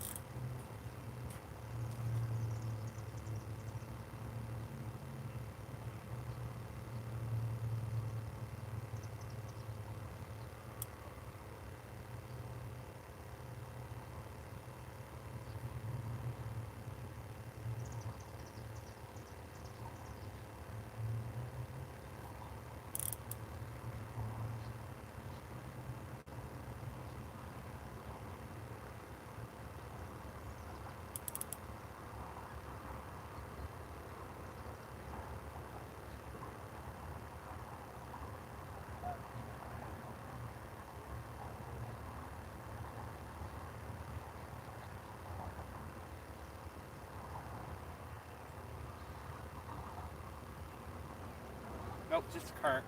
False alarm.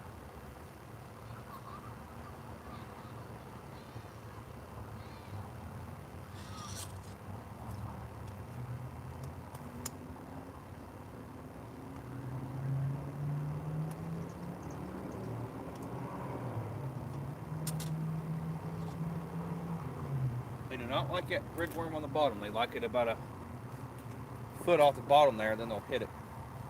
See, there he is already. Bluegill pole, guys, not catfish pole.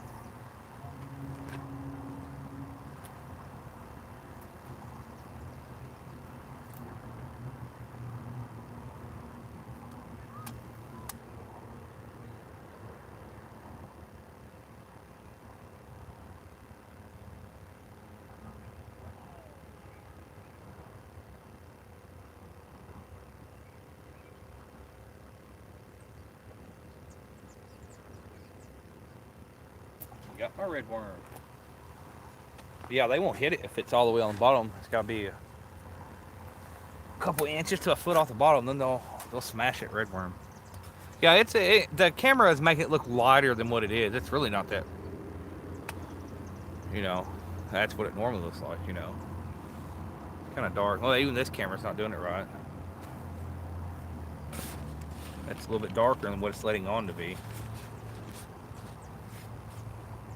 Tell you one thing, I'll be glad when some of these people leave back here, because I've got to pee. I'm gonna run up into these trees over here and let loose.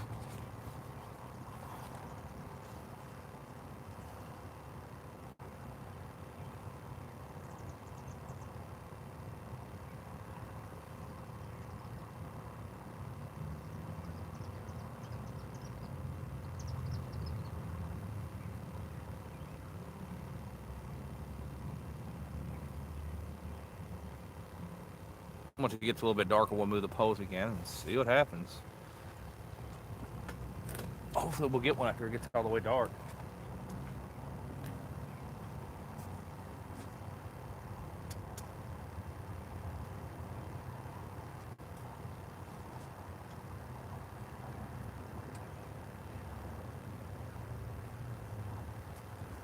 Oh, cool. We got lights.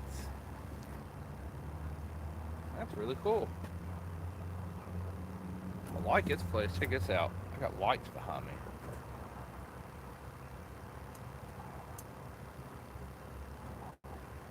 How cool is that?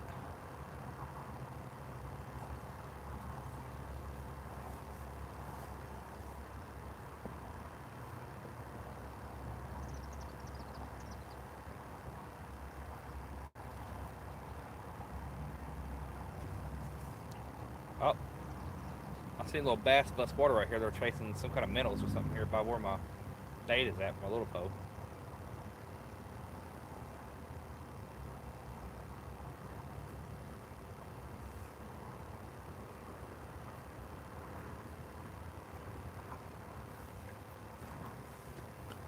Let's see here. Hold on 1 second, guys.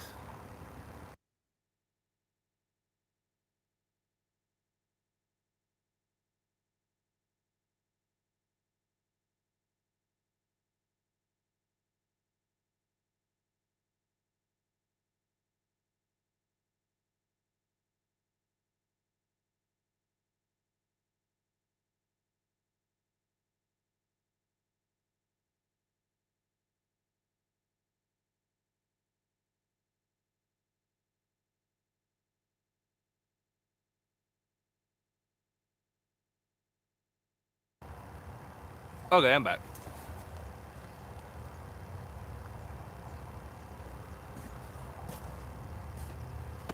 So now where'd that go? There it is.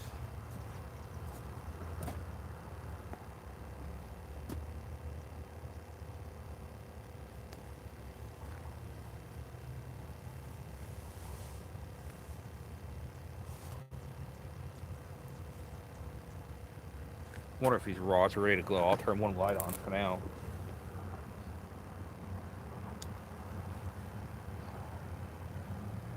Yeah, a little bit. What about both of them on?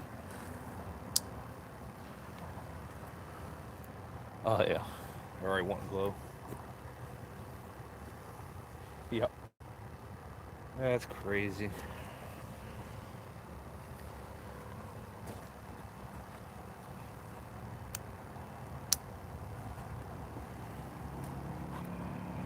Yeah.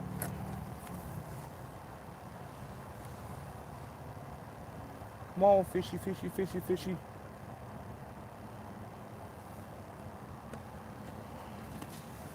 Oh. Oh, there goes a little Poe.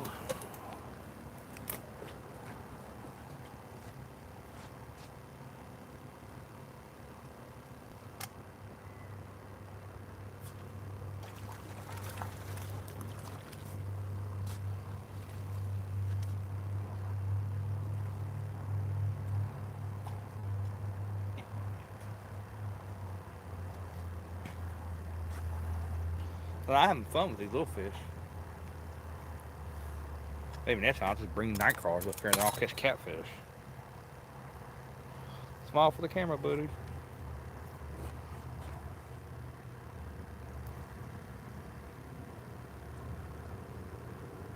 Duh, where'd he go, George?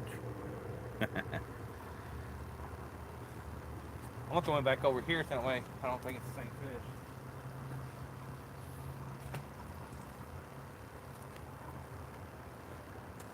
Pretty cool.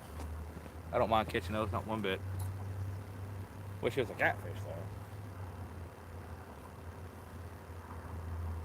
I'm just glad they're not swallowing the hook. Then I'd feel bad for having to throw them back and the gut hook them. Let's see here. I missed something.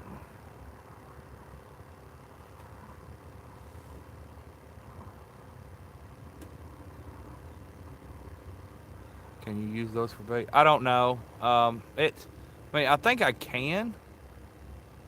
but I'm not 100% sure, so I'm not going to take a chance on it.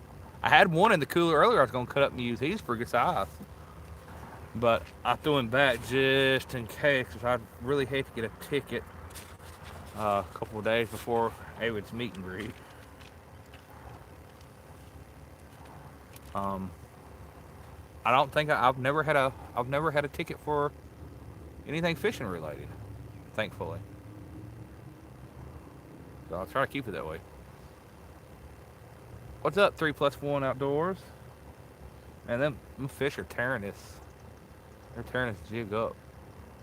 They're literally pulling the thread off of it. They said it so many times.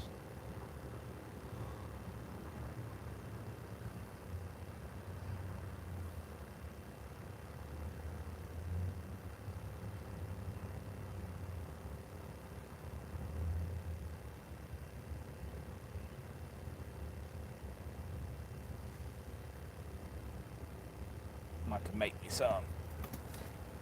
It's easy to make jigs. It's the easiest thing in the world to make.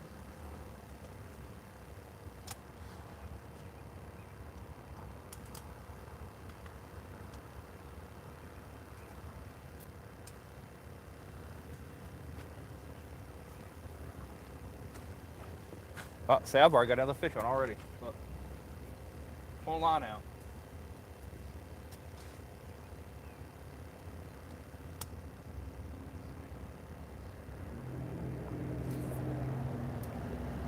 Yep. Missed that one. I felt him stop swimming, so I jerked it, and he wasn't on there. He done spit it.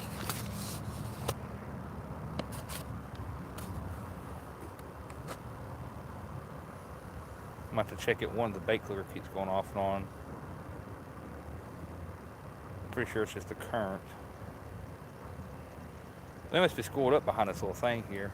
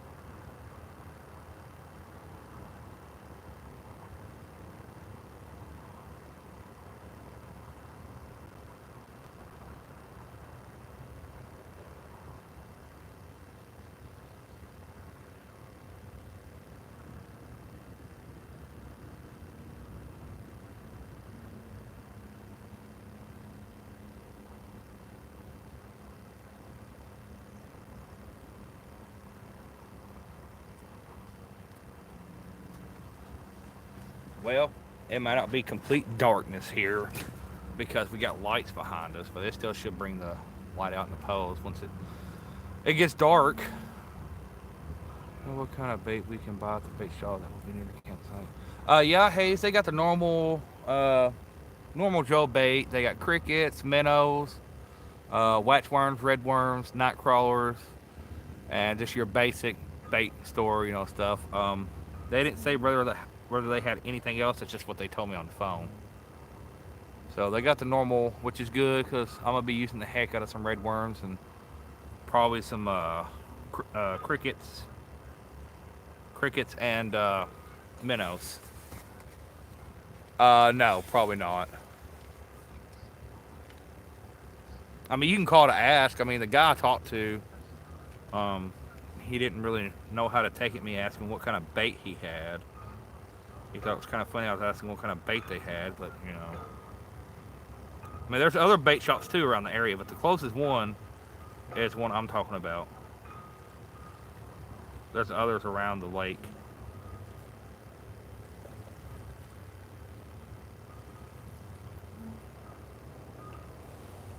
Well, yeah, we got lights behind us, so this is going to light up this little dock pretty good. So I don't know. I bought a flashlight just to be safe, and I brought my little handy dandy pin light wherever it's at with me just in case.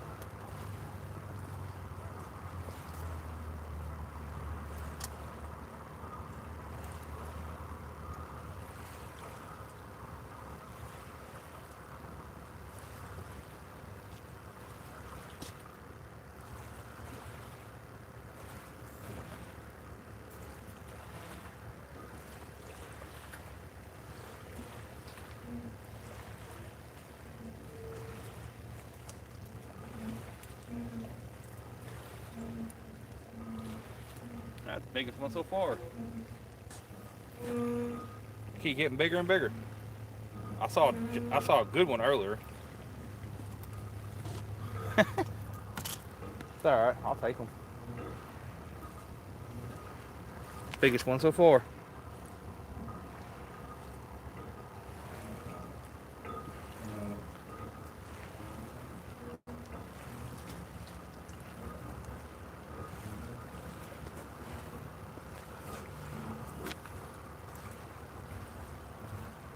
So hopefully them lights don't mess up our light show for tonight.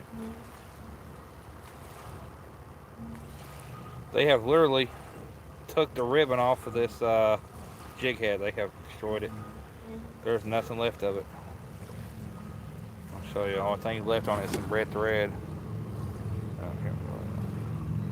Look at that. They have just destroyed it. Probably should have put a little bit more glue on the threads. Dave, Buster, whoever you are. That's okay. They'll still hit it. They're mainly hitting it for the red worm. But the feather, the thread and the feather like thread on it is what's attracting them to us. So let's see if they still hit it or not. Uh-oh. That's a catfish there. That's not a ripper.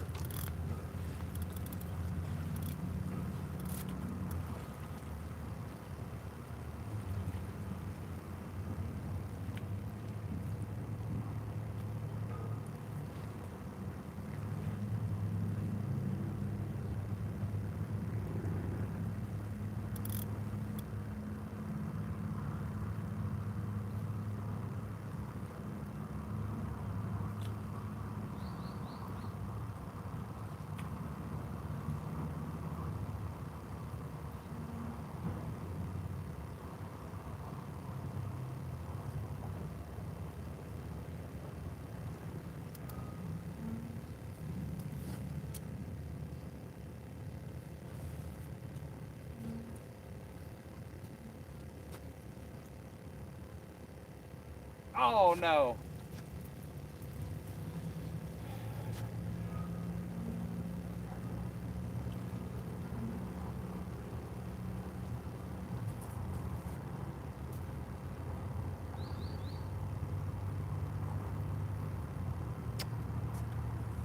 Might have been a small one, but something hit it.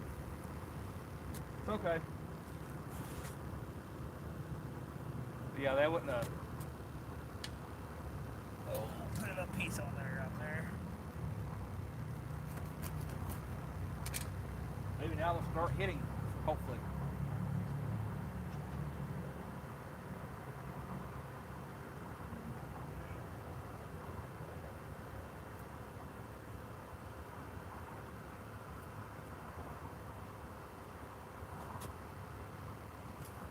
There. We'll throw this one out.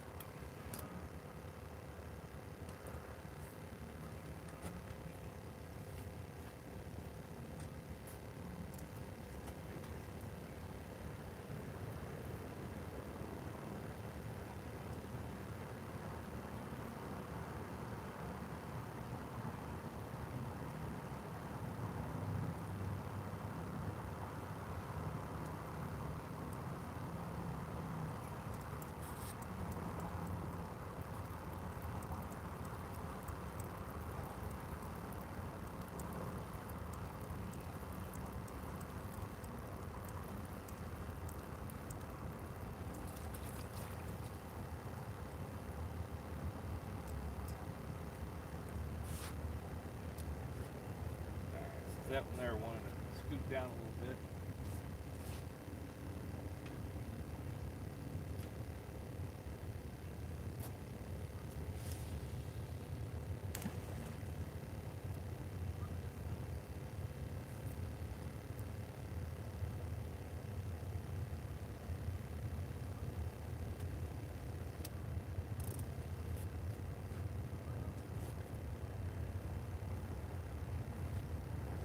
Man, I didn't know they had lights here, guys. I'm sorry. It may not like these poles up like it's supposed to. We'll give it a go. Y'all ready?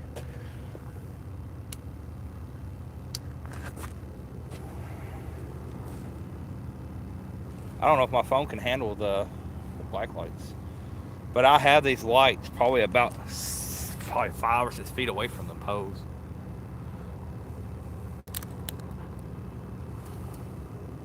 I could probably move them black lights closer, but hopefully nobody across the river wants to shoot at them. Isn't that cool?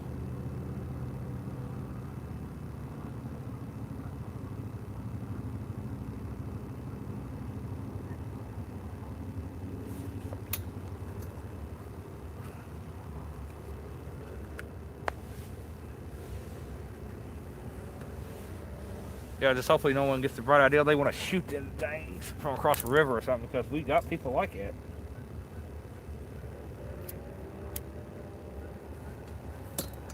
Oh yeah, once it gets darker, they'll be even better.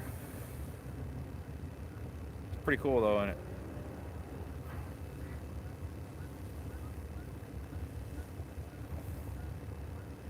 I don't know if that was a fish or not. I felt something that felt like it was moving, but it could have been something stuck on the line, so I jerked it anyways, because that one there, the one I just jerked on, the 6000, doesn't have a circle hook on it.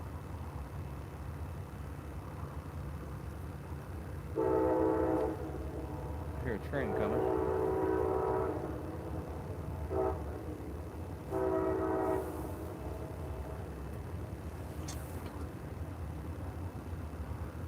Yeah, if it get darker, it'll look even better. But I only have 60 watts of black light on them, that's it. And it's pretty good far away from them, too. I got them probably about 5 feet away from, or 6.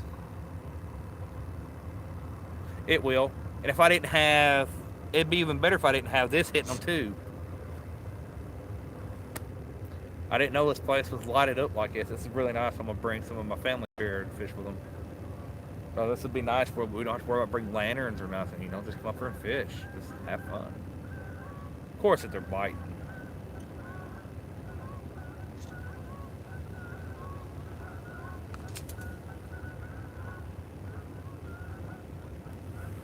Yeah, come and show y'all with them off. Off?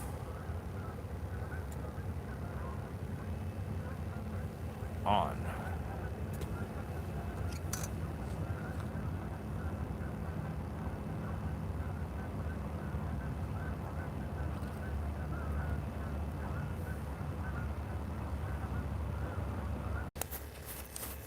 Make sure I put this in right. There's the lights.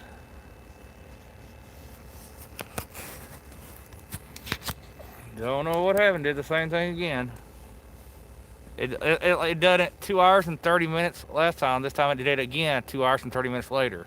I don't know why.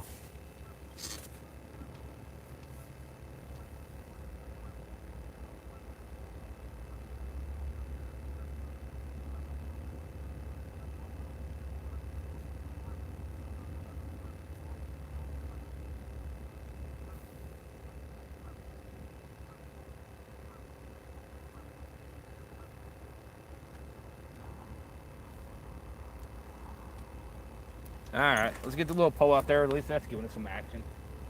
Maybe it'll glow or something. Line will glow. It's just a normal basic line.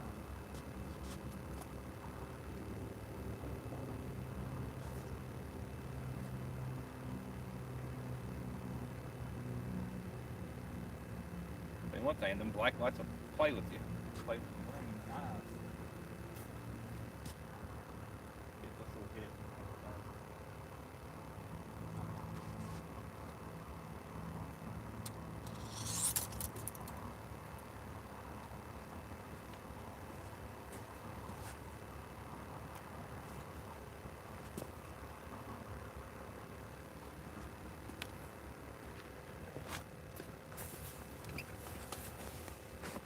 Bad boys are glowing. My phone does not like it.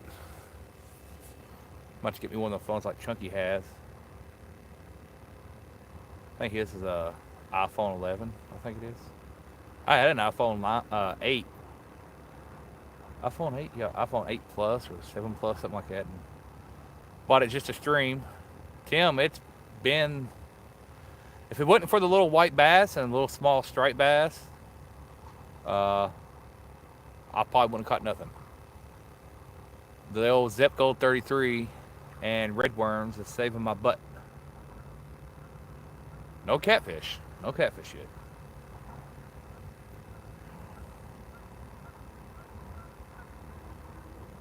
yet. Yeah, we still live. I like doing I like doing long live streams. People seem to enjoy them. Longer the better, they say. Unless you're not catching no fish, but eh. Oh well. Hey, Catfishing Pappy.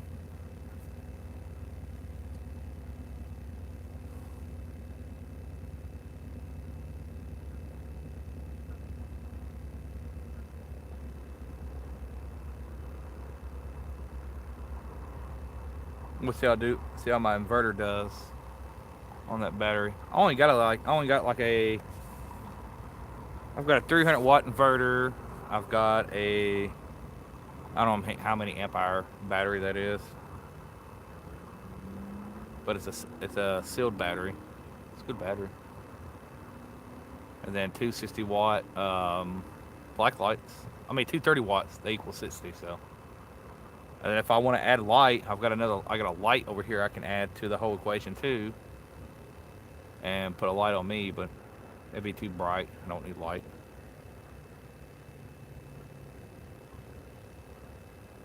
Catfishing Pappy's in the house. You got a beautiful lit bridge behind me too.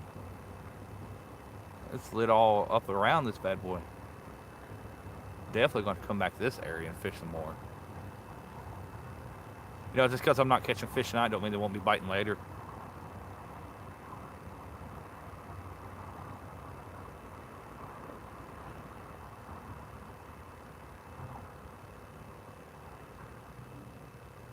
Exactly, Apache. Apache Adventures. I agree. Even if I didn't catch those little fish, I'll still be happy. Shoot. I'm enjoying myself. New area. Have y'all here with me. Just like y'all sitting beside me and talking and hanging out.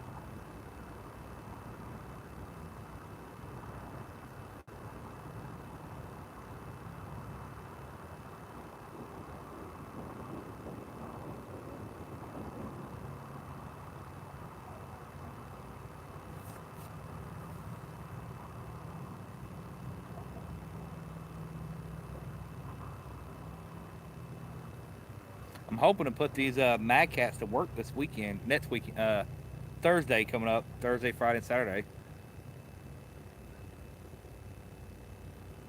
Thank you, Catfishing Pappy.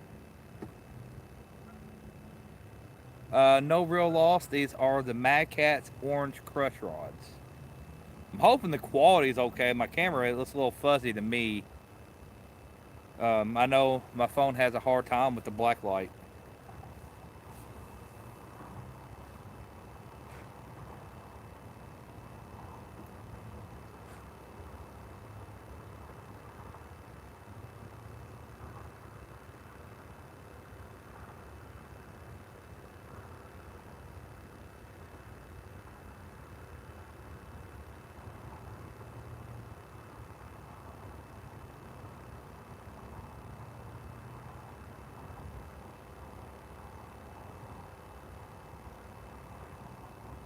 Yeah, we'll give it a little bit longer here. We don't catch none. I'll just go home.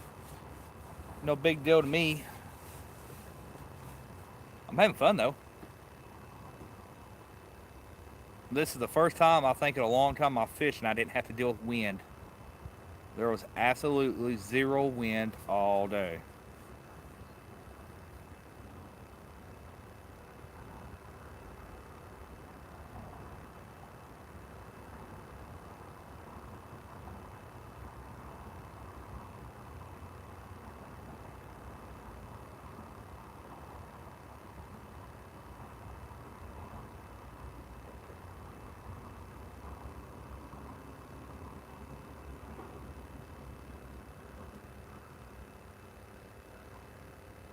Figure I'd at least catch a channel cat, but I ain't even caught that yet. The water temp is not as warm as I thought it would be, but you know we've had 30-degree mornings and lower 30 mornings. You know we had frost the other night, so I think it got it to 72 today.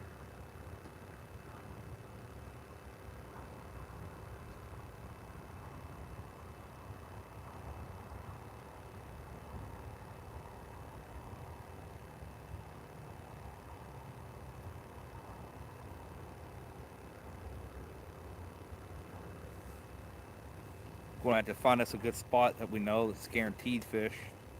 Don't get me wrong, I don't mind not catching fish, but I really, really like to get on some fish. You know, from the bank.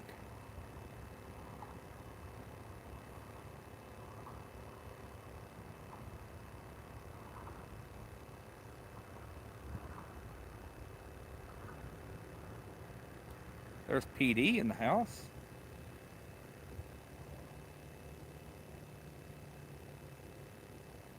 Catching out on Kentucky River. That sucks. Yeah, I was debating going there. I was supposed to go there today and do some fishing off the boat, but the ramp I want to use is being cleaned off from the mud from all the flooding, and the other one it ain't opening until September, and it's almost too late in the year then for the other one. It's a free ramp. The other one's 5. Come on, catfish. I know y'all out there. So my next trip from this one here is going to be Wren Lake. I'll try to go live up there. See if I can't get y'all some flatheads or some channel cats going on. And then after I come back, we're going to start fishing, going more towards West Virginia, and doing some fishing. You know, I got some 3 and 4 hour drives just to fish all day, and then drive 3 or 4 hours back home. So we're going to be doing some more exploring. That's for sure. So much water in such little time.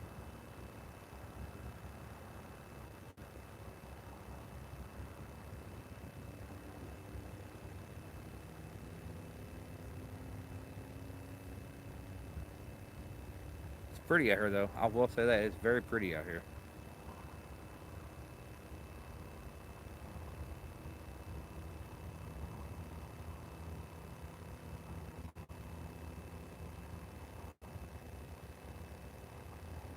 Huh. You get up by me. Okay, Jeremy. What area are you from, Jeremy? I'm pretty sure I'm just a general rule idea of where you're at. I'm pretty sure I remember. I could have sworn you said Maysville. Maybe. I know I have quite a few people in here that watch from Maysville, and that's technically where I'm at.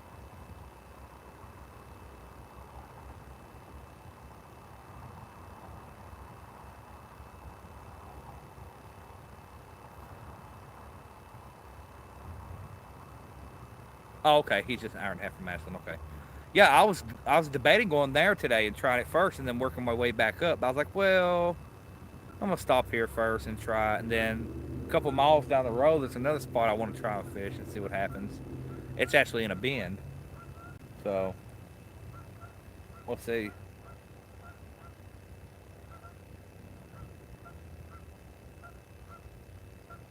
But yeah, I think going live from 5 or 6 o'clock until about 10 or 11 is ideally, because that's sometimes they bite really good too at 3 o'clock in the morning. But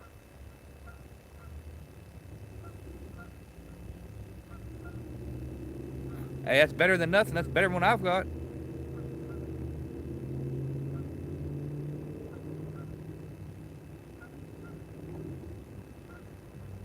Well, I'll tell you one thing. There's a restaurant right down the road. I think it's a Mexican restaurant. Man, it smells good. Mmm. Boy, it smells good. Yeah, I've been here since about 4. Huh. About 4 or 4:30.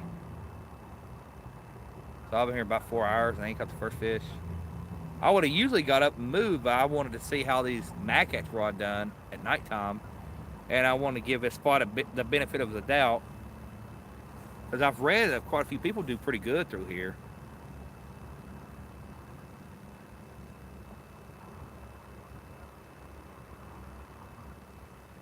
I seen on the forum that a lot of people talked about flatheads in this area.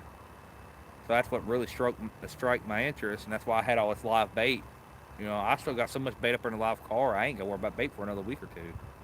Even if I go up there to Awitz and use it all, I still have more. I've been catching a lot of live bait and storing it at home in my bait cooler. It's been doing pretty good. I need to get a better filter though. I think it needs a better filtration system, better filter. It needs a filter upgrade for the little pump it's on.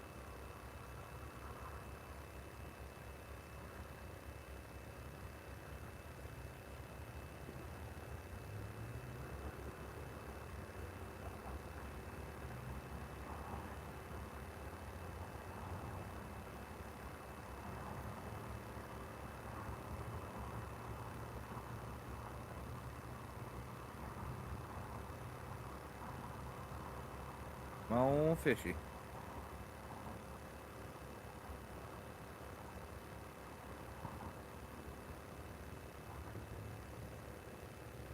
Yeah, I've got a big wagon here beside me. I put all my stuff in and just pull it around.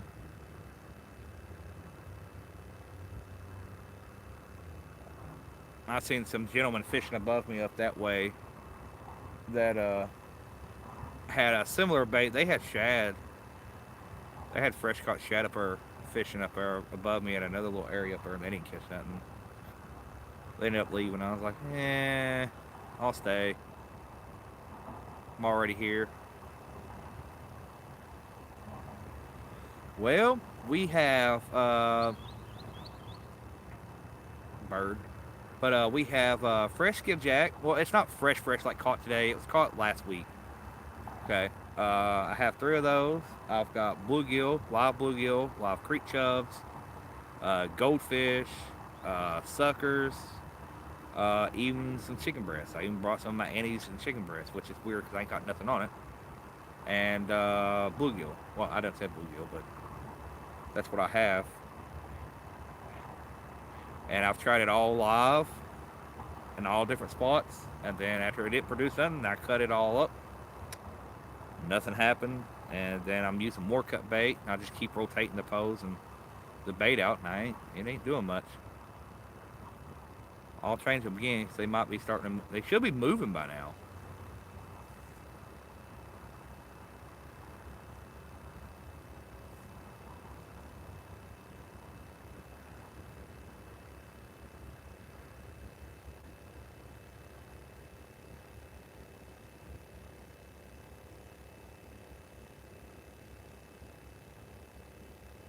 Yeah, I've always had real good luck with goldfish on the river. The flatheads, they love them.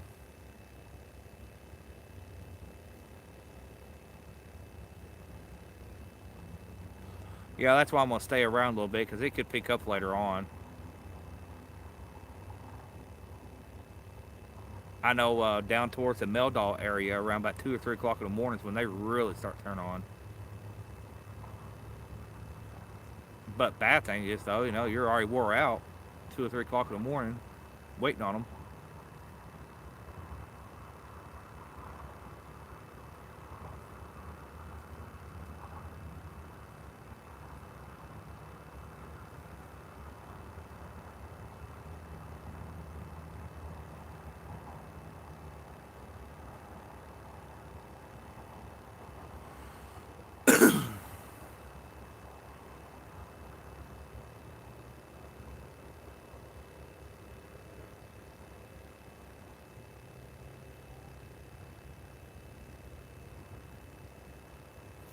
I wish my camera would do better. It looks fuzzy to me. My feedback on my end looks like it's fuzzy a little bit. The phone has a hard time with the black lights on.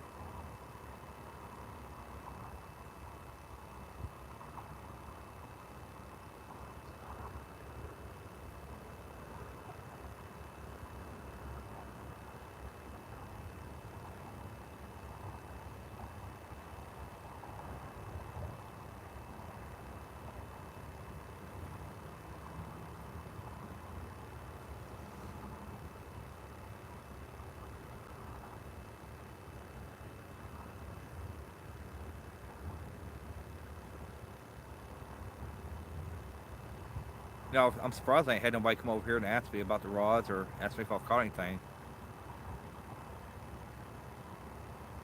I've had a lot of people that were behind me but never walked down this way.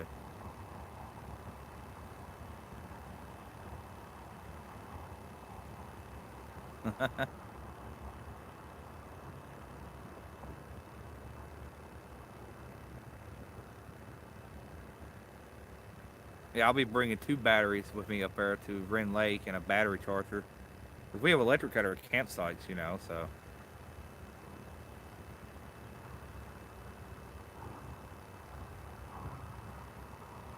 Polar bear, not one, my friend. No, well, no catfish, but I've caught a few of the white bass, and I've caught I believe one of them was a striped bass. Pretty sure one of them was a striped bass. The other one, I know, were white bass probably. Their lines were broke. Their lateral lines were not solid. They was broken.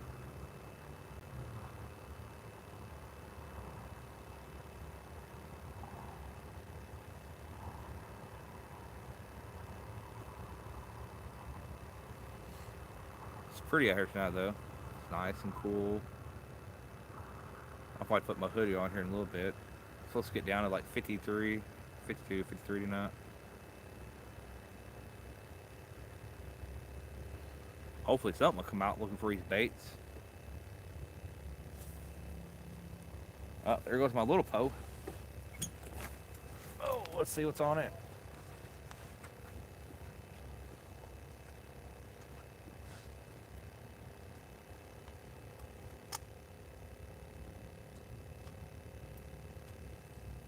After I can't pull them out of the water. What is that? Oh my god. You guys are not going to believe this. Do you guys care to take a guess of what I just caught? Come on, let's see some guesses.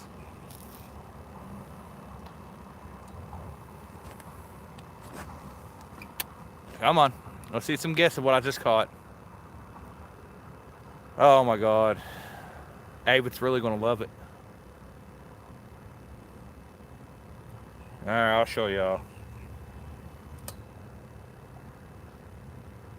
An itty bitty freaking baby channel cat. You have got to be kidding me. Look at that. I mean, I just don't understand. I just don't get it. Itty bitty sucker. Itty itty bitty. Oh, Lord have mercy. But at least I caught a catfish. Yeah. And the Zepco 33 saved my butt. But that's a good sign. That's a very good sign. Hopefully the bigger ones will start moving. Get this hook off of him here. That little sucker.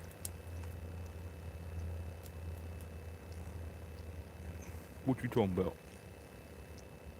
Home. See you later, little guy. I would use it for bait, but he. See you later, little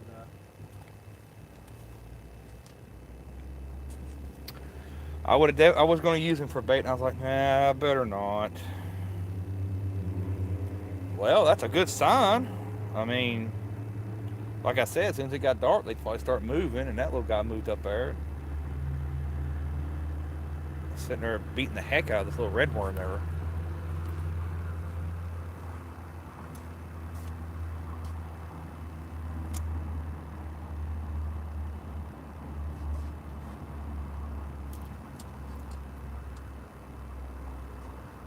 Now, a few more minutes and we'll start changing baits out. And get something to drink here. We'll start rotating, cuz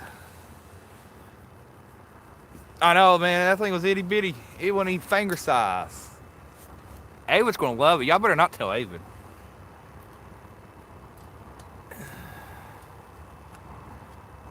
Man, you gotta be kidding me. But hey, at least I got a catfish. But totally, way too small. It's a good thing, though. That's a good thing. It gives me a little bit of hope.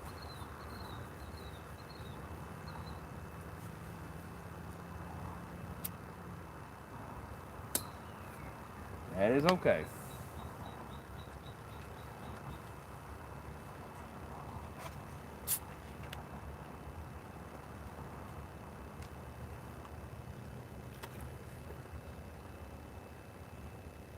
I guess you can park all the way down through there, I guess. I don't know. Still see my car way up there. Yeah, this place where I'm fishing at, it didn't have no sign saying you could fit where you could park or not park or anything. So I just parked wherever I felt like parking and just stay there, hoping and praying on. Hey, Victoria. I know it's not Victoria. It may be. But what up? And I finally caught me a freaking catfish. Finger length.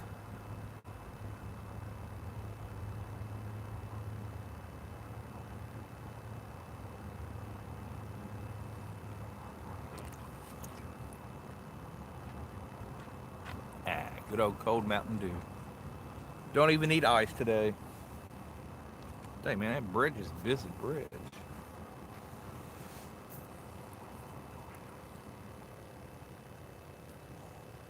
We'll change baits here a minute and rotate them and see what happens. I mean, that's a good sign. I mean, yeah, it's Adam. If I thought, I was like, it must be Adam. I gotta get down his way too. He lives down there. Well, I'm not gonna say exactly, but he lives way on down there. He lives actually kind of close to Catfish and Katie Collins.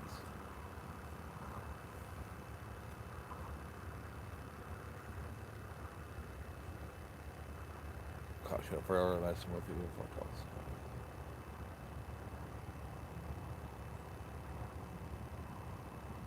Huh. Yeah. I don't know if I was supposed to park where I did, but I did. So far, and nobody said anything to me.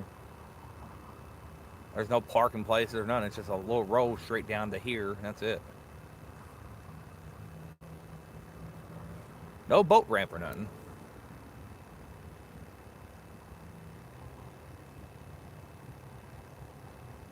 Man, I can't wait till this water warms up a little bit more.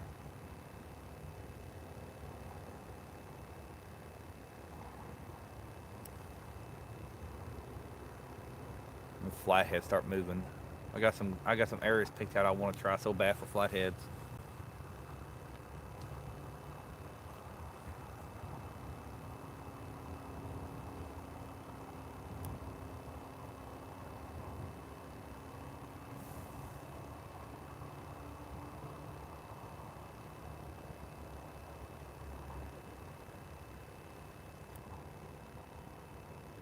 I know Illinois has a lot of good flathead fishing too up that way, especially the Fox River and all that.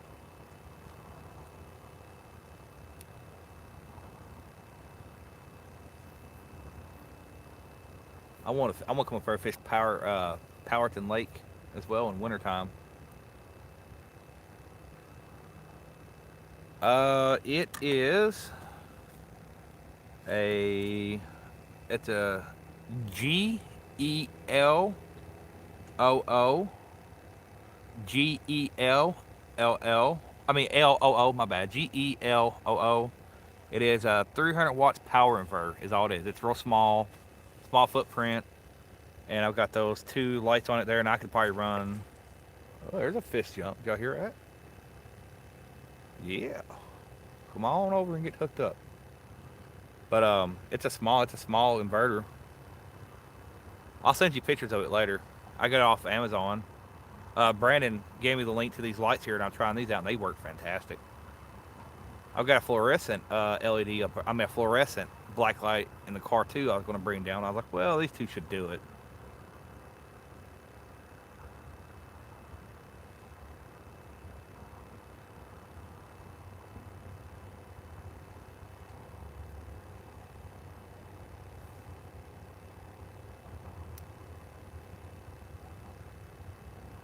Another 45.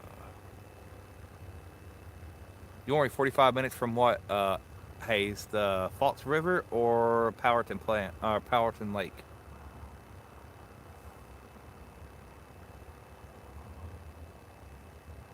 Getting a bite.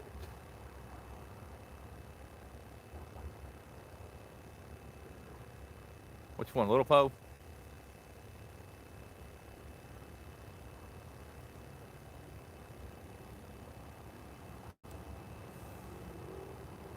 Oh, me, not you. Huh? I hear you say, am I missing something here? Well, send that bite this way. I'll be happy with a little 2 pound channel. I'm going to say 2 pound this time. I'm not going to say any catfish because you see how well that worked out. What'd he say? Powerton Lake. Yeah, dude. Jason Lamb, one of the guys that's going to be up there at the meet and greet. He caught a bunch of 30, 40s, and 50. I think a 50 up there.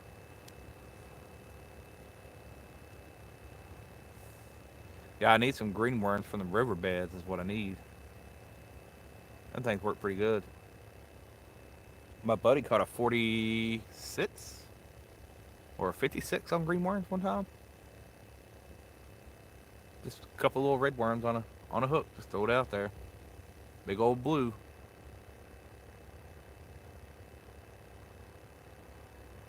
Yeah, Jig with Jake's caught some too over there.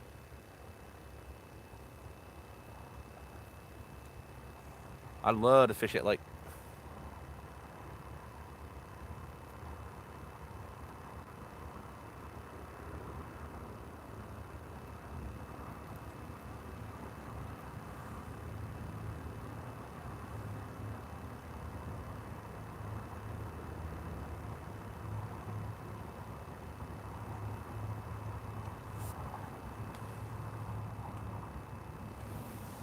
Yeah, it's a little cool here. Not too bad yet. I brought my hoodie down just in case. I know I'm going to need it. Where'd my pop go? Alright, just keep putting it in the. I keep putting it in the wagon here and I don't see it.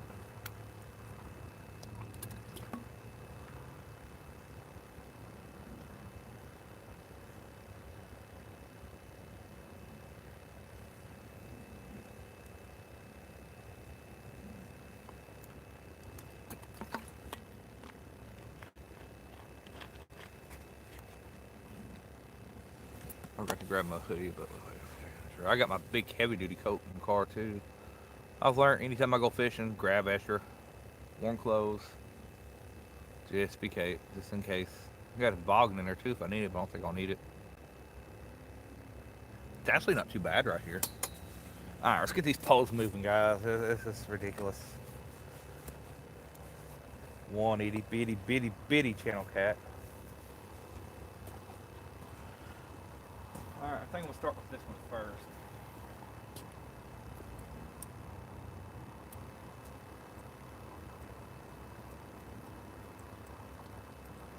Get some fresh bait on it.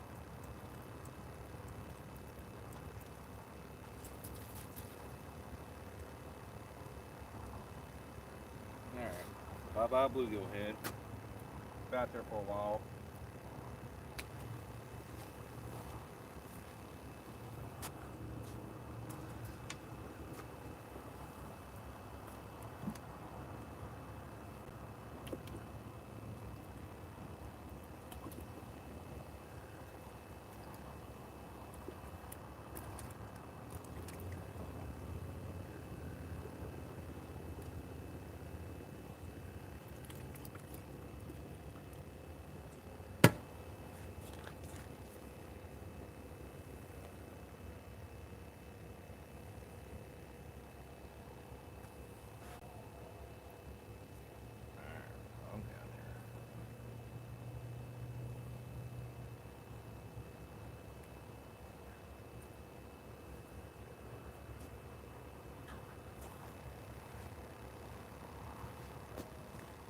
If y'all can see it.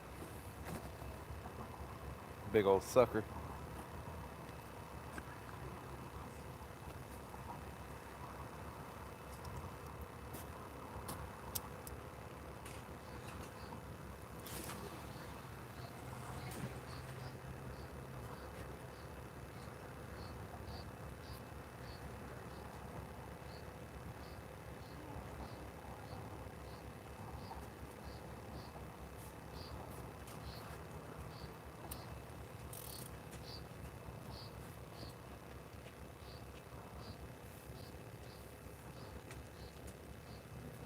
Alright, so we got big old sucker on this one over here.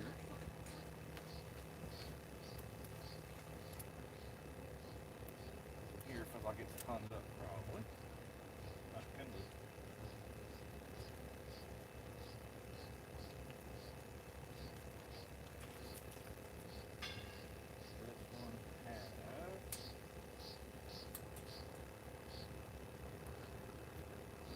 piece. Not a real big piece, but I'm gonna cut me. I'm gonna put a skipjack head on it. Go big or go home.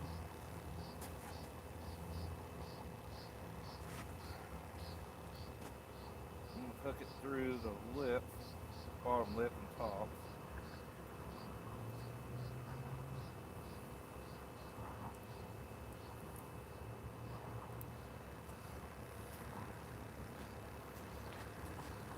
Well, I can show y'all.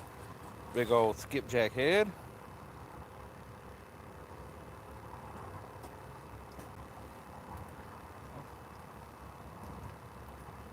Hopefully it stays on the bottom.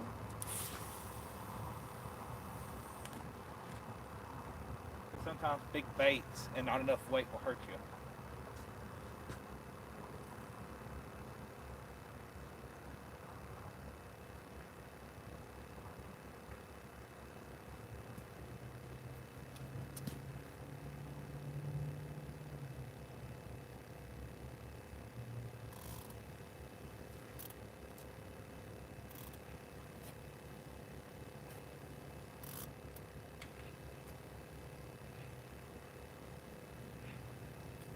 Hopefully it stays.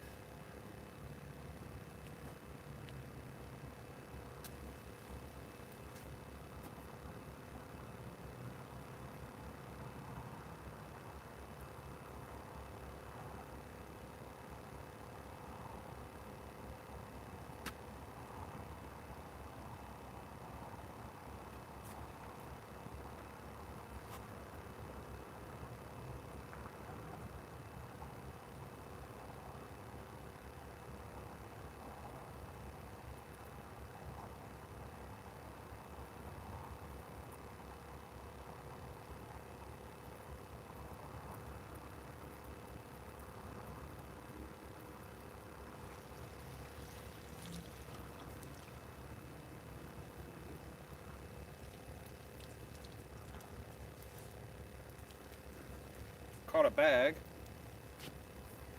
Well, at least we're cleaning the river out.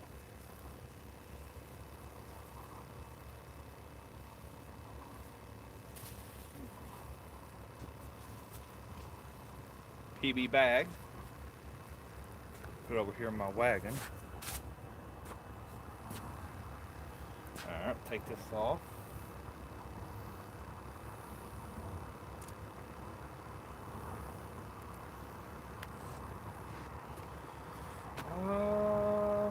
Yeah, big skipjack head up there. I feel like putting another piece of skipjack on. I really feel like that's going to be money maker. We'll see.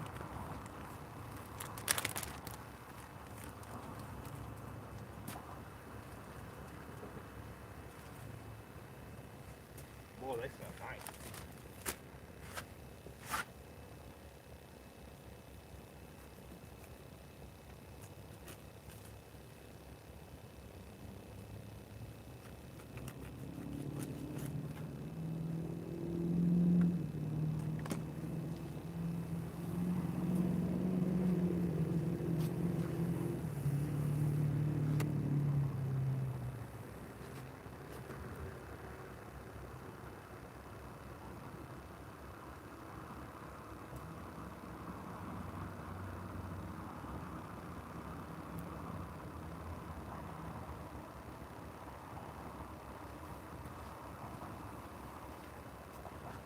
Big nice skipjack gut piece out there. We'll see what happens. Got all the good juicy guts in it. You can tell it's real fishy smelling. So I'm hoping that helps.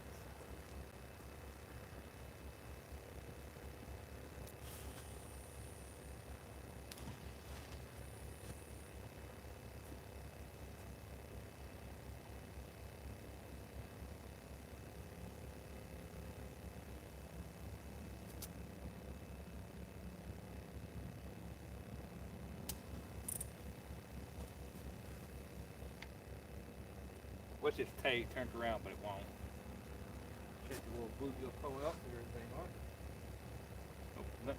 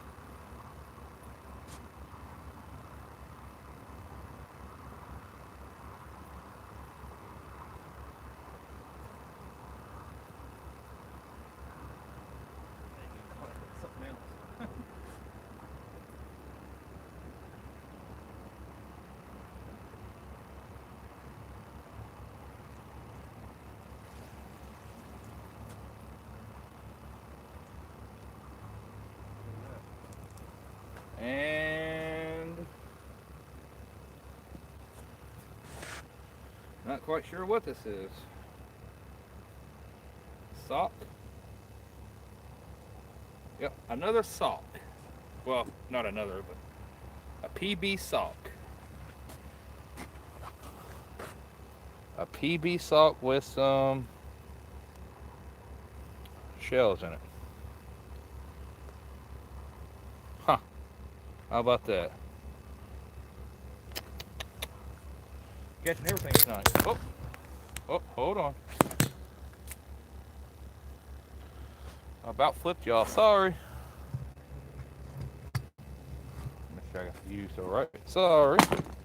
Caught the phone. Alright. I made my leader line a lot longer than I normally do. Just really truly shocked that I ain't caught nothing on that chicken breast yet. Maybe I ought to drop a piece right here off the back of this. It's about 7 or 8 foot deep right here behind this. And I caught that little channel cat there. I think I'll do that. Try it there.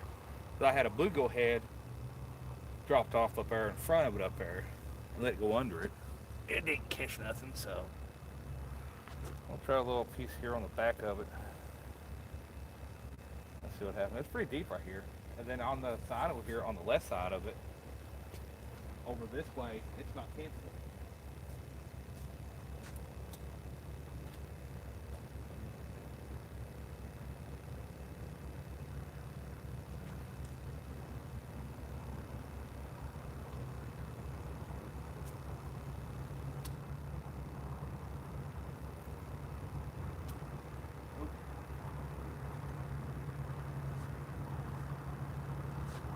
Nope, not deep enough. Not for my life.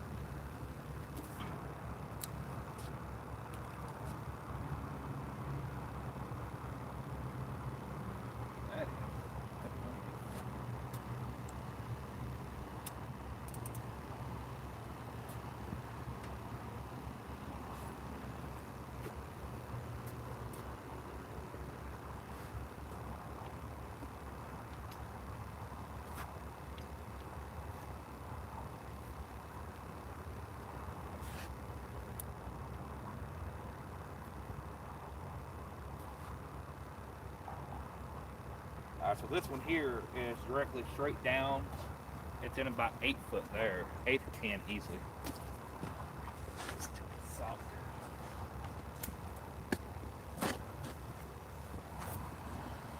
Alrighty, let's give her another go. Fresh bait, new spots, all different spots. Knock on wood, I have not broke my line yet. I have not broke my line yet.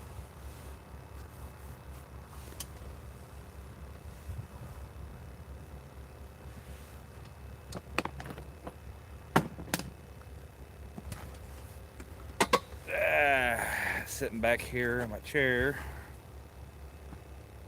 chilling, relaxing. Yeah, them poles look a lot better, completely dark, don't they? We got 2 pieces of fresh skipjack, a big old skipjack head and a gut piece, and then we've got crap. What was that one?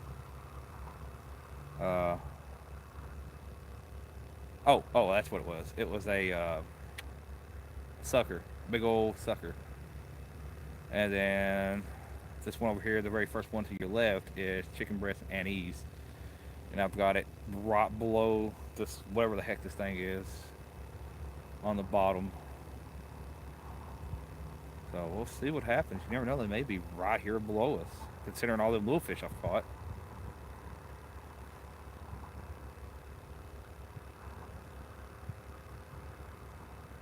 Crap, my pants is all right here underneath of me. Chico, if that's how you say your name. 1 finger length channel cat. Okay, we got that going for us. 1 finger length channel cat. A few white bass and 1 striped bass. That's it. I mean, I just think this ain't happening tonight. Boy, that's a big fish. Y'all hear that? That was a big fish roll. I don't know what it was, but it was a big fish. But these black lights are, I don't know the name. Hold on, let me see if I can't find my flashlight. I'll tell you.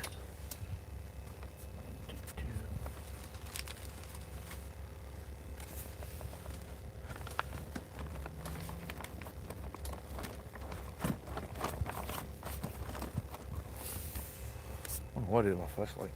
I don't know the name brand of them, but they're just 30 watts. They're 30 watts. Black lights. They're square, and it says 30 watt on the glass and IP. They're supposed to be waterproof. They're black and square. They got like a little stand. Comes in a 2-pack.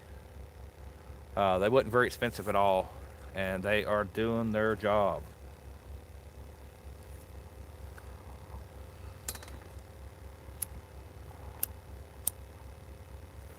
And yes, they was on Amazon if you're wondering.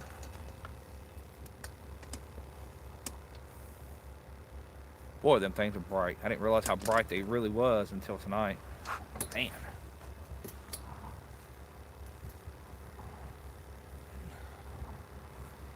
Looks like I'm the only one down here. I see some kids riding bikes behind me up and down. That's about it. Well, I have y'all here, so I'm not here alone.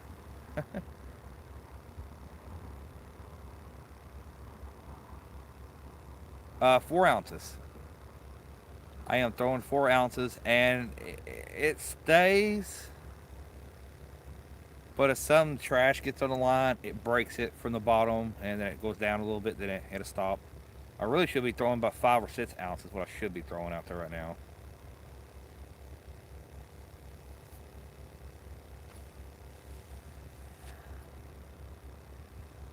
I mean, I got that 4 ounce out there with a decent sized little heck. That my bait's bigger than that little catfish I've been using for bait. What size is your line? I got 40-pound big game on 3 of them for the main line. 25. I got 25-pound big game on this one here, only because that's a 6,000 series. Um, this one here is a 6500 C3. That one in the corner is an old Shakespeare SKP 2000, and that and there's a C3 6500. 40-pound big game, and all 4 of them have 50-pound big game clear fishing line. I use that for the leader line. And let me tell you right now, I didn't think there was a much difference in 50 and 40-pound, but there is quite a bit of a difference. I didn't think it was that much, but it's quite a bit.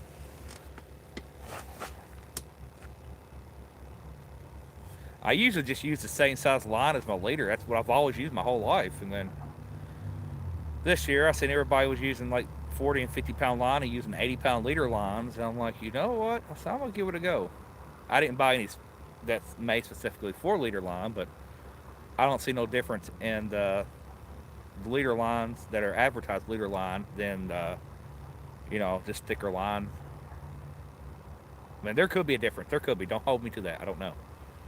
But I'm pretty sure mono is mono no matter what, and braid is braid unless it's 8-strand braid or heck, I think I even seen a 32 strain braid, 32 strain braid.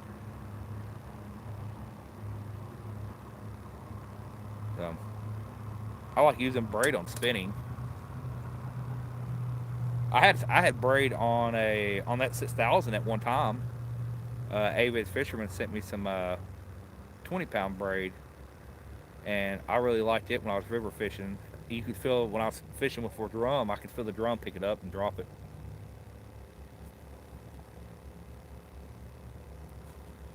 What's up, Mr. Gadget? Yeah, 30-pound main. Yeah. So I started doing that this year. I'm like, well, like today, like I got snagged 2 or 3 times, and whatever it was snagged to, it come loose. It came loose. That 40-pound line's hard to break. 30 pounds hard to break. 25 is pretty hard to break too. It ain't that it's breaking, it's that stretch. And I like it stretch. Gives you room for play and air. If you have a pole you're casting out and it messes up or catches or something like that, usually it'll stretch to where it won't break. Braid, you get snagged and you're tossing it hard with 4 or 5 ounce sinker. So long.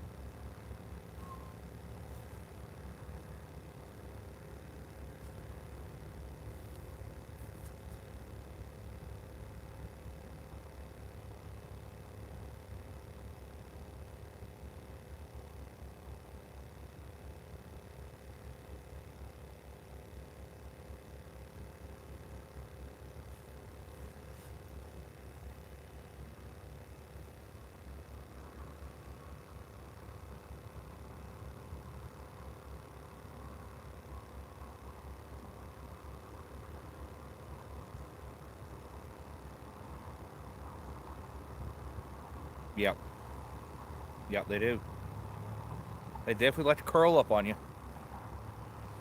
I usually take mine outside and tie it to something to stretch it one or two good times like it does when I catch a fish, and it's usually pretty good. Don't get me wrong, it still gives me fits. But until after I catch a fish or two on it, it's usually pretty good. I like that 40 pound. It does really good for after you catch a fish on it. It straightens out. It does really well.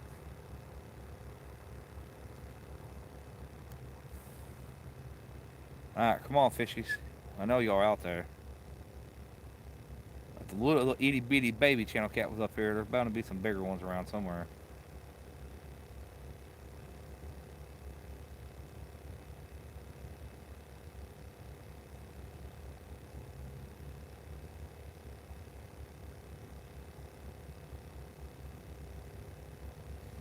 And it won't take much to make one of them bait clickers start to scream because that current is pulling pretty good.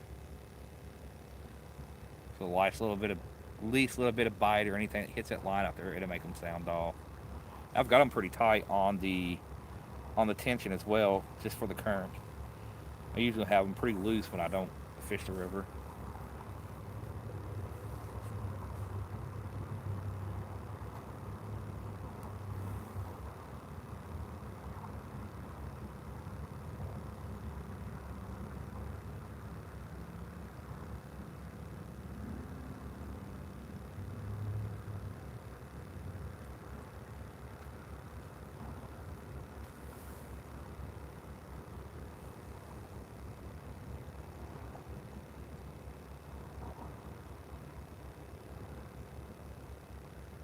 But yeah, I got a pretty good lidded place here. I mean, it's lidded pretty good.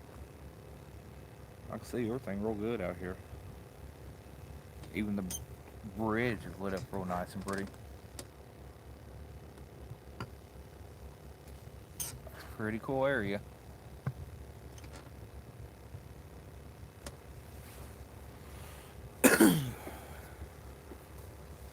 Yes, I am. I'm fishing the Ohio River around the Maysville area. Good old Ohio River.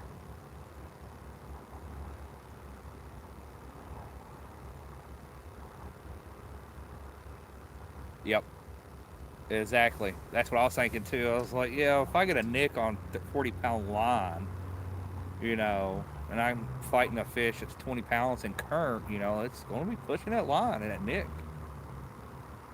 Uh oh. Well, come on, take it if you want it. Uh oh, guys. Uh oh, we got a fish. Come on, take it. Take it, take it, take it, take it, take it.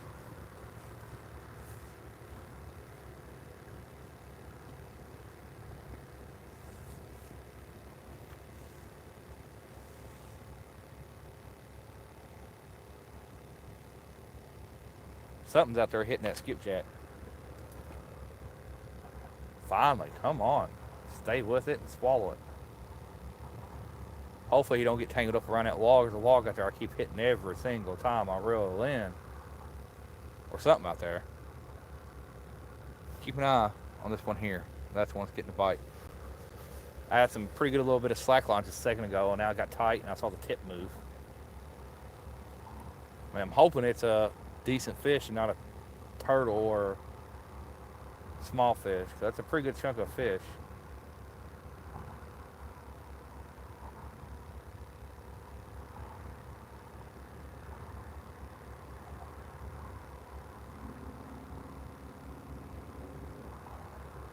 Whatever it is, it's out there chewing on it. That line will get a little tight, and it'll get loose. It's a little tight.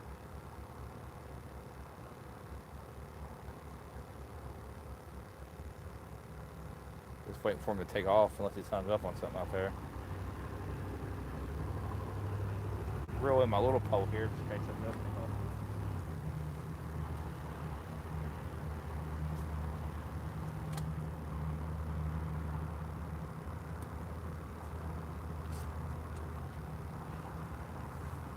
Something clearly hit it. That was a hit. Now we'll just see if he takes it.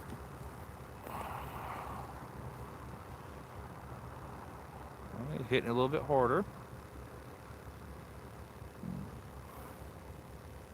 I'm waiting to hear that bait clicker sang a little bit before I even get sighted.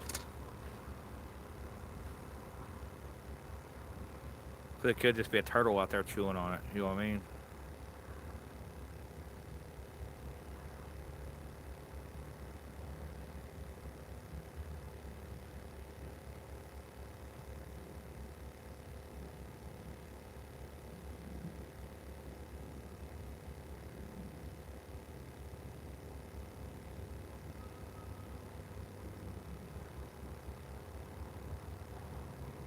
Come on, you can take it. Come on.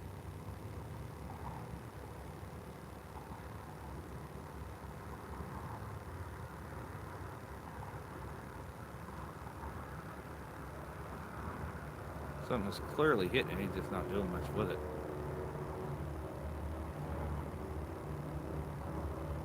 I ain't touching it. I ain't taking my chance of messing that up.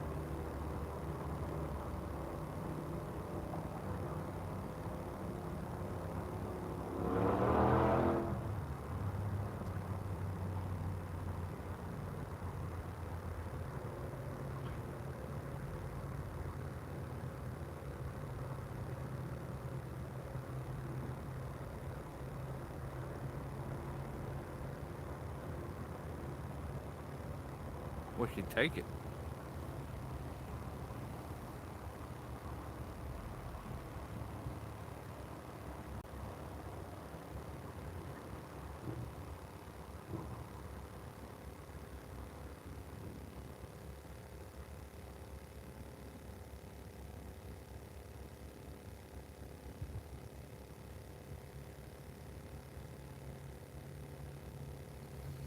Must be a small one.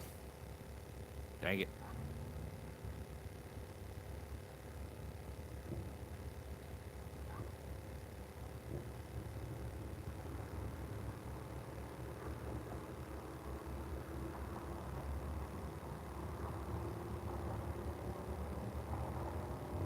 Still might take it.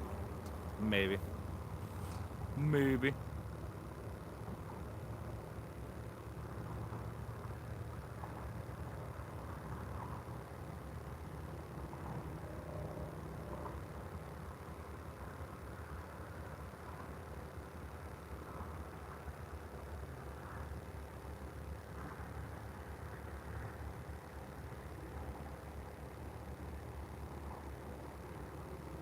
I want to go over and feel the line, see if I can feel him hitting on it. He might be stuck on something. He's out that areas where I've been getting stuck on something out there. But we'll see.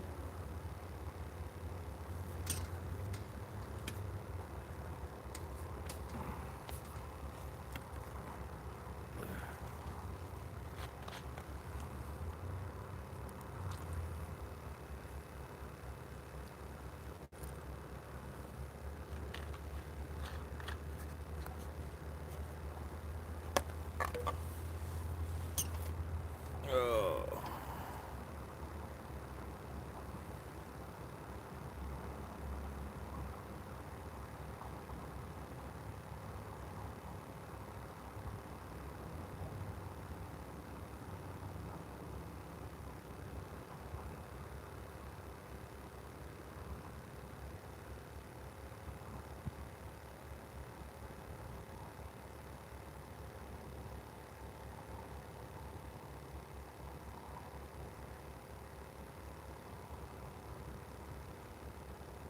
Well, I thought something was going to take it.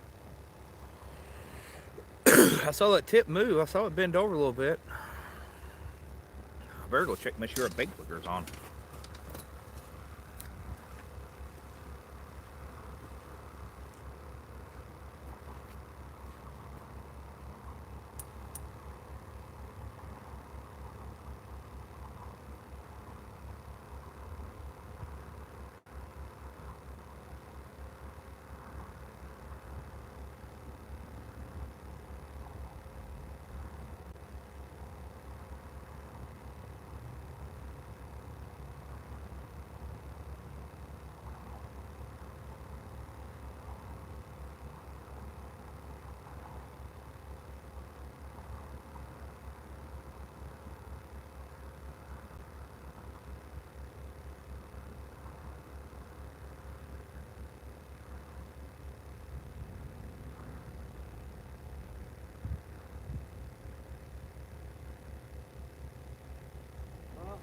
wait and see.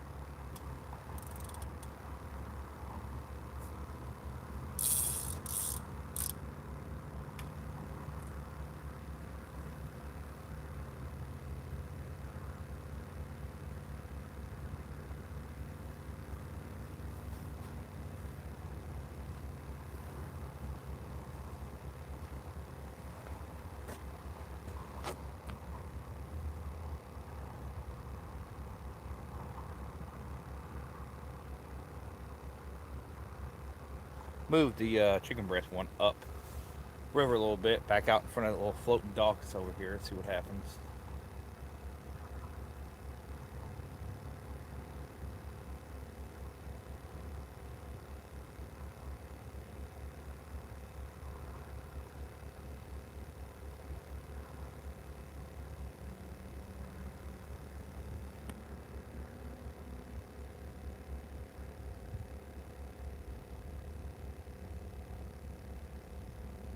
Found to be in a good little area though, 'cause there's been a boat over here drifting, um, dragging baits over here for the last little bit, for the last, I don't know, 2 or 3 hours. Same spot, same area. What's her having any luck?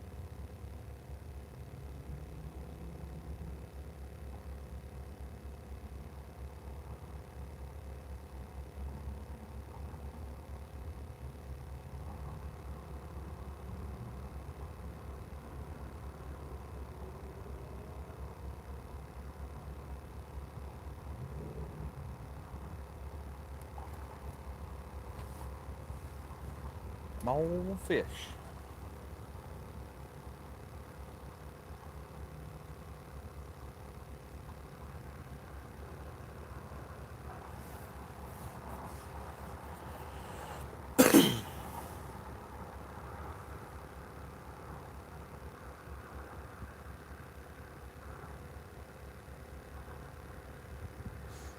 You know, I ain't seen no barges today. Not one barge.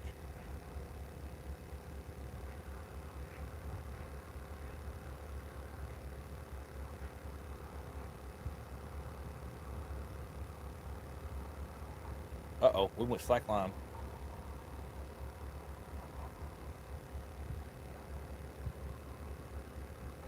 Something picked it up and dropped it. That was a straight up pick up and drop.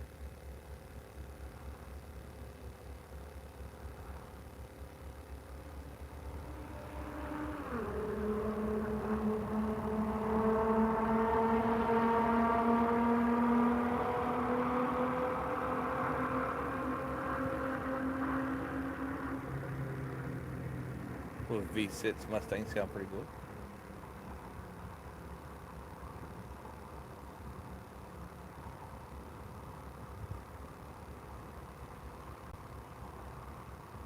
I don't know, maybe whatever it is, it'll take it eventually. It's the same one, this one right here. This one right here.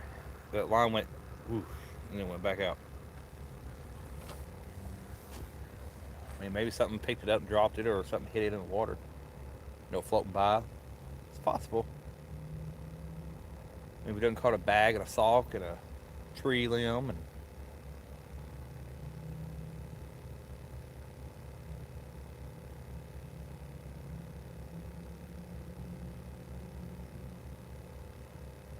I have a feeling something's going to run with that eventually. Whatever it is.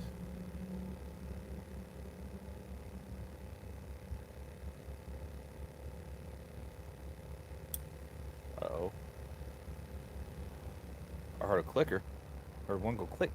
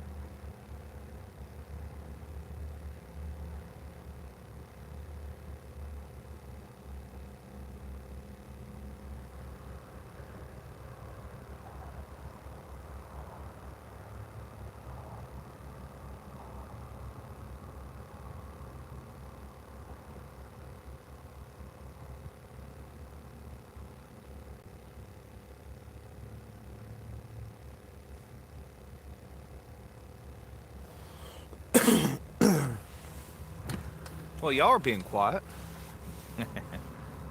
Nah, y'all are fine.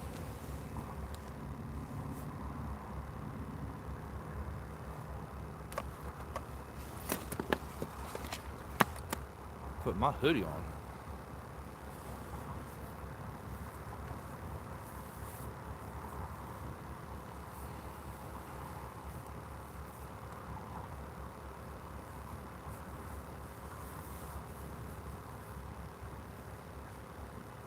We got some people fishing back there in a car. We got a boat. We're anchored up by the bridge.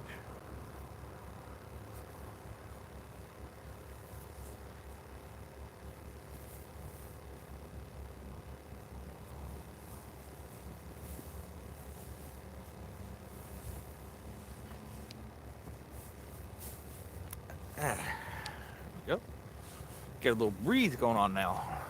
Just a little bit. Let's see. Catch 'em. I'm trying, Bobby. I am on the Ohio River in Maysville, Kentucky area. Maysville area.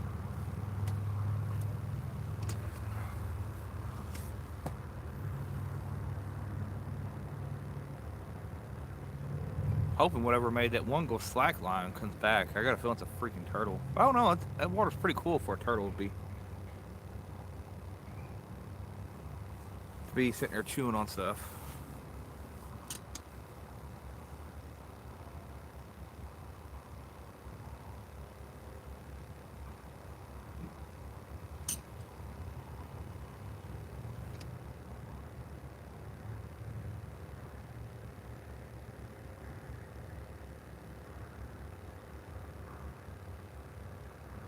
Mr. Gadget, the old boat, it's doing pretty good. I took the outboard off. And I'm gonna try to find me a tiller handle outboard to put on it. Right now, it's just got the trolling motor on the back. Um, Pretty sure it'd be okay for small rivers and lake stuff, but anything big, nah, it wouldn't be safe. I have found a few outboards. I was supposed to go look at 2 or 3 of them, but the guys never did text me back when I could come look. So it's been a fun time trying to find an outboard. One I'll have to drive 4 or 5 hours to go get or look at. The Chrysler, it ran when I took it off, but sometimes at a higher idle and higher speed, it would one of the cylinders would misfire on it. And I tried to get the flywheel off, but the flywheel was so stuck on it, I couldn't get it off, and I can't find parts for it anyway. So I'm just like, you know what? I'm gonna take it off. If anybody wants it, I'll get it. Hook them up, and then just buy me a little smaller motor, a little tiller handle on the back. The boat's solid. The boat is super duper solid. It's worth, keeping and going on. That's what my plan was for tonight, was go hit the Kentucky River on it tonight with these rods and everything, but it didn't work out that way. I ended up having to fish the bank somewhere because the dock I'm wanting to use is caked in mud right now, and they're currently cleaning it off so that way people can start using it. So it's supposed to be done by this weekend, but of course it wasn't. That's okay. I still think it's a little cooler than normal for my type of the way I fish, anyways. A lot of, like in the wintertime, I caught fish during the winter. When me and J Dog went out, we caught those fish in 15-degree weather. It's pretty cool. But for what I'm chasing right now, I want some flatheads. I want them big old flatheads. Don't get me wrong, them blues fight pretty good. But you catch a flathead, it's fun. Same with the channel cat. I feel like the channel cats fight harder than the blues. The blues, it's like rolling. At least the ones I've always caught always rolled. They come up real easy. Flatheads and channel cats. I don't know what about them channel cats. They definitely fight bigger than what they think they are.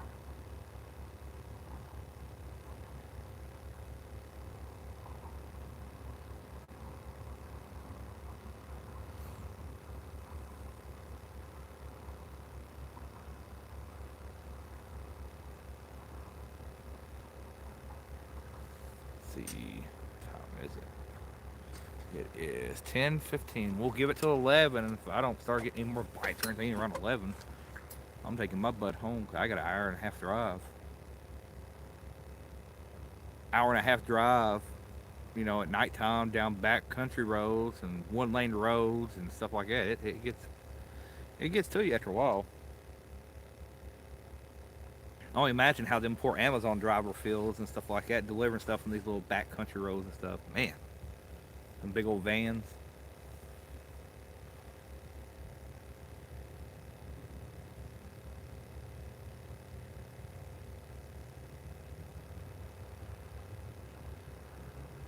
Oh yeah, we have a little bit of current. Yeah, that's why I'm looking for about. I see people with 15, 16-foot boats with a 9.9 and get away with it. Don't get me wrong, you don't get full plane, but it gets you down the river, and I'm just looking for anything to get me down the river. Yeah, there's a little bit of current. Anything less than 4 ounces out here, it's not going to stay. Like, I'm having trouble keeping 4 ounces out there right now. Every now and then they'll move around or roll on me.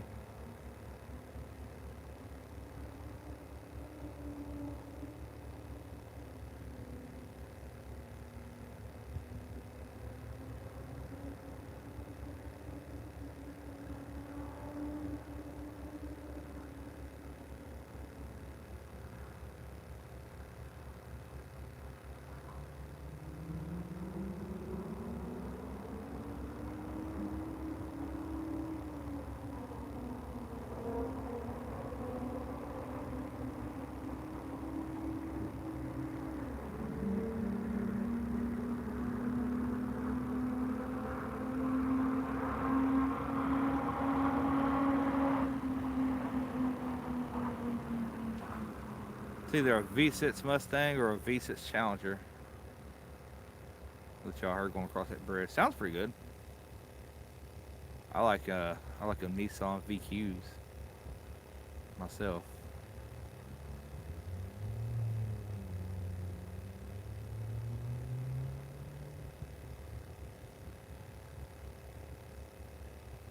My little car sounds like a pissed off weed eater.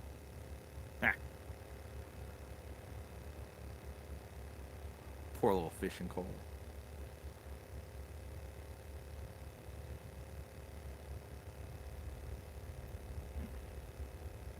I probably should check it one post. It's had all that action on it. It's had two good little hits and a pick up and drop and stuff. I probably should check it out and see what's going on with it. I'm afraid to though. Cause them flatheads, they'll do that. They'll sit there and chew on they'll sit there and chew on it for a long time. And they'll sit there and just lay there and chew on it. I don't know why they do that. They just do. I don't know how many times I've had live bluegill out, and I'll think my bluegill's dead. He's not moving or swimming or doing anything, or there ain't nothing biting on it. There'll be a flathead on it. He just sit there and swallow the bluegill and just sit there and chilling. I've had that happen a lot to me.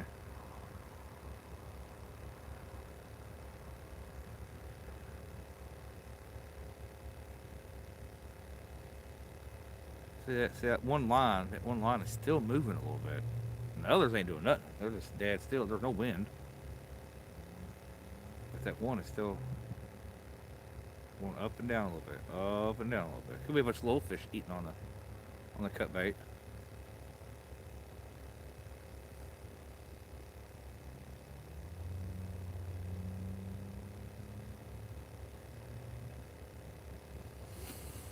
I tell you. Yeah, I still think it's a pretty cool idea how they make these rods like this with black lights. It's really cool. I used to love going in the bowling alley and it was glow night. Oh man, it was so fun. That's what it reminds me of. Glow night when you're bowling. Bring back a lot of memories from when I was a kid.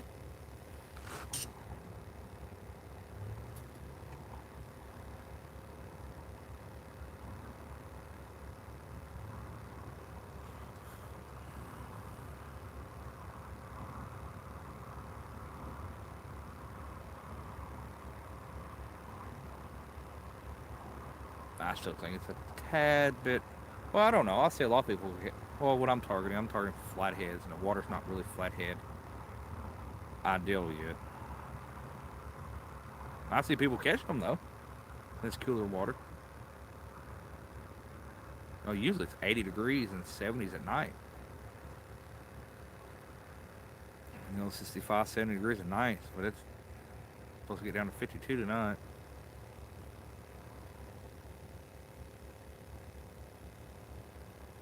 Well, up there it is.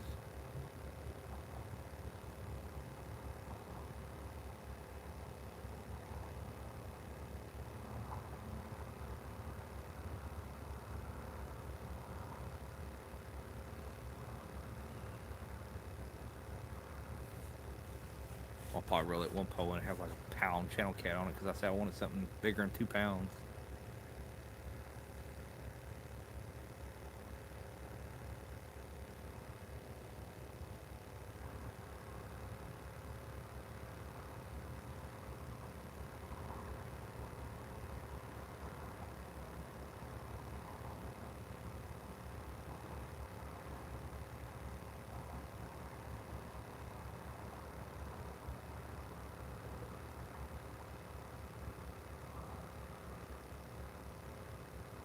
Hopefully everybody's having a good weekend, a good night.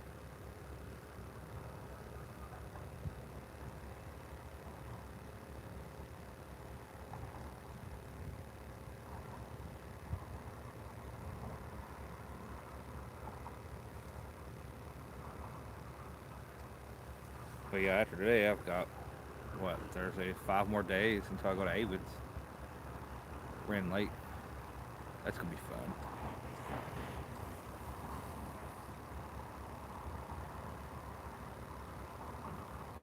Hoping we have enough signal there to go live. I know at Cascade River we didn't really have much. I didn't have no signal at all. I could only text, pretty much. And that was it. I couldn't get on YouTube. I couldn't do nothing.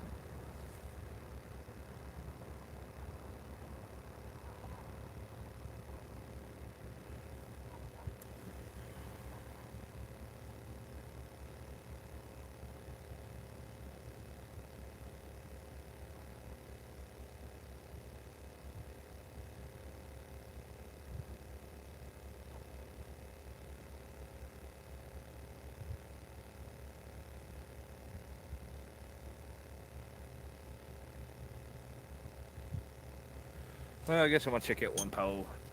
Curiosity killed the cat.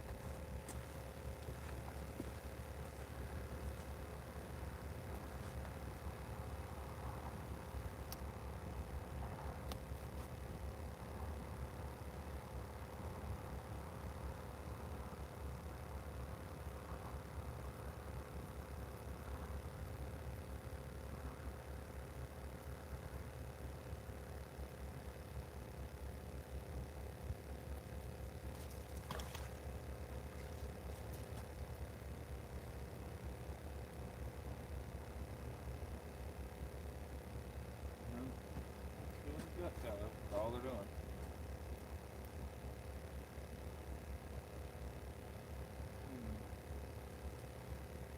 I'll take this and throw it that way and roll in.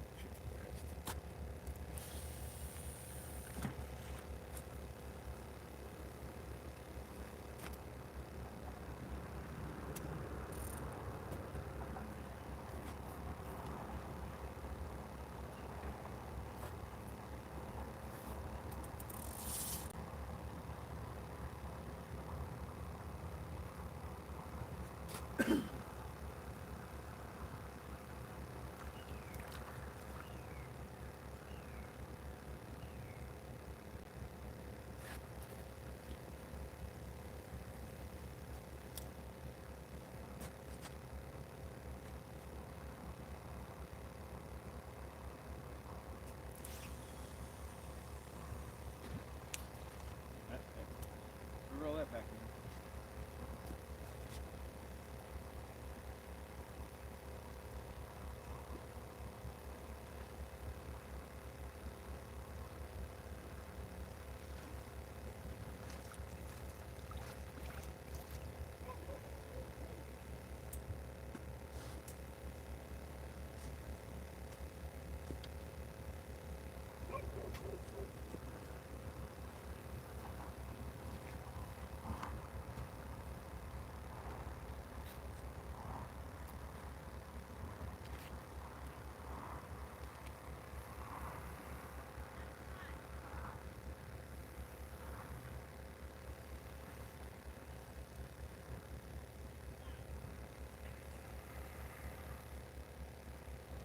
Put a bunch of chicken on there.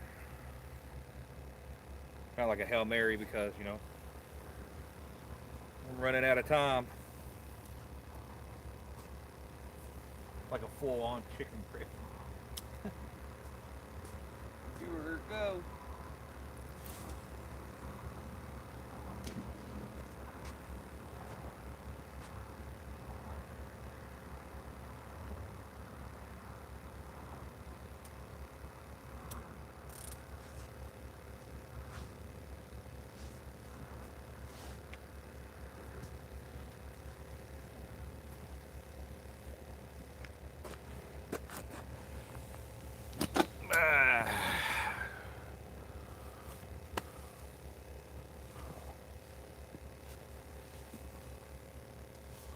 Like I said, we'll give her another.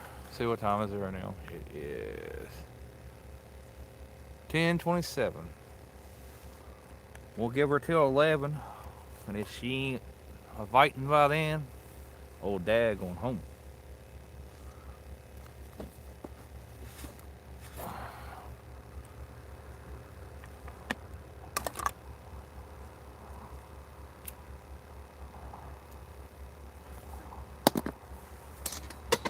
You know, that's one good thing on a boat. You don't catch that within 30 minutes. Anchor up and go somewhere else.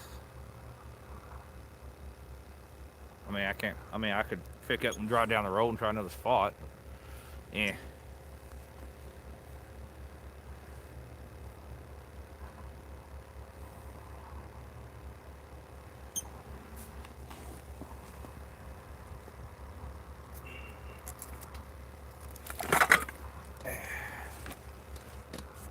Grab me a fresh Mountain Dew.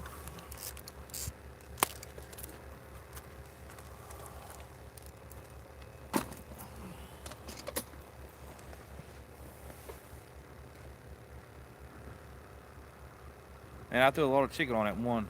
I'm just going for the Hail Mary.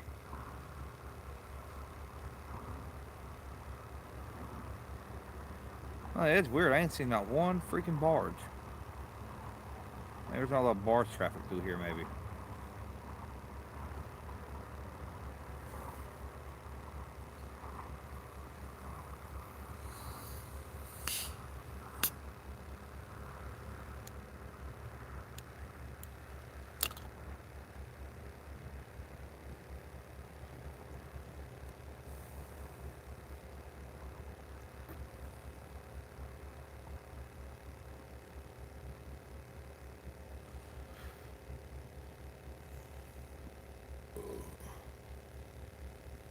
See you later, Steven. Have a good night.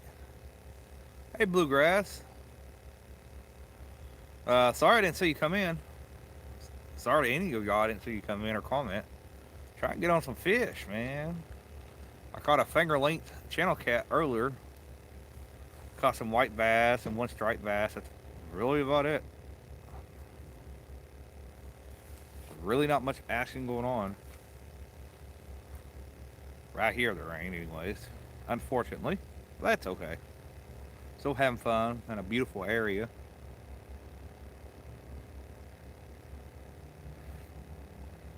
This is all new to me. I've never fished here before. Uh-oh. There's a hit. Come on. That or something in the water hit my line, but it rocked that pole pretty good. Well, if that was a bite or not, this one right here. That one right there, something hit it pretty good. Could have been something in the water. Got my attention real quick though.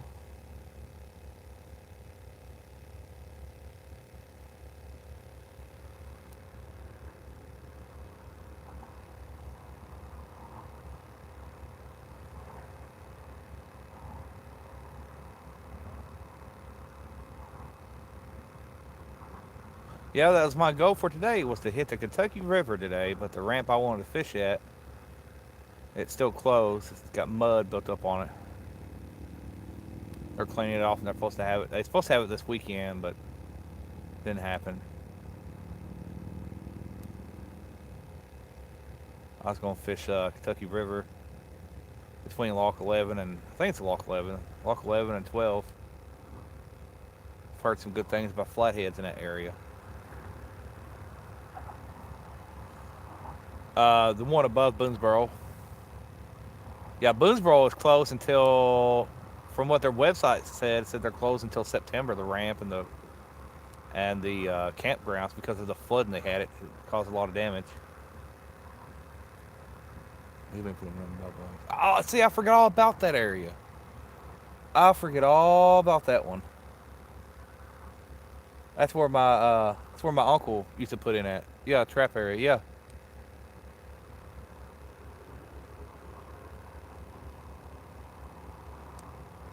See, I forget all about that one. I know, Chesapeake. I know. My little bait rod got bent today. It got bent quite a bit. If it wasn't for it, I wouldn't have caught nothing tonight.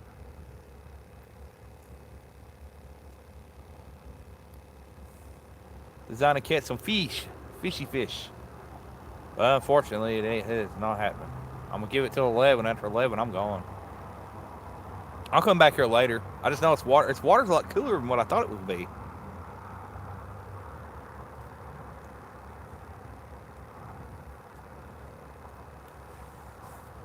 You know, I just figured since it was 70 degrees, that water will warm up pretty good. Yeah, they do. They look pretty good. It's something new. I'm still getting. He probably doesn't let. He's like, well, he lost connection. I ain't watching. Oh, this.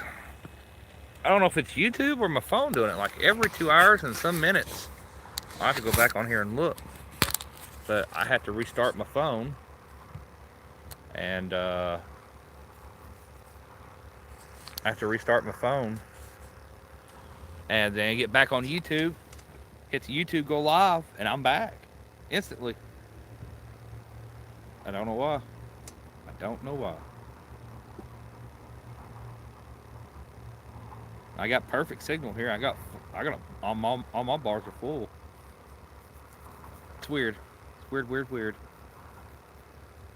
Probably should have updated my phone by now, but it works.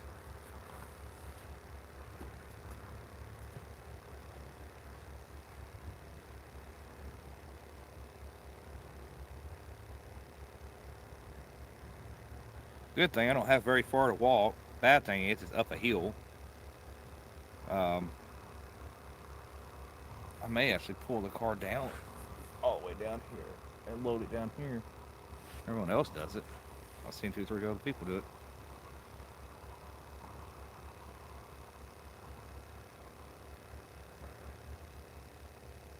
Sorry guys, it did that. It's done that 3 times now tonight. I don't know why. Like it'll say connection lost. I'll leave YouTube. I'll restart my phone, turn it back on, hit YouTube link, and I'm back. I don't know why it does that. I was sitting there thinking to myself, man, I'm probably gonna catch fish. That'll be the time my phone's messed up. But guess what? I didn't. I didn't.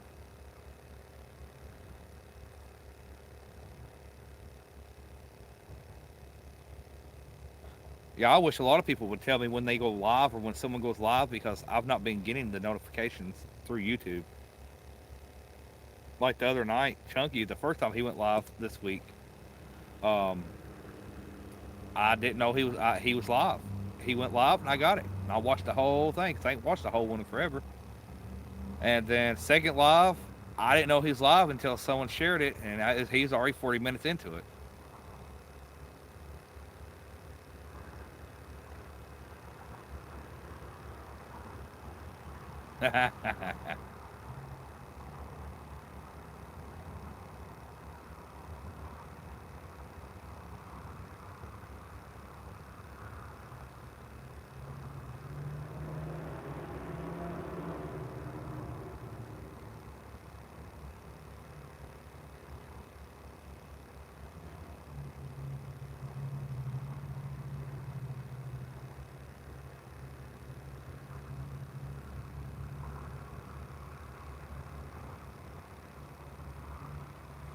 Like I know there has to be one spot on a bank that produces, you know, decent fish all the time. You know, there has to be at least one spot.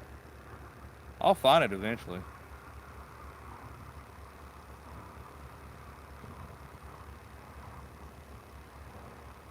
Like all, I don't think I'd ever have a day where it's like chunky, like 10, 20 fish a night, or like muskrat adventures. You know, when he's out on his boat with Skip, I don't think it'd ever be like that around my area ever.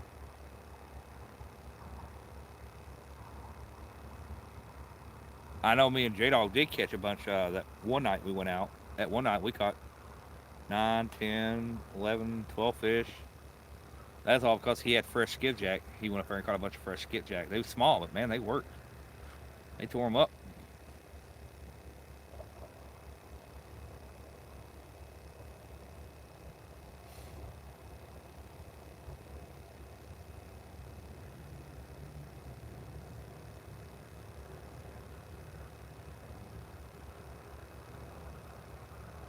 I figured that skipjack I had would do good 'cause it's only a week old, and it's really strong skipjack he's smelling.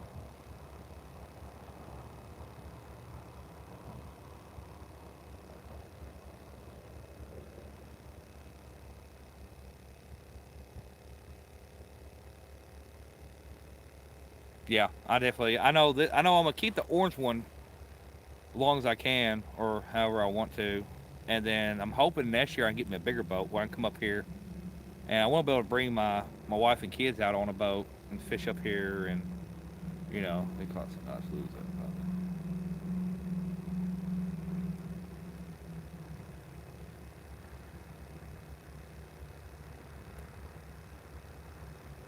Yeah, I've had a few people tell me come up here.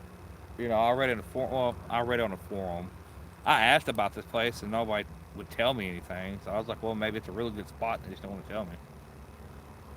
From the how far are you there from this boat? I can be there in about an hour, and it takes me about an hour to get to Louisville, and to get to the casino about an hour and 40 minutes. I want to think. I think. Once I get to Louisville, it only takes me about an hour, hour and 20 minutes. That's how far I drove here. I drove an hour and about 25, 30 minutes here. It's not that bad as long as you don't get stuck behind some slow pokes. Doing 45 in a 55 zone, it really irritates me.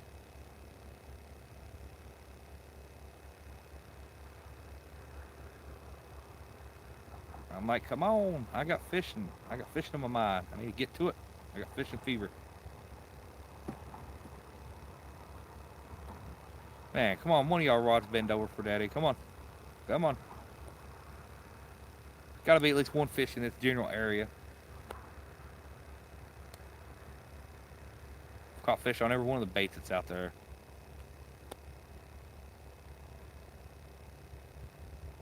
I caught 50 something fish on the chicken breast and anties at one day. 50 plus fish day. That's all channel cast guys, nothing big. And then I went another day to another place and caught 30 something fish. It's weird though. I do really good in different places, like the river. You know, uh, I've caught a lot of fish on the chicken breast and anties on the Ohio River. Nothing huge, but I've caught quite a few. I caught 3 blues at one day on it with J Dog when we fished it. It was snowing.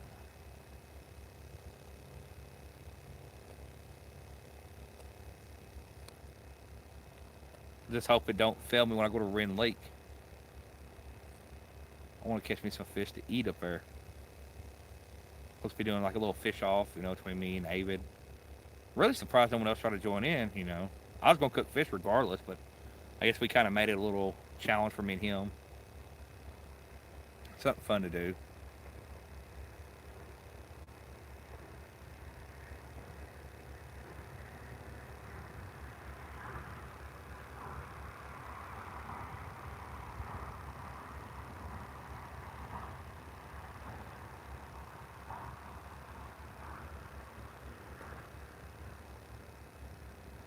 This makes what a lot of people too not want to fish Ohio River.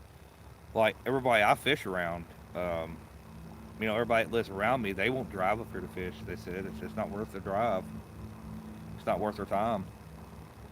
But to me, I still think it is because I know what's in here. I know what people catch. It's just when it's your time to catch them, it's your time to catch them. mean, if every time I went fishing and I didn't catch a fish, no, there's no way. I'll always fish no matter what.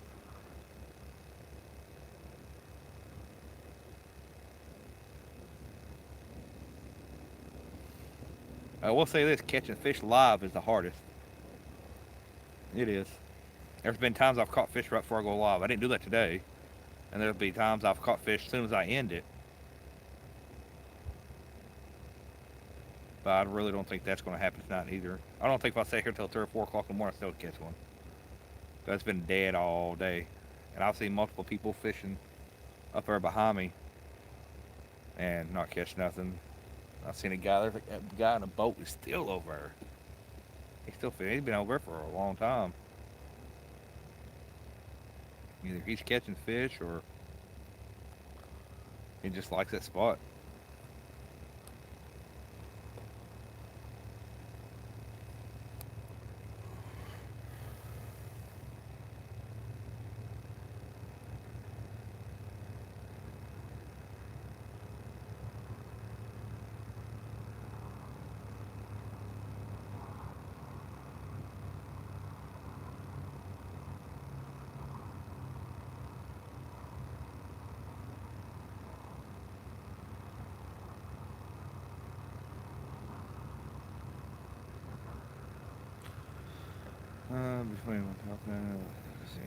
Okay.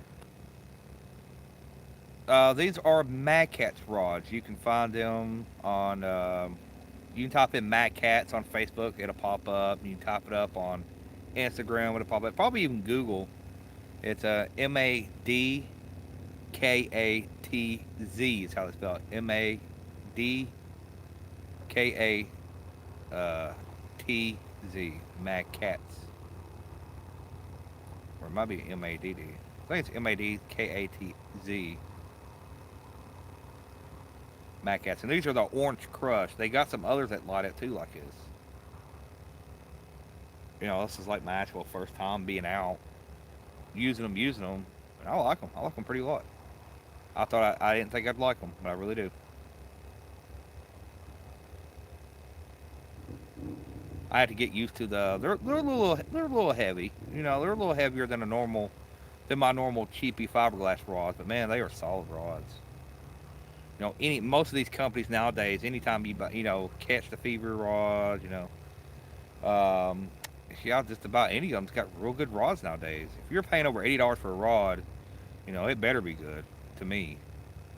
You got the muddy river rods. I had one of those. I liked it, but I didn't like the color scheme.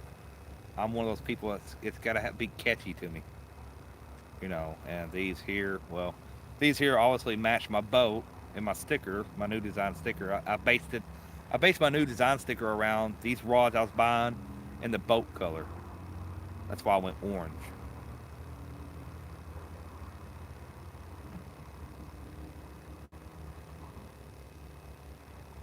No, these are just normal gray rails. They're just glowing from the glow lights. Like, if I turn them off, here, I'll show you.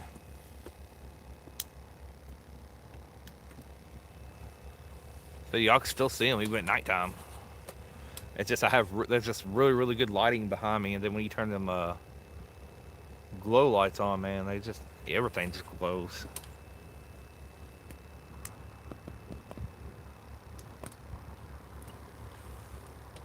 It's crazy. Yeah, this is my first time ever fishing here. I've never fished here before. Yeah, there was no way I was gonna be sitting with them things in my eyes all night. Uh, them black lights. They mess with my eyes real bad when I'm standing in front of them.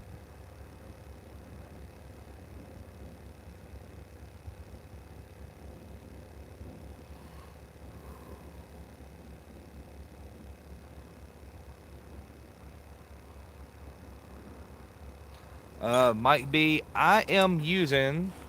Thank you, KC, the KC Fish page. Thank you very much.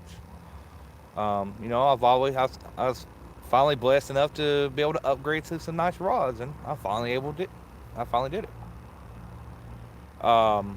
Oh, what was that? Catnapper. Oh, that's really cool. Where are you located at, Catfish Simple? Yeah, these are pretty nice rods. I finally was blessed enough to upgrade, and I upgraded. I'm glad I did. My choice at first was Big Cat Fever, but they was out of stock of the ones I wanted, so these were my second option, and they was in stock, so I grabbed them. Bait, I am using live bluegill. I have suckers. I have creek chubs.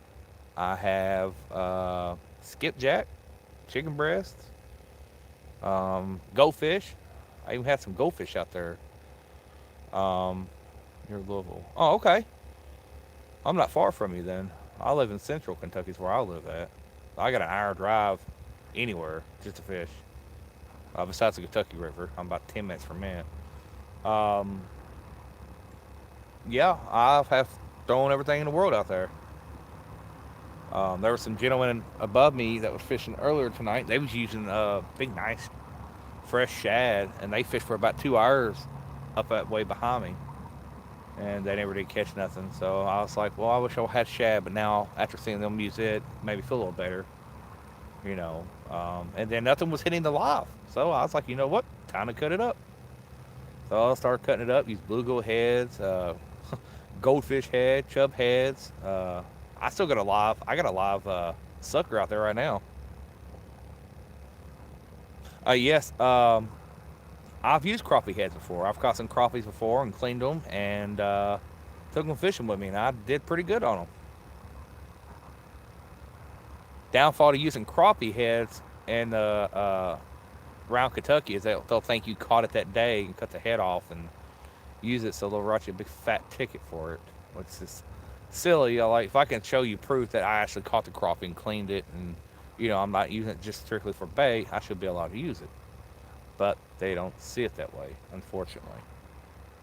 I had a lot of mitts. I asked people on Facebook, I said, hey, can I use goldfish on the Ohio River? Everybody's like, yes, no, yes, no. So I emailed the Kentucky Fish and Wildlife.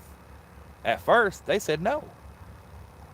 And then I talked to a game warden, and the game warden said yes. So then I emailed them again, and then they said yes. I'm like, well, then why'd you tell me no the first time? Because I would have used them last year up here, on the Ohio River. Use shad, sucker, and bluegill today. No, was y'all fishing? Was y'all fishing the Ohio River as well? Yeah, it might be. It's one of those things, man. It's silliness. You know, it really, really is. Now, I think on the Indiana side, you can do that. Indiana side, you can use crappie for. Don't hold me to that. Don't hold me to that. But I was watching a guy 812 catfishing. Real good guy. Has caught some big fish. My lord, he's got some big fish. And I said, man, you're not supposed to use crappie. He said, I'm in Indiana. I'm allowed to use them. I'm like, oh, okay. Well, hammer on. Man, that sucks. So it's not just me. Was your water real cool that way as well? I know here, somebody told me it was like 66 degrees, but man, it does not feel like no 66 degrees. Them little white bass and little striped bass I caught earlier, they were not 60 degrees. There's no way that was 60-degree water temp.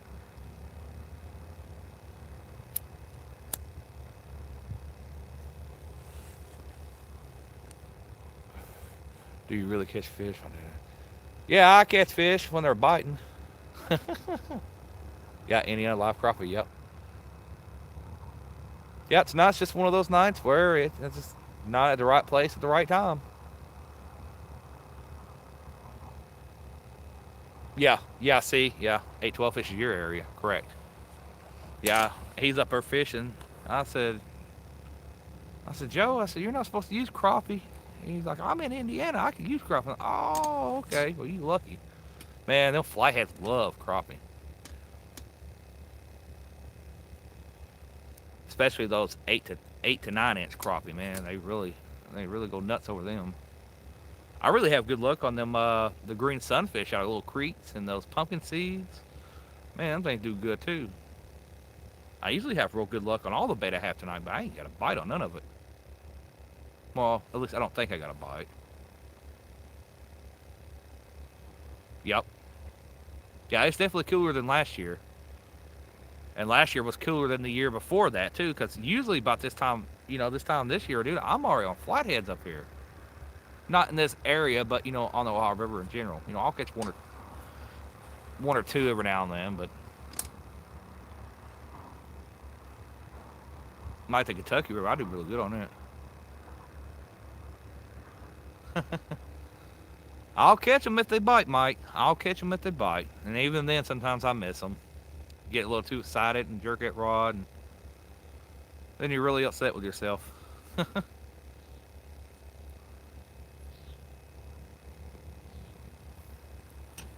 Yeah, fishing's fun. Even when I'm not catching fish, I'm having fun. It beats better than sitting at home watching TV or work. A lot of it's what we work for. We work for towards the weekend to fish and hang out with family, cook out, you know.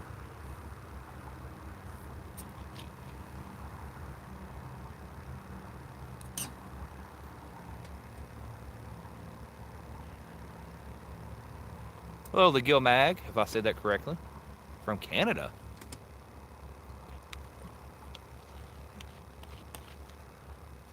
I got a couple of friends that live up there in Canada.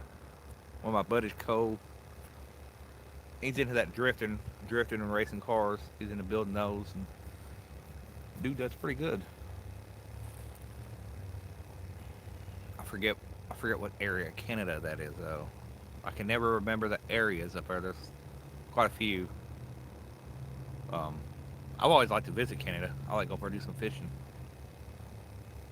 Definitely don't want to be up there in wintertime. Y'all can keep that wintertime. Uh oh. Was that a bite?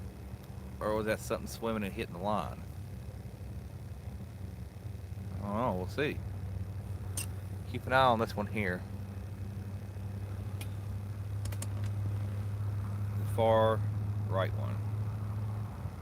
Might have been something swimming by and hit the line, or it could have been trash in the water hitting the pole.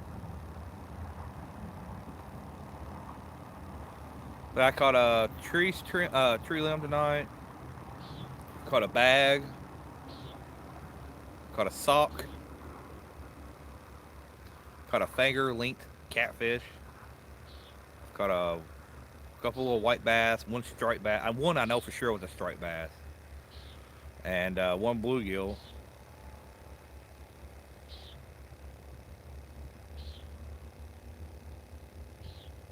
Feels like I'm playing one of them video games where you're fishing, you catch a can or a tire or something. Tell you though, it's what they say when you fish a river, you never know what you're going to catch. Hopefully, whatever it was, hopefully it was a fish and it comes back.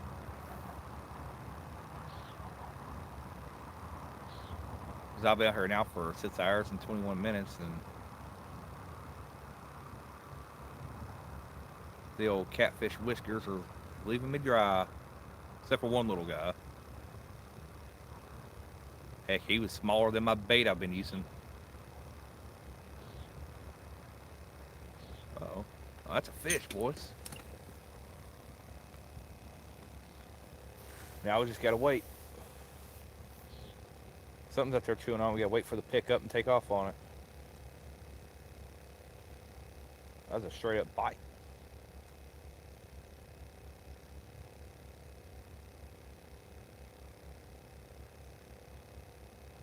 Come on. Take it.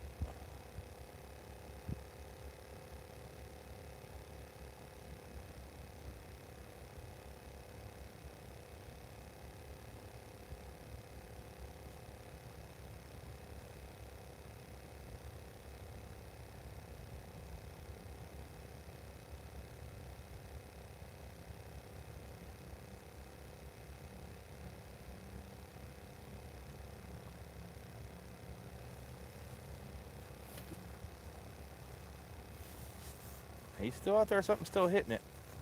Not hitting it with authority, that's for sure. He's just like it's hung up around a rock and he's trying to pull it. I've had him do that on the Ohio River too. Sit there and do that for hours and had a fish on the whole time. They just snagged up around a rock. Well, we'll see.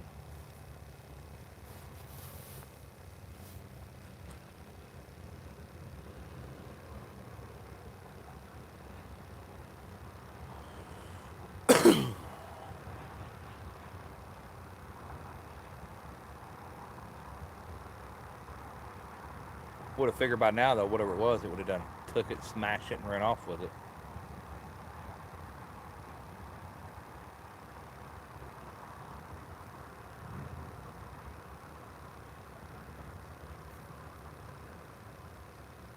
Can't remember what bait that was. I think it was skipjack.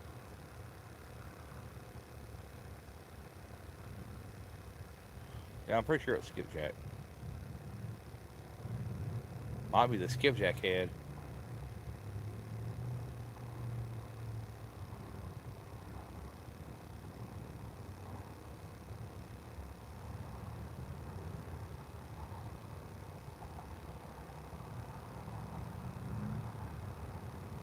Alright, I'm gonna sit back down.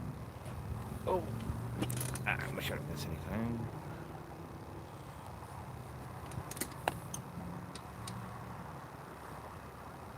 Yeah, they're starting to go. Yeah, the lakes and farm ponds stuff. They're starting to do that here. Well, where I'm at.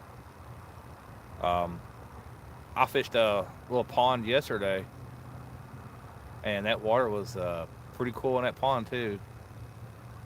I would have figured it'd been warmed up by now. It's just been a weird year. You know, even the weather. I mean, heck, we had snow in April. It snowed where I live at in central Kentucky in April. I mean, it actually accumulated.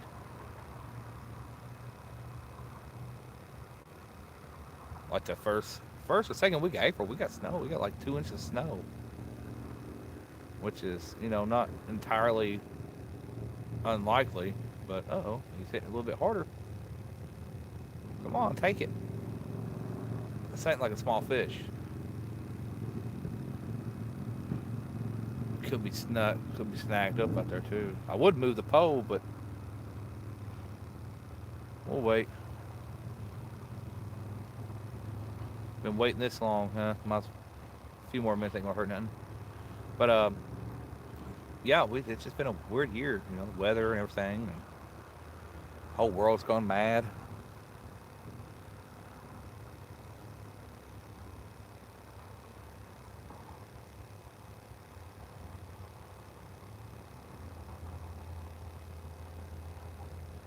I think a fish is hung up out there. I think he's hung up on something. Let's all get slack line and get tight. Slack line and then get tight. I don't know if y'all can see that on camera or not.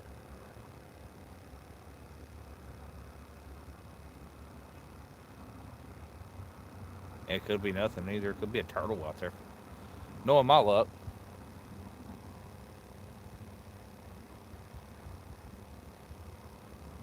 I just usually know how this Ohio River is. Sometimes you'll get a fish on and he'll be wrapped around a rock or something, and you have to get him unstuck to get him in. I've lost a few fish because of rocks. Always makes me wonder when I had a fish on and I lose him in a rock or a log if he ever gets loose from that line.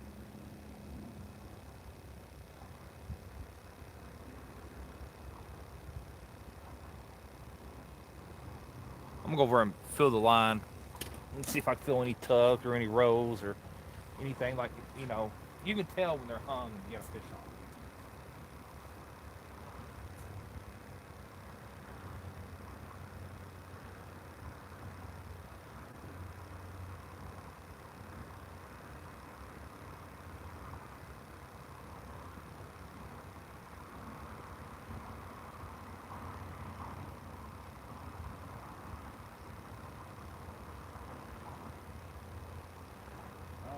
I rode in and checked it out. I'm not feeling anything, but the line's trying to do some crazy stuff. Yeah, it's hung on something.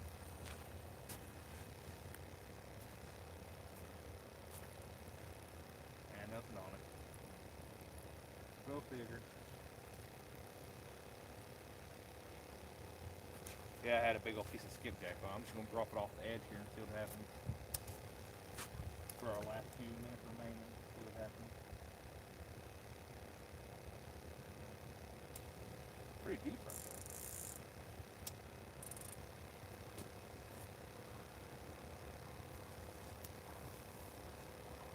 there. Yeah, it was stuck though when I went to reel it. It stuck pretty good, but didn't have no fish on it.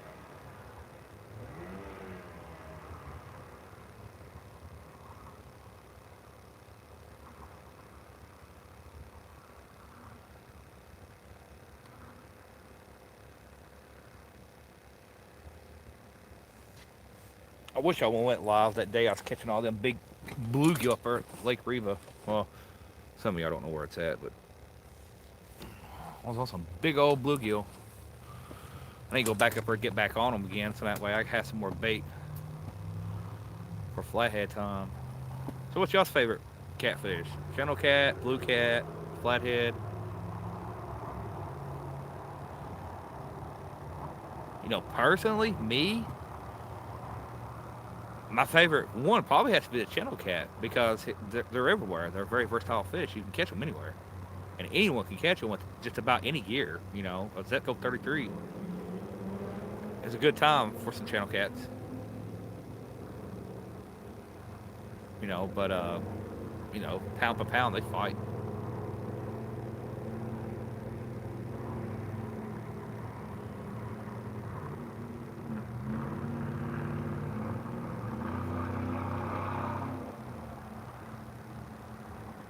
Flathead, yeah, them flatheads, dude. I've caught, you know, my PB 40-pound blue. I caught at Kaskaskia River. I got a video of it on there if y'all ever want to check it out. It's not me fighting the fish, me holding the fish and weighing it and showing y'all and everything. But that's about it. I forgot my GoPro. Yep.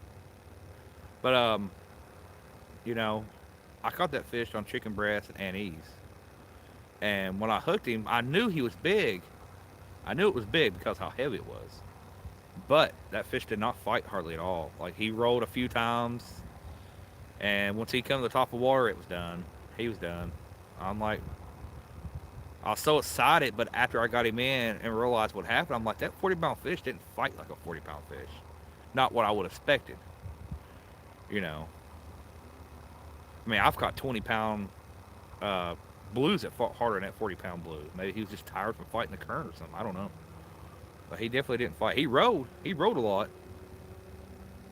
That's why it's good to use those barrel swivels when you're fishing, you know.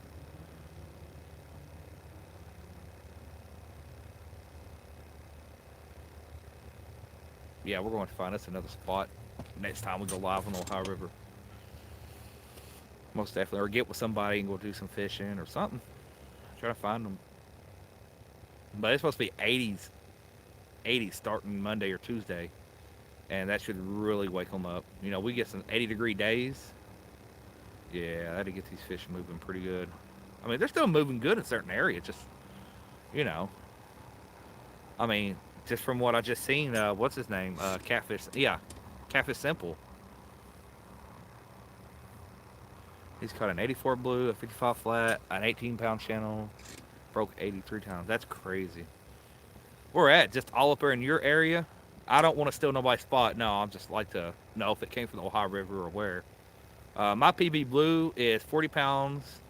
Well, actually 39. The scale he was moving around. The big blue was moving so much I couldn't. So we went with 39. My flathead is 36, and my channel cat is 23. I caught a 23-pound channel cat out of the Kentucky River on chicken liver. That was years ago. That's back when Walmart sold them real cheap scales, made by Rapella. You know, it came like in like a kit. Yep. Yep. See, a good warm week or two, and we'd be good. But at least I know my rods glow pretty good. You know, and I found a new spot to take. I'd love to bring my father-in-law up here with the water a little bit warmer. He's not able to get out and walk real long distance or able to get up and down steep banks. And this here would be prime for him. He would really have a good time here. I'd have to get him used to the old Ohio River, though. He's used to the Kentucky River fishing. And I'd have to give him some of my weights. You know, Kentucky River, it doesn't have no current whatsoever, hardly, at all. I mean, I can go down there just about any given day and use 1/4 ounce sinker and it holds.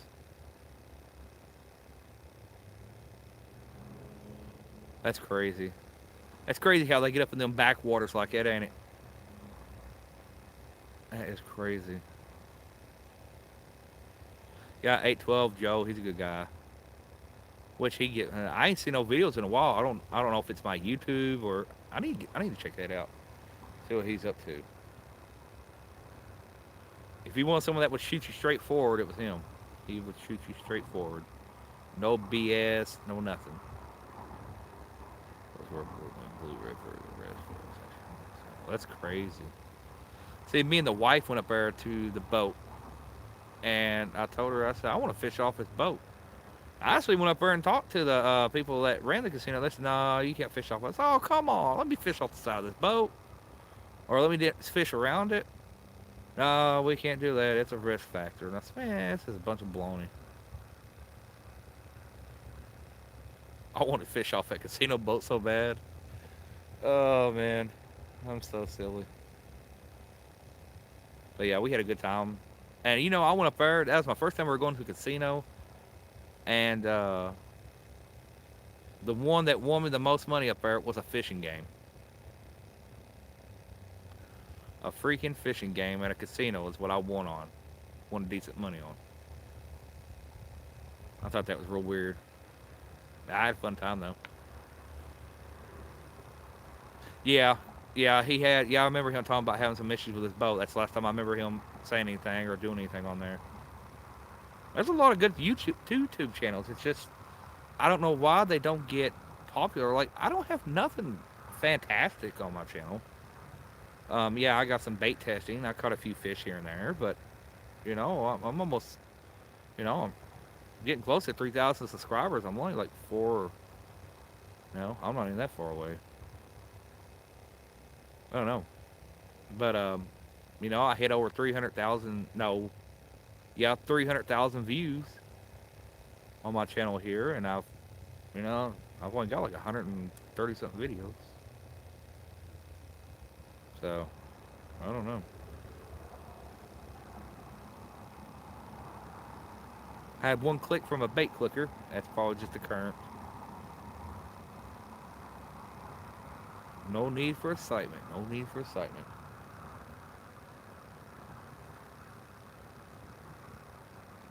If I had these poles into the ground with my rod holders, that I use for putting in the ground, I wouldn't use a bait clicker. Nope.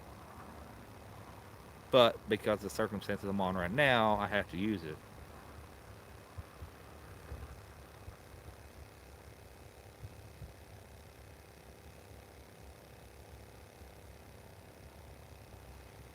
But yeah, it's crazy how the fishing changes along the Ohio River. Certain areas they call it. Some people call it Dead Sea from Maysville and down to Meldal. Everybody calls it Dead Sea. No, I have not catfishing, Pappy. If you're talking about the one up there in Ohio, across from the Kentucky side, no.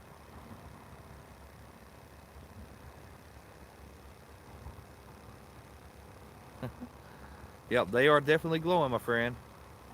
I'm hoping my camera is doing justice. I don't know how this phone's doing well. I know certain devices and phones do not do well with the black light. Like my wife's phone is like a $700-800 phone. It's got 6 gigabytes of RAM on a cell phone. I mean.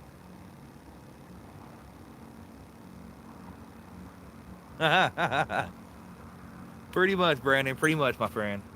And the fish are dead zone too. They're just down. They're just not doing nothing. I'm back. Sorry. Did it again. Restart my phone, put it back on YouTube, and boom, it's going. I don't get it. I'll have to do some, I'll have to dig into that. But we kind of went slackline on this one as soon as the stupid phone did that. I'm like, man, phone, you better start working on throwing in that river.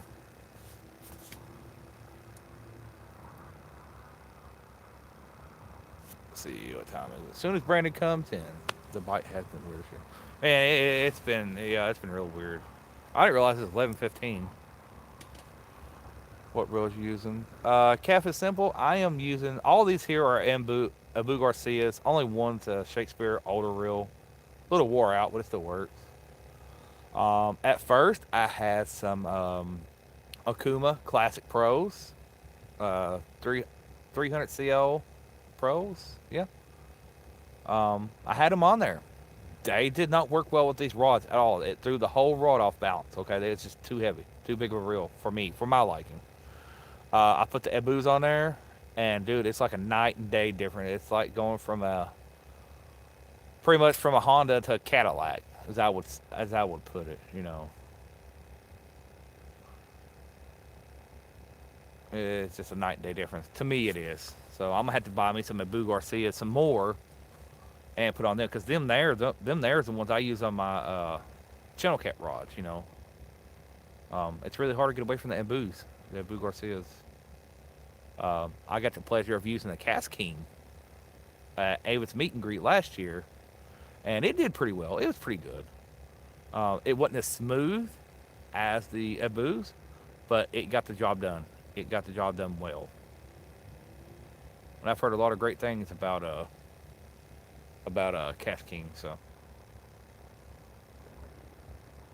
we'll give this about another 5 minutes, and we're gonna get on here. My buddy has a Purple Pro Rocket. Now, don't shoot me in the foot.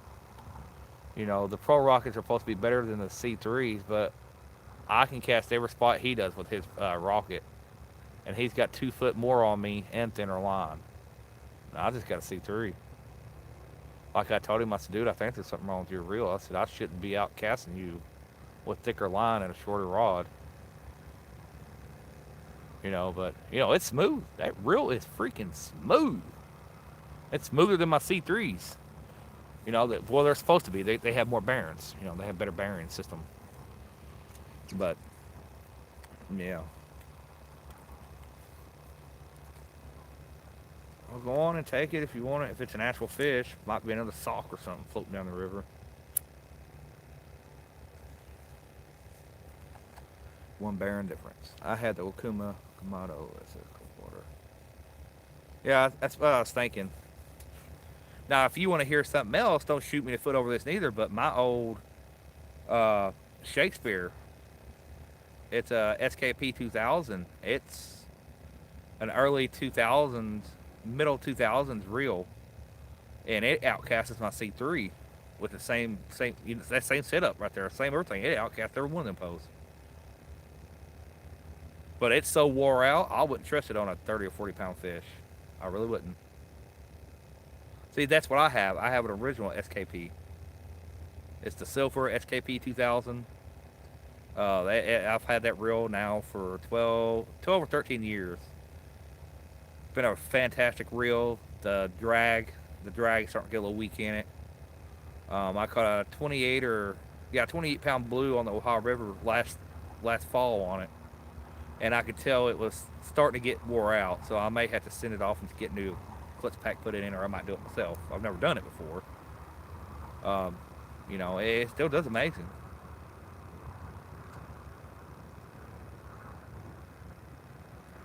And last year was my first year ever opening up one of those and cleaning it, and it did really good. It does real good now. It's a real loose reel. Let's just say that it's really used.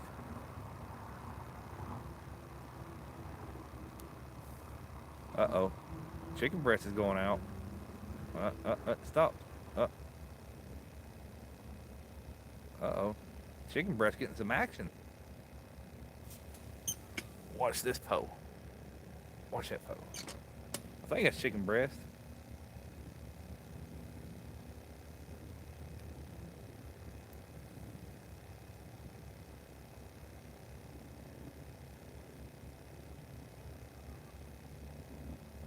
Yeah, that's chicken breast, I think. But that line went way up, then come back out. Way up, come back out. Probably a small fish. Finger-sized fish out there trying to drag that 4 ounce sinker around.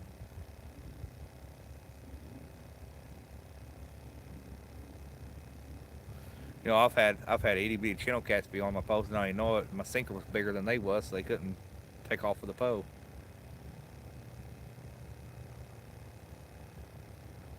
Come on, can we catch one fish? One fish on the rods? That's going to be another thing. I always have bad, you know, I do believe in the superstitiousness of new rods, and these are all their second.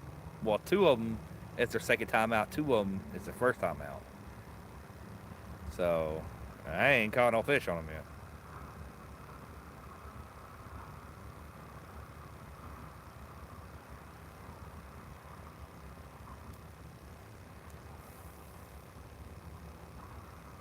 But yeah, this is how it's going to be nighttime fishing on my channel from now on. I'm going to be using these Mac casts and some glow rods.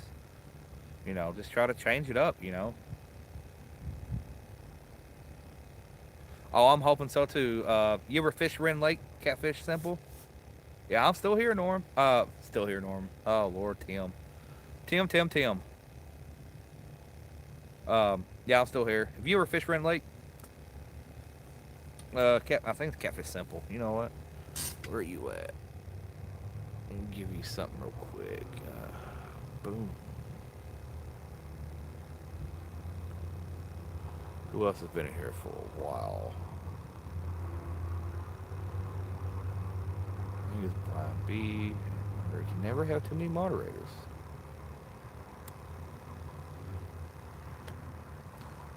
Okay. Yeah, I've never fished it, but it's if y'all are familiar with noodling, I think her name's Kayla Burton, I think, or Barron or something like that. She noodles a lot of 50s and 60s, and oh god, just big old flatheads. I don't. I'm sorry, I don't have the big enough kahunas to noodle a fish. Not because I'm scared of a fish. No, I'm not scared of fish. I'm afraid of them freaking snapping turtles. I've seen too many people go noodling, come back with a finger missing or two. And I need my fingers. I like my fingers.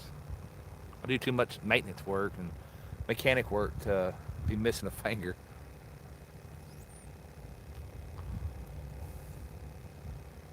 Let's see, I made no noodling. Brian B, you are now moderator. You get the blue wrench power. Paul Ron, no sir, I am not. Oh, there comes a barge. Maybe that'll bring a bite. Looks like a barge. Um, you know, um, I caught a finger length size catfish earlier. I caught a white bass, well, quite a few white bass and one striped bass. I felt for total.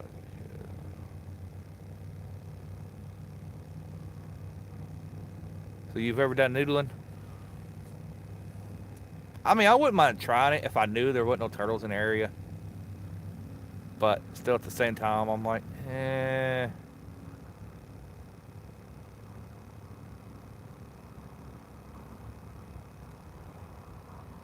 You are welcome. Can never have too many moderators. Just remember that.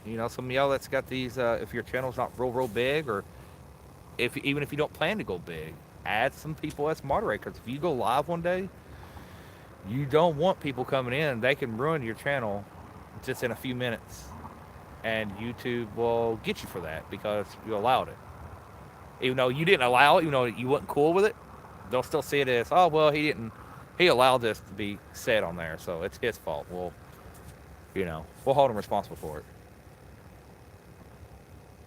Like, I don't even see how some YouTube channels are even going. You're welcome.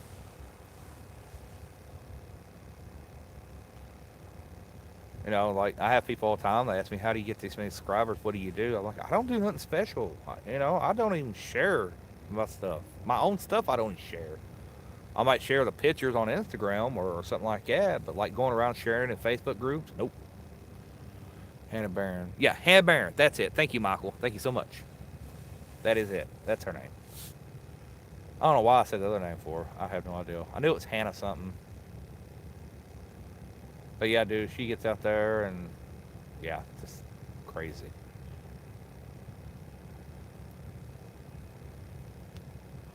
I don't know who the other girl's talking about. Don't tell my wife. No, I'm kidding. I don't know what I was thinking. It was Hannah Barron.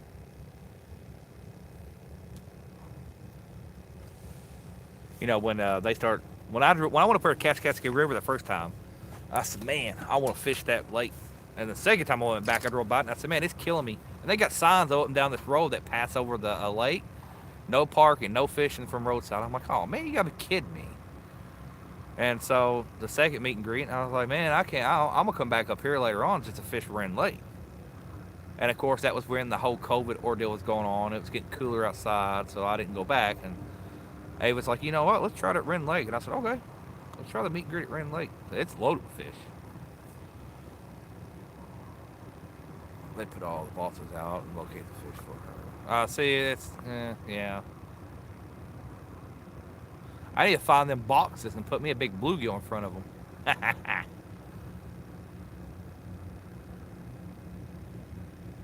wonder if I can find them boxes. I might be able to find them on Google or something. Somebody's bound to expose the spots. Put me a big old bluegill in front of one of them or a big old goldfish, son. Sit back and wait. I think it's more fun catching them on a rod than it is hand.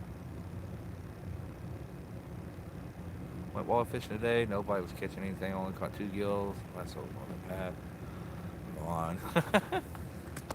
Hey, at least you caught something, you know. I've never caught a pike or a muskie or anything of that nature. I've caught gar. I've caught plenty of them freaking things. Watts Bar Lake. Oh man, I've been wanting to fish that lake for a while. I was supposed to go to Tennessee. Last week, but my wife ended up getting sick. She had real bad. I don't know if it's allergies or just sinuses. Probably both. And then, am I for real getting a barge bite? I am. That's a bite.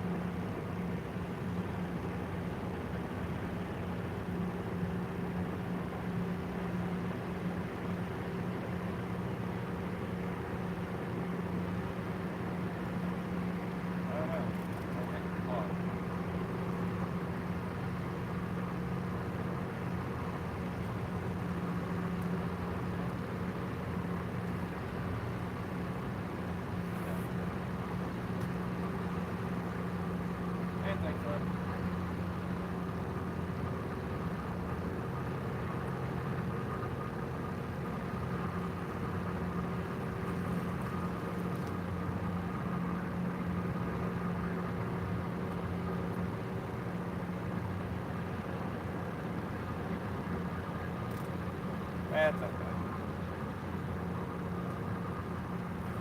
Can't catch them every time. They wouldn't have bite though. I think it's just a current. That barge is coming through. I picked it up. I didn't feel no tug or no roll or nothing. I was like, oh, there ain't no bite. I got up for nothing. Finally seen a barge. I guess maybe the barge would come through here more at nighttime, maybe. You know, less boat traffic from the fishermen and stuff. But, well, boys and girls, I've had a good time today and tonight. Sorry my phone messed up a few times. Sorry I didn't get no fish. Got to meet a few new people on here. It's nice to meet y'all. And hopefully y'all come back and check out my videos when I go live and stuff. If you're new here and you would like some Catfish Headhunter stickers, I am giving them away free. I'll send you 2 in the mail. You can contact me at catfishheadhunters@yahoo.com. It's Catfish Headhunter, Catfish Headhunters. You know, just with an S, just like my name, at yahoo.com. Or you can find me on Facebook or Instagram. You can find me just about anywhere. Send me your address and I'll send you 2 stickers. Put on your boat, truck, lunchbox, whatever you want to do with them. It's up to you. We're going to starve, yeah. I'm going to go. I'm hoping McDonald's is open when I leave here. I'm going to stop back by there and grab me 2 burgers and I'm going home. Oh, well, thank you, wife. I didn't know you was here. Thank you so much for putting that up here. That's my wife, my better half. But yeah, I'm gonna hop off here, get all this stuff together, and get my butt home.